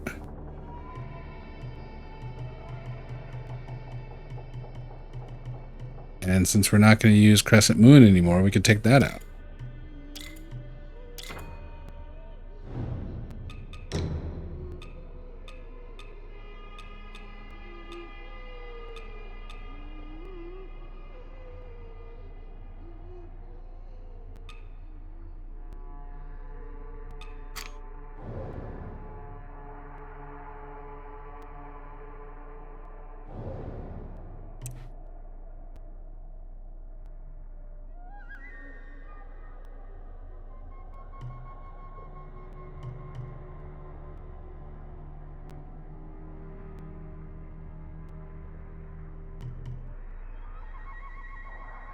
Yeah.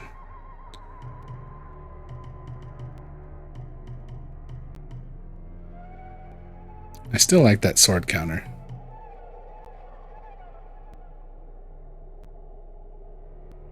I think we can take off Crescent Moon.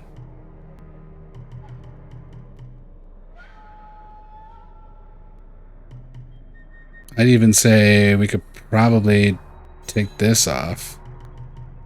Get this. And let's get the 5 agility. And then let's go over here. And oh, I have 4,200 already. So we'll just use one of these.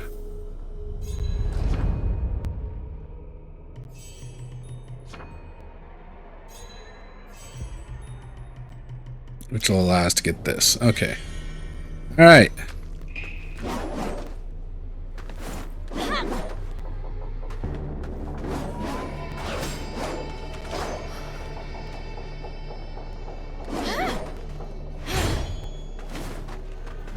Oh, and then let's look at L2, L2, R1. Okay. Now here's the question.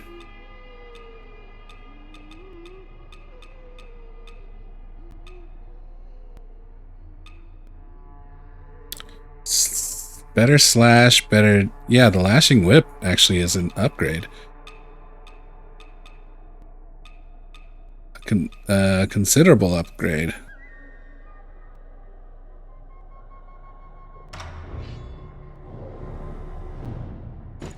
Oh, frack.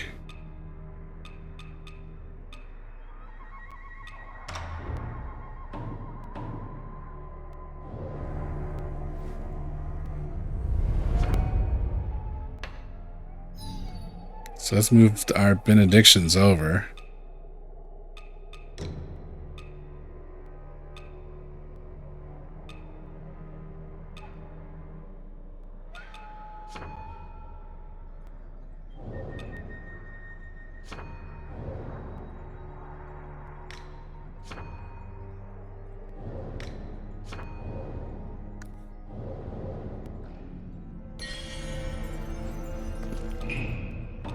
And then we also need to do our, what's the other thing?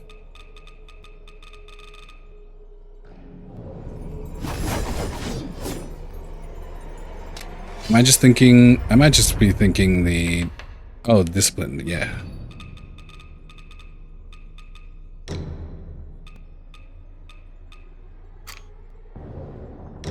Oh, interesting that Crescent Moon isn't here.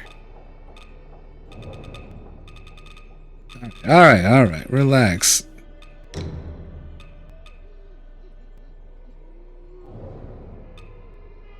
I wonder why it's. Oh, but now it's not here either. Oh, I unlearned it. Already forgot.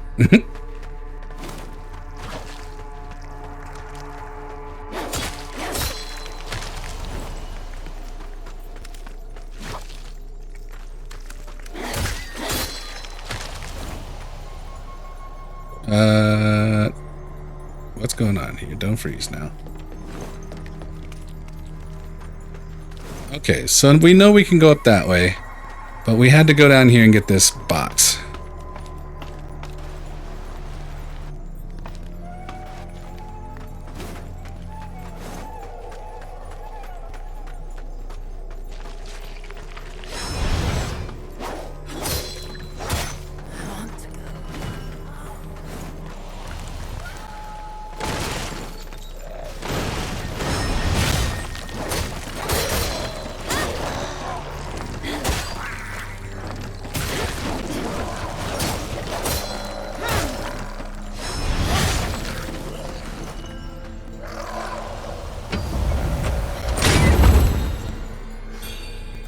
Forgotten Remembrance? Nice.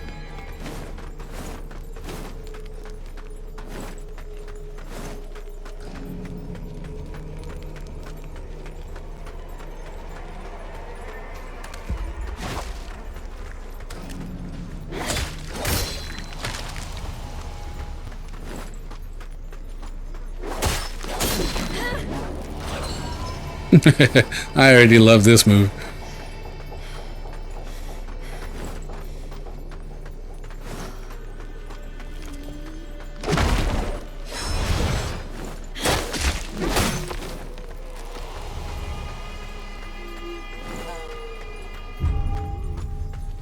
Corpse pits.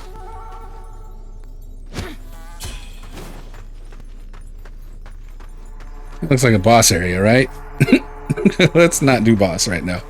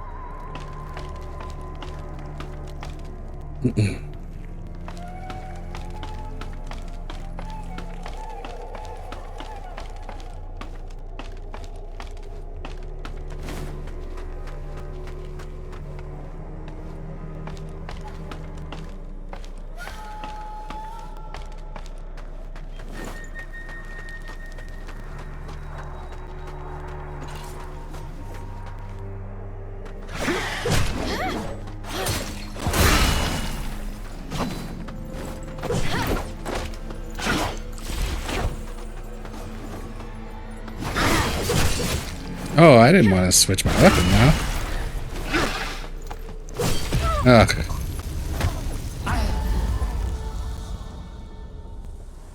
Oops. Yeah, sometimes you just gotta nope.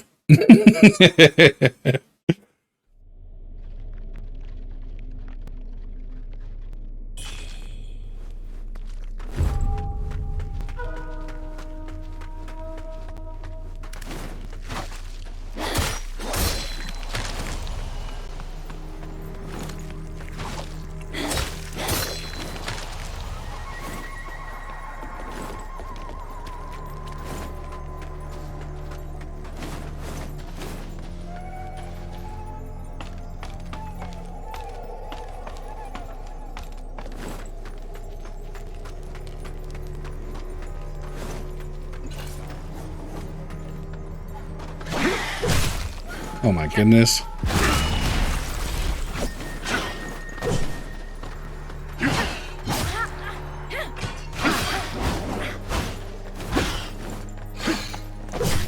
dear.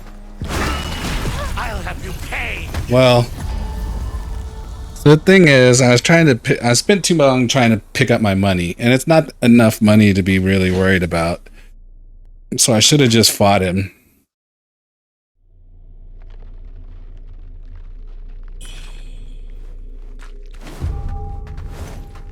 That's true, money is money. We have officially made it, thanks to the follow by Dale, to 150 followers. Why does it keep freezing right here?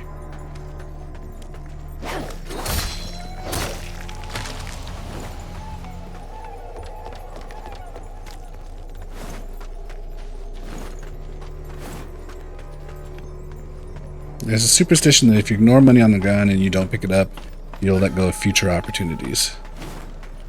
That's true, like opportunities to buy a donut.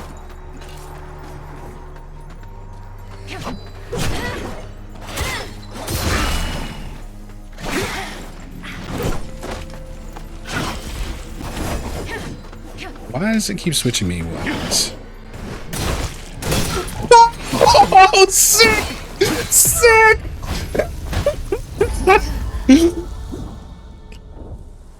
That was entirely badass, and I totally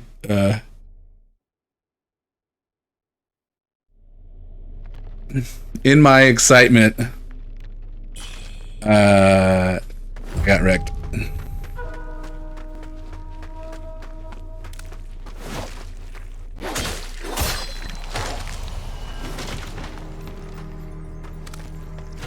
If we get more moments like that from all of the weapons, like this is the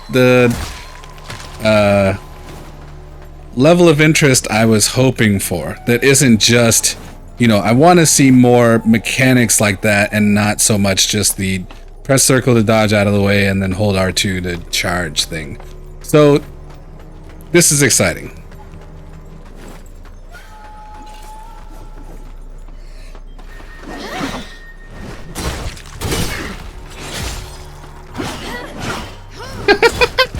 It's totally we could just use it over and over again. That's crazy. That's crazy. I still took damage somehow. I guess well, so this is the thing, you know, doing moves, you still get ate up.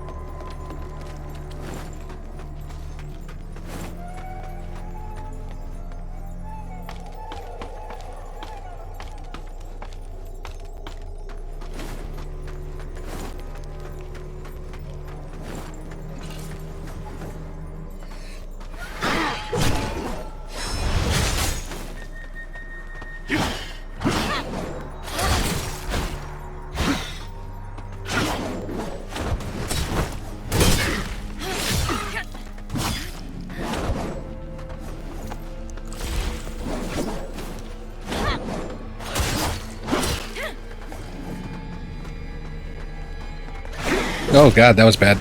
Oh, I still got it! Okay, new favorite move. New favorite move by a long shot.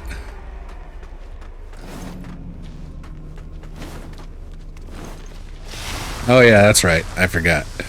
I was wondering if this was the other spot, but it was obviously here.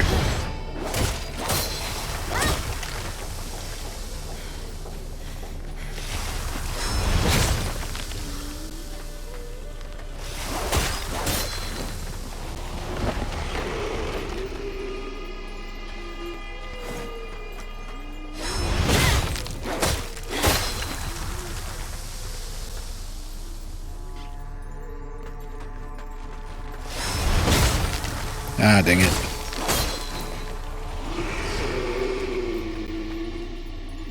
Okay, so this just takes us back down?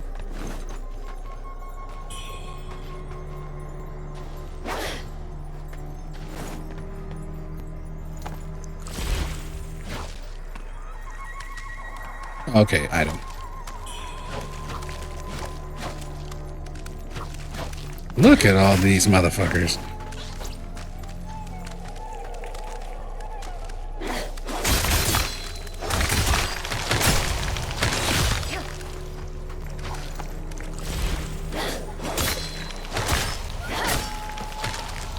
Late to the party, homie.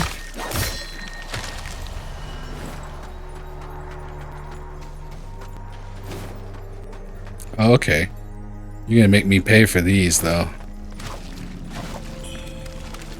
Health pill.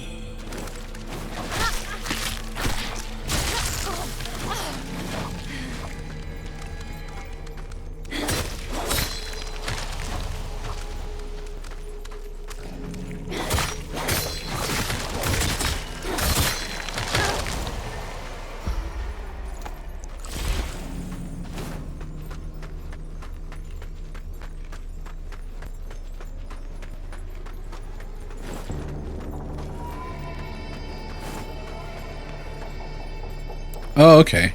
Yeah, alright.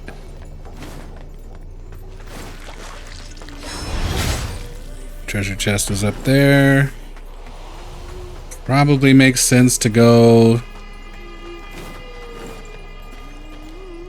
Alright, so I guess we go back, we reset world view, or world state, and then we, fight the boss.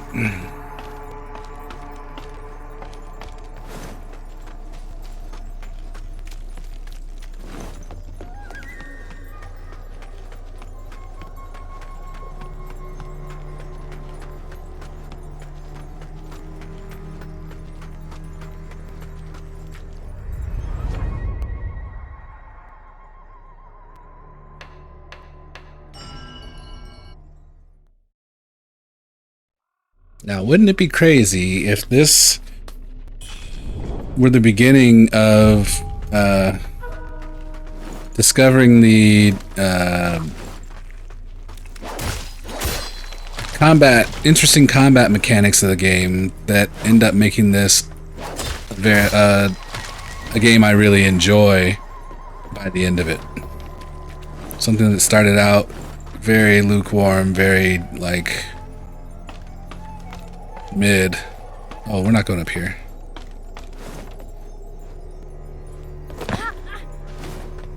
Well, so that's the thing. We're not actually even that. We're still pretty relative at the beginning of the game. Like, we haven't made it to chapter 2 yet, and I think I looked up earlier, and I think there's 5 chapters.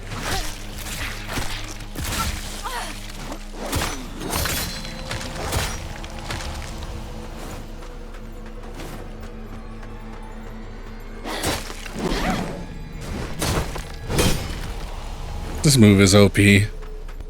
This move is so OP.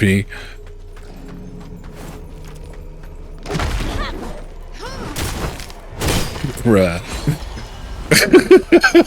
I love it so much.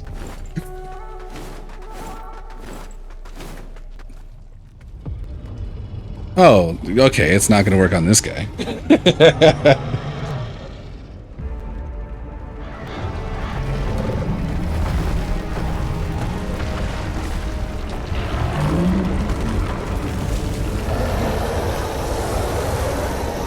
Damn, bro.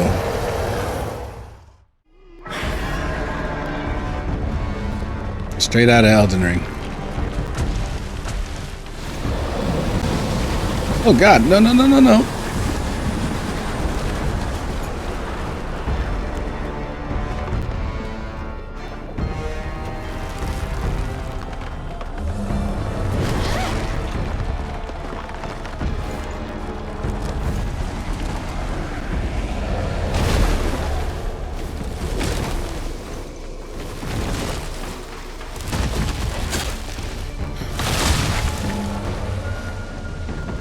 Okay, that's weird. Oh, okay.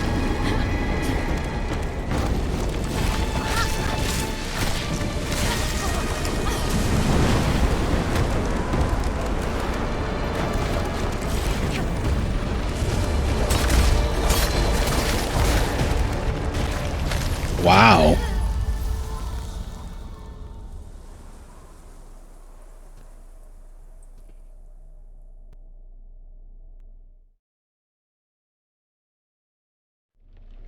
probably a punish for staying too far back. Would be my guess with that. Oh, we have this, excuse me, remembrance. You don't think it's fair for a wooden tree to use fire? Agreed. 100% agreed.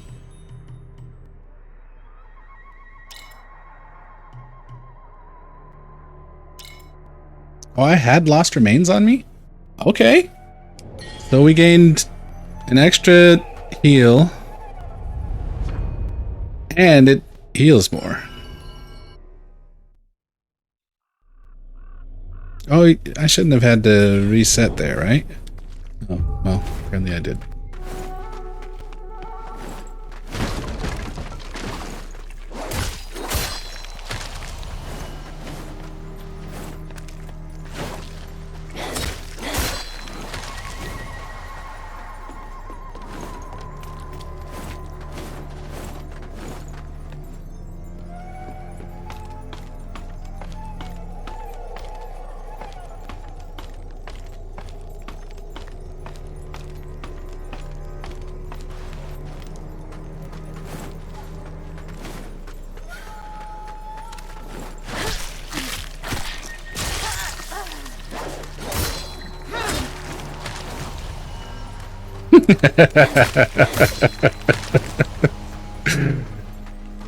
Yeah, that part.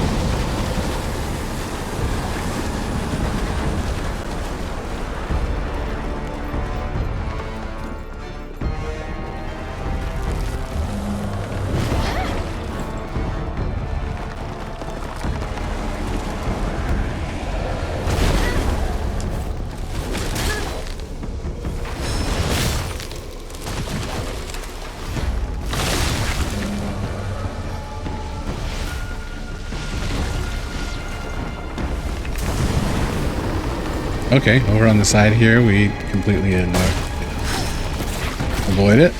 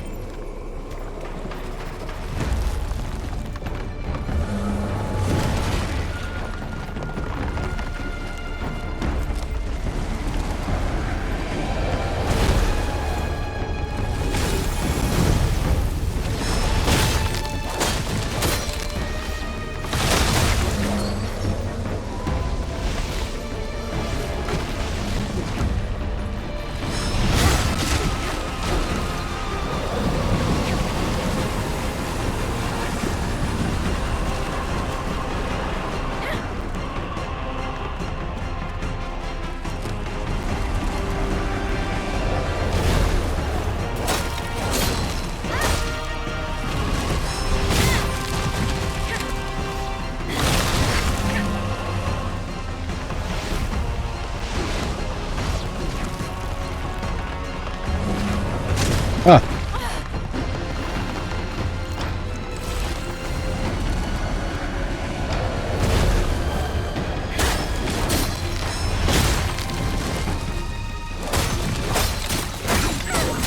Oh, whip dance is pretty cool.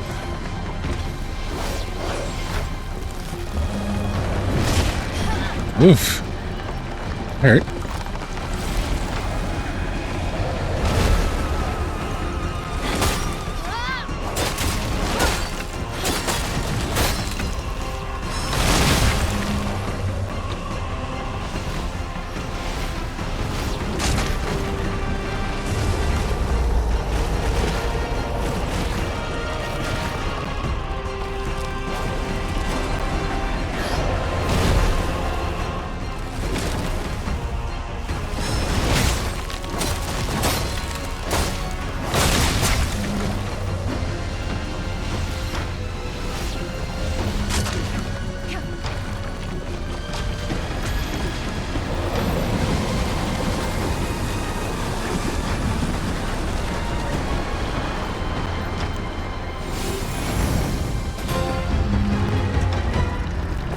That boss was a bit of a disappointment, a bit easy.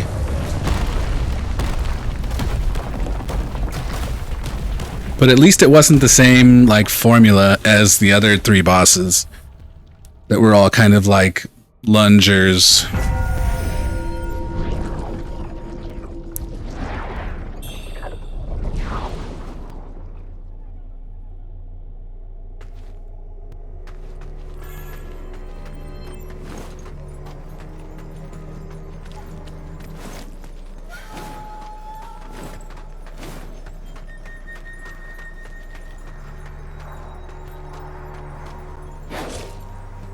Okay.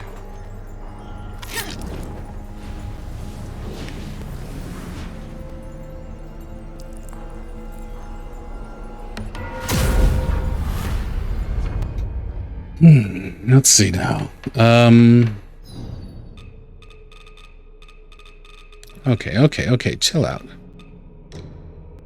We have this. Taps into your acupoint to slightly increase your the strength control of the weapon you're wielding. Yep. We haven't gotten another one of these, right? Okay.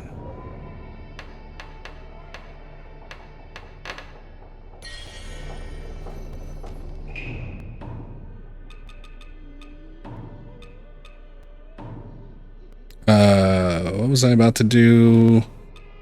Oh, it's a new spell, right?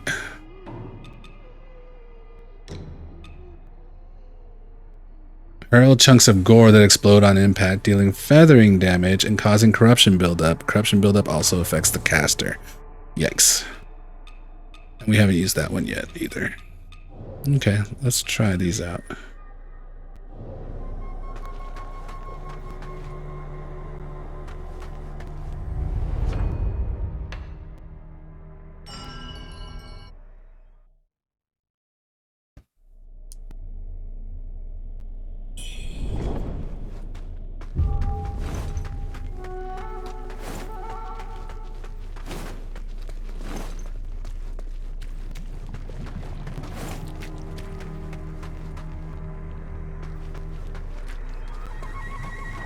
Okay. Let's go back out.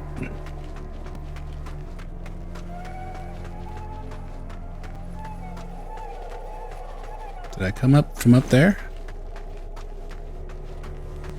No, we came here.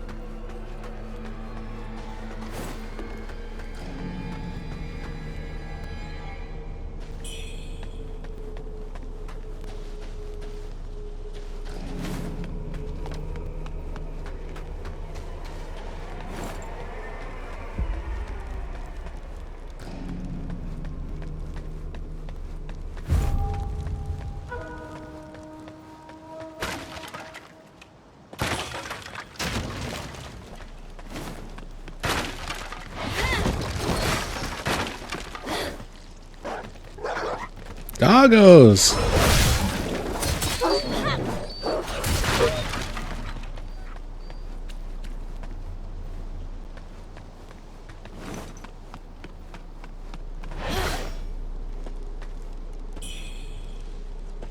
Ooh, plunging ward. So that is a benediction as well, right? Increases the no. Plunging attacks that hit reduce damage taken for a time. Oh, what kind of what was it? What kind of thing was it? Memory. Okay. Whereas right now my memory is this one, backstabs, recover health. I think I like the backstabs, recovering health instead right now.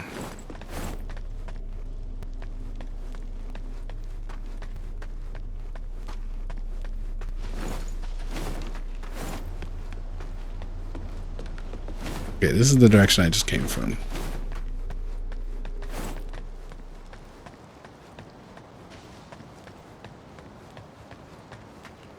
Are those all talismans on the wall? Trying to seal something in? Oh, there's another staircase here. Womp womp.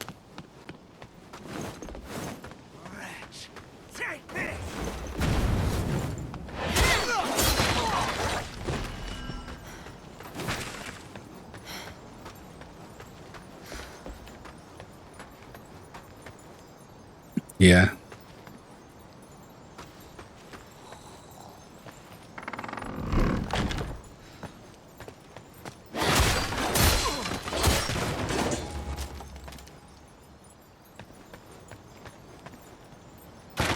Zombie house? Could be. Yeah. Do not enter. Zombies inside.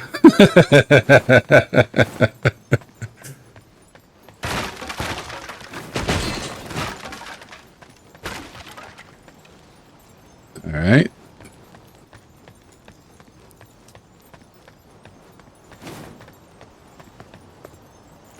Judgment fools!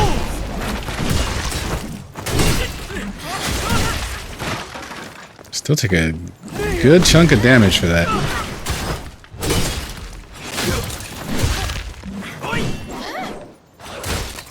Ming!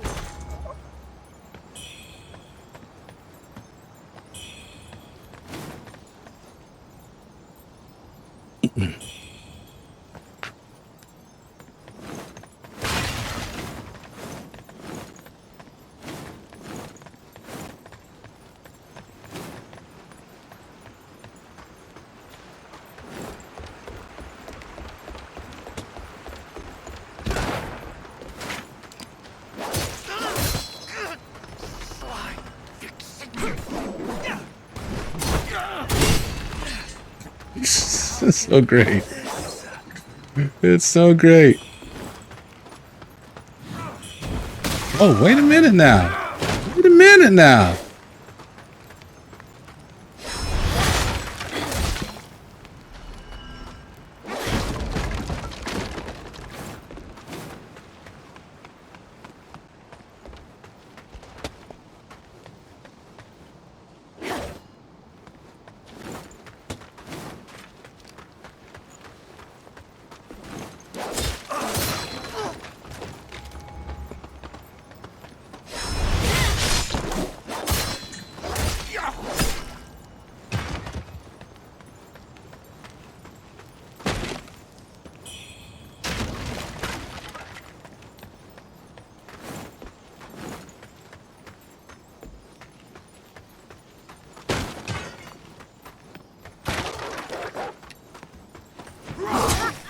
Ow.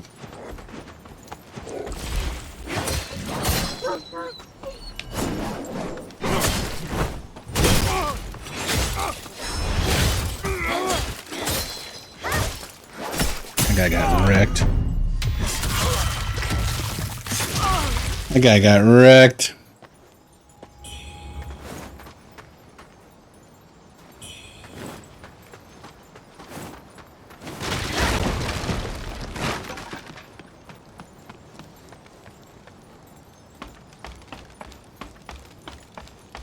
Just in case you didn't get a good view of it before, I guess.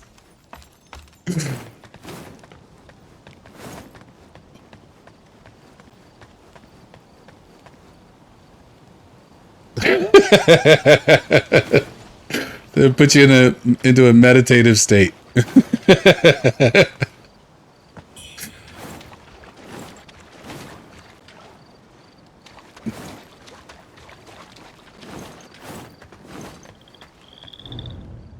In the second year of Chongqing's reign, immortal Wan Shu pursued the arcane arts through a vision he received in a dream. By the third year, the Ming Emperor had deepened his quest for immortality, drawing dark forces to the region. Monks were summoned to subdue these malevolent spirits, employing a sacred spirit turtle in their ritual, a monument erected for future generations. Incense burner?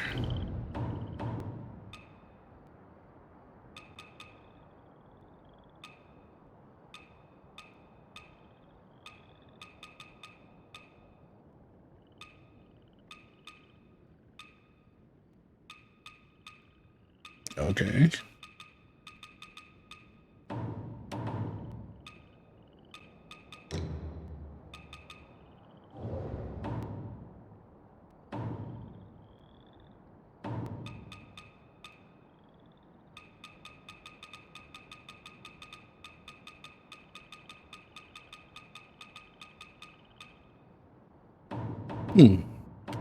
What's up with the incense burner?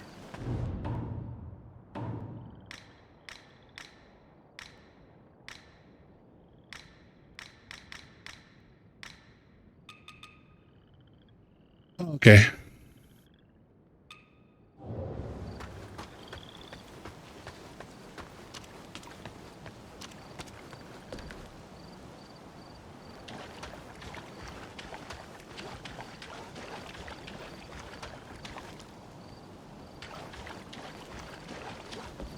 Hello, sir.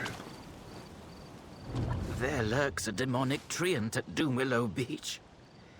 It seems even plants and trees are not spared from the feathering. The road to a cure is long and fraught with trials. The Tang Emperor's palace. It was once a sanctuary of immortality and enlightenment. Now it lies in ruin. But according to the townsfolk, this is where the first cases of the feathering emerged.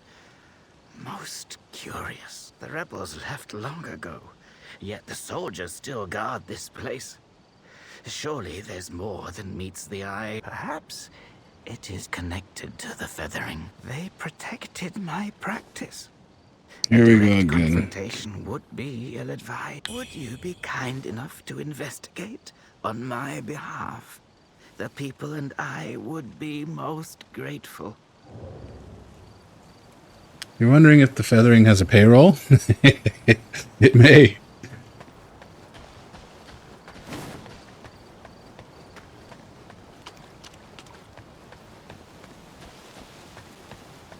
Certainly a cost.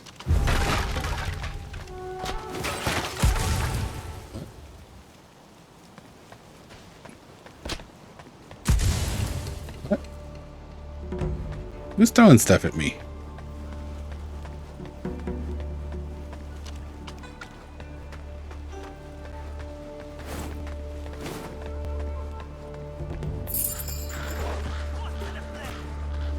Ain't? Oh no, that's still a dog.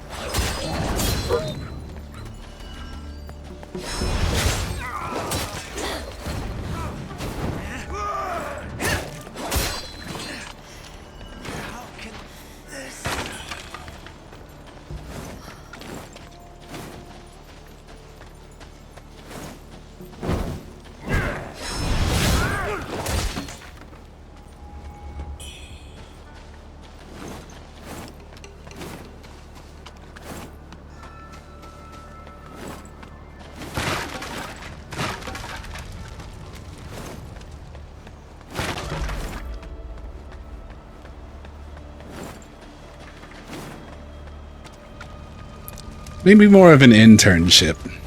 Unpaid. Ow.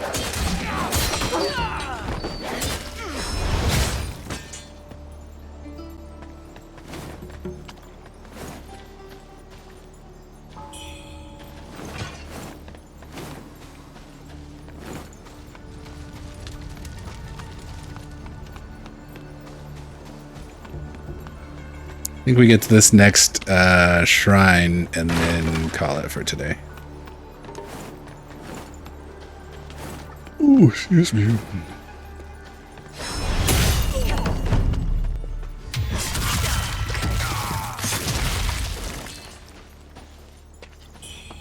Oh, hello.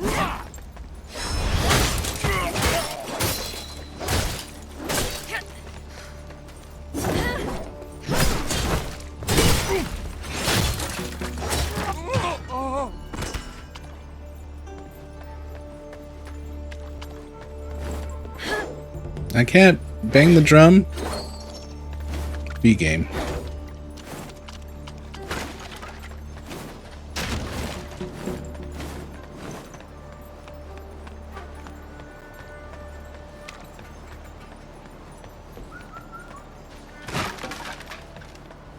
Yeah, no Tycho performance for me.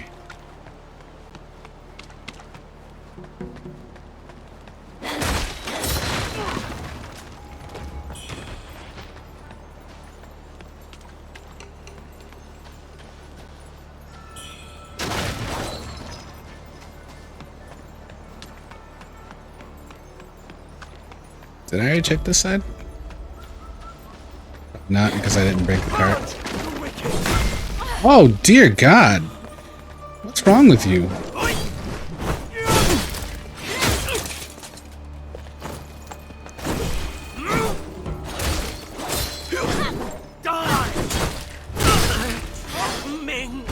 Oh, you're right. My bad. I started it. I started it inadvertently, and then, you know, man was just trying to protect his livelihood.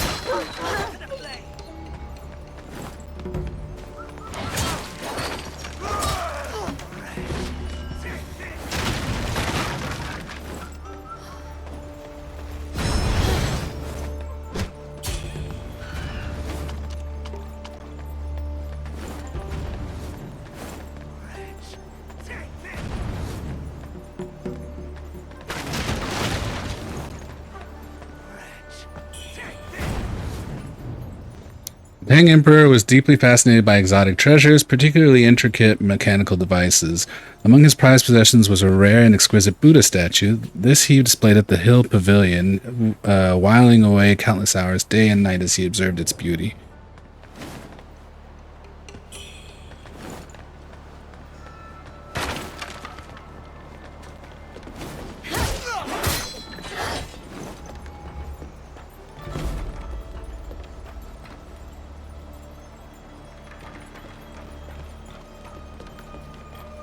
What about your boy that was throwing stuff at me? It was this guy? I already killed him?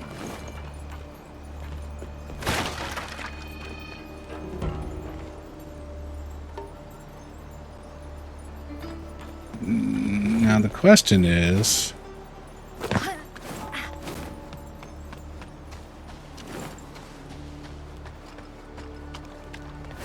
gonna try and use that.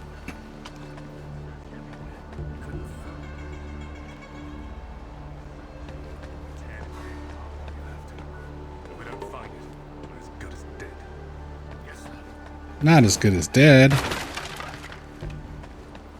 would you like to be actual dead?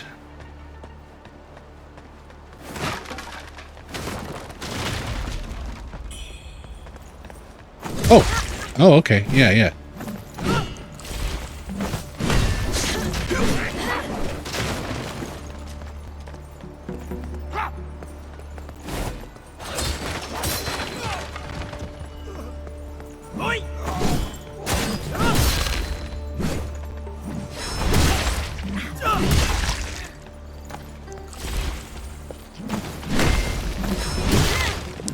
Okay.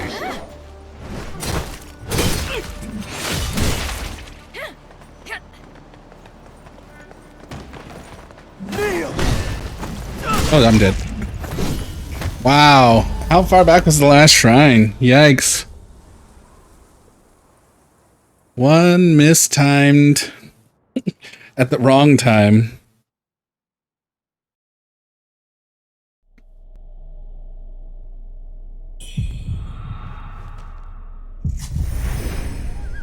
And madness? Oh yeah, okay. Yeah, this is this has quickly become a tomorrow project. So appreciate you hanging out. Thank you, Pooperin. Definitely look forward to seeing you next time. Have a good rest of the night. I think it's probably close to your dinner time, huh? Enjoy dinner.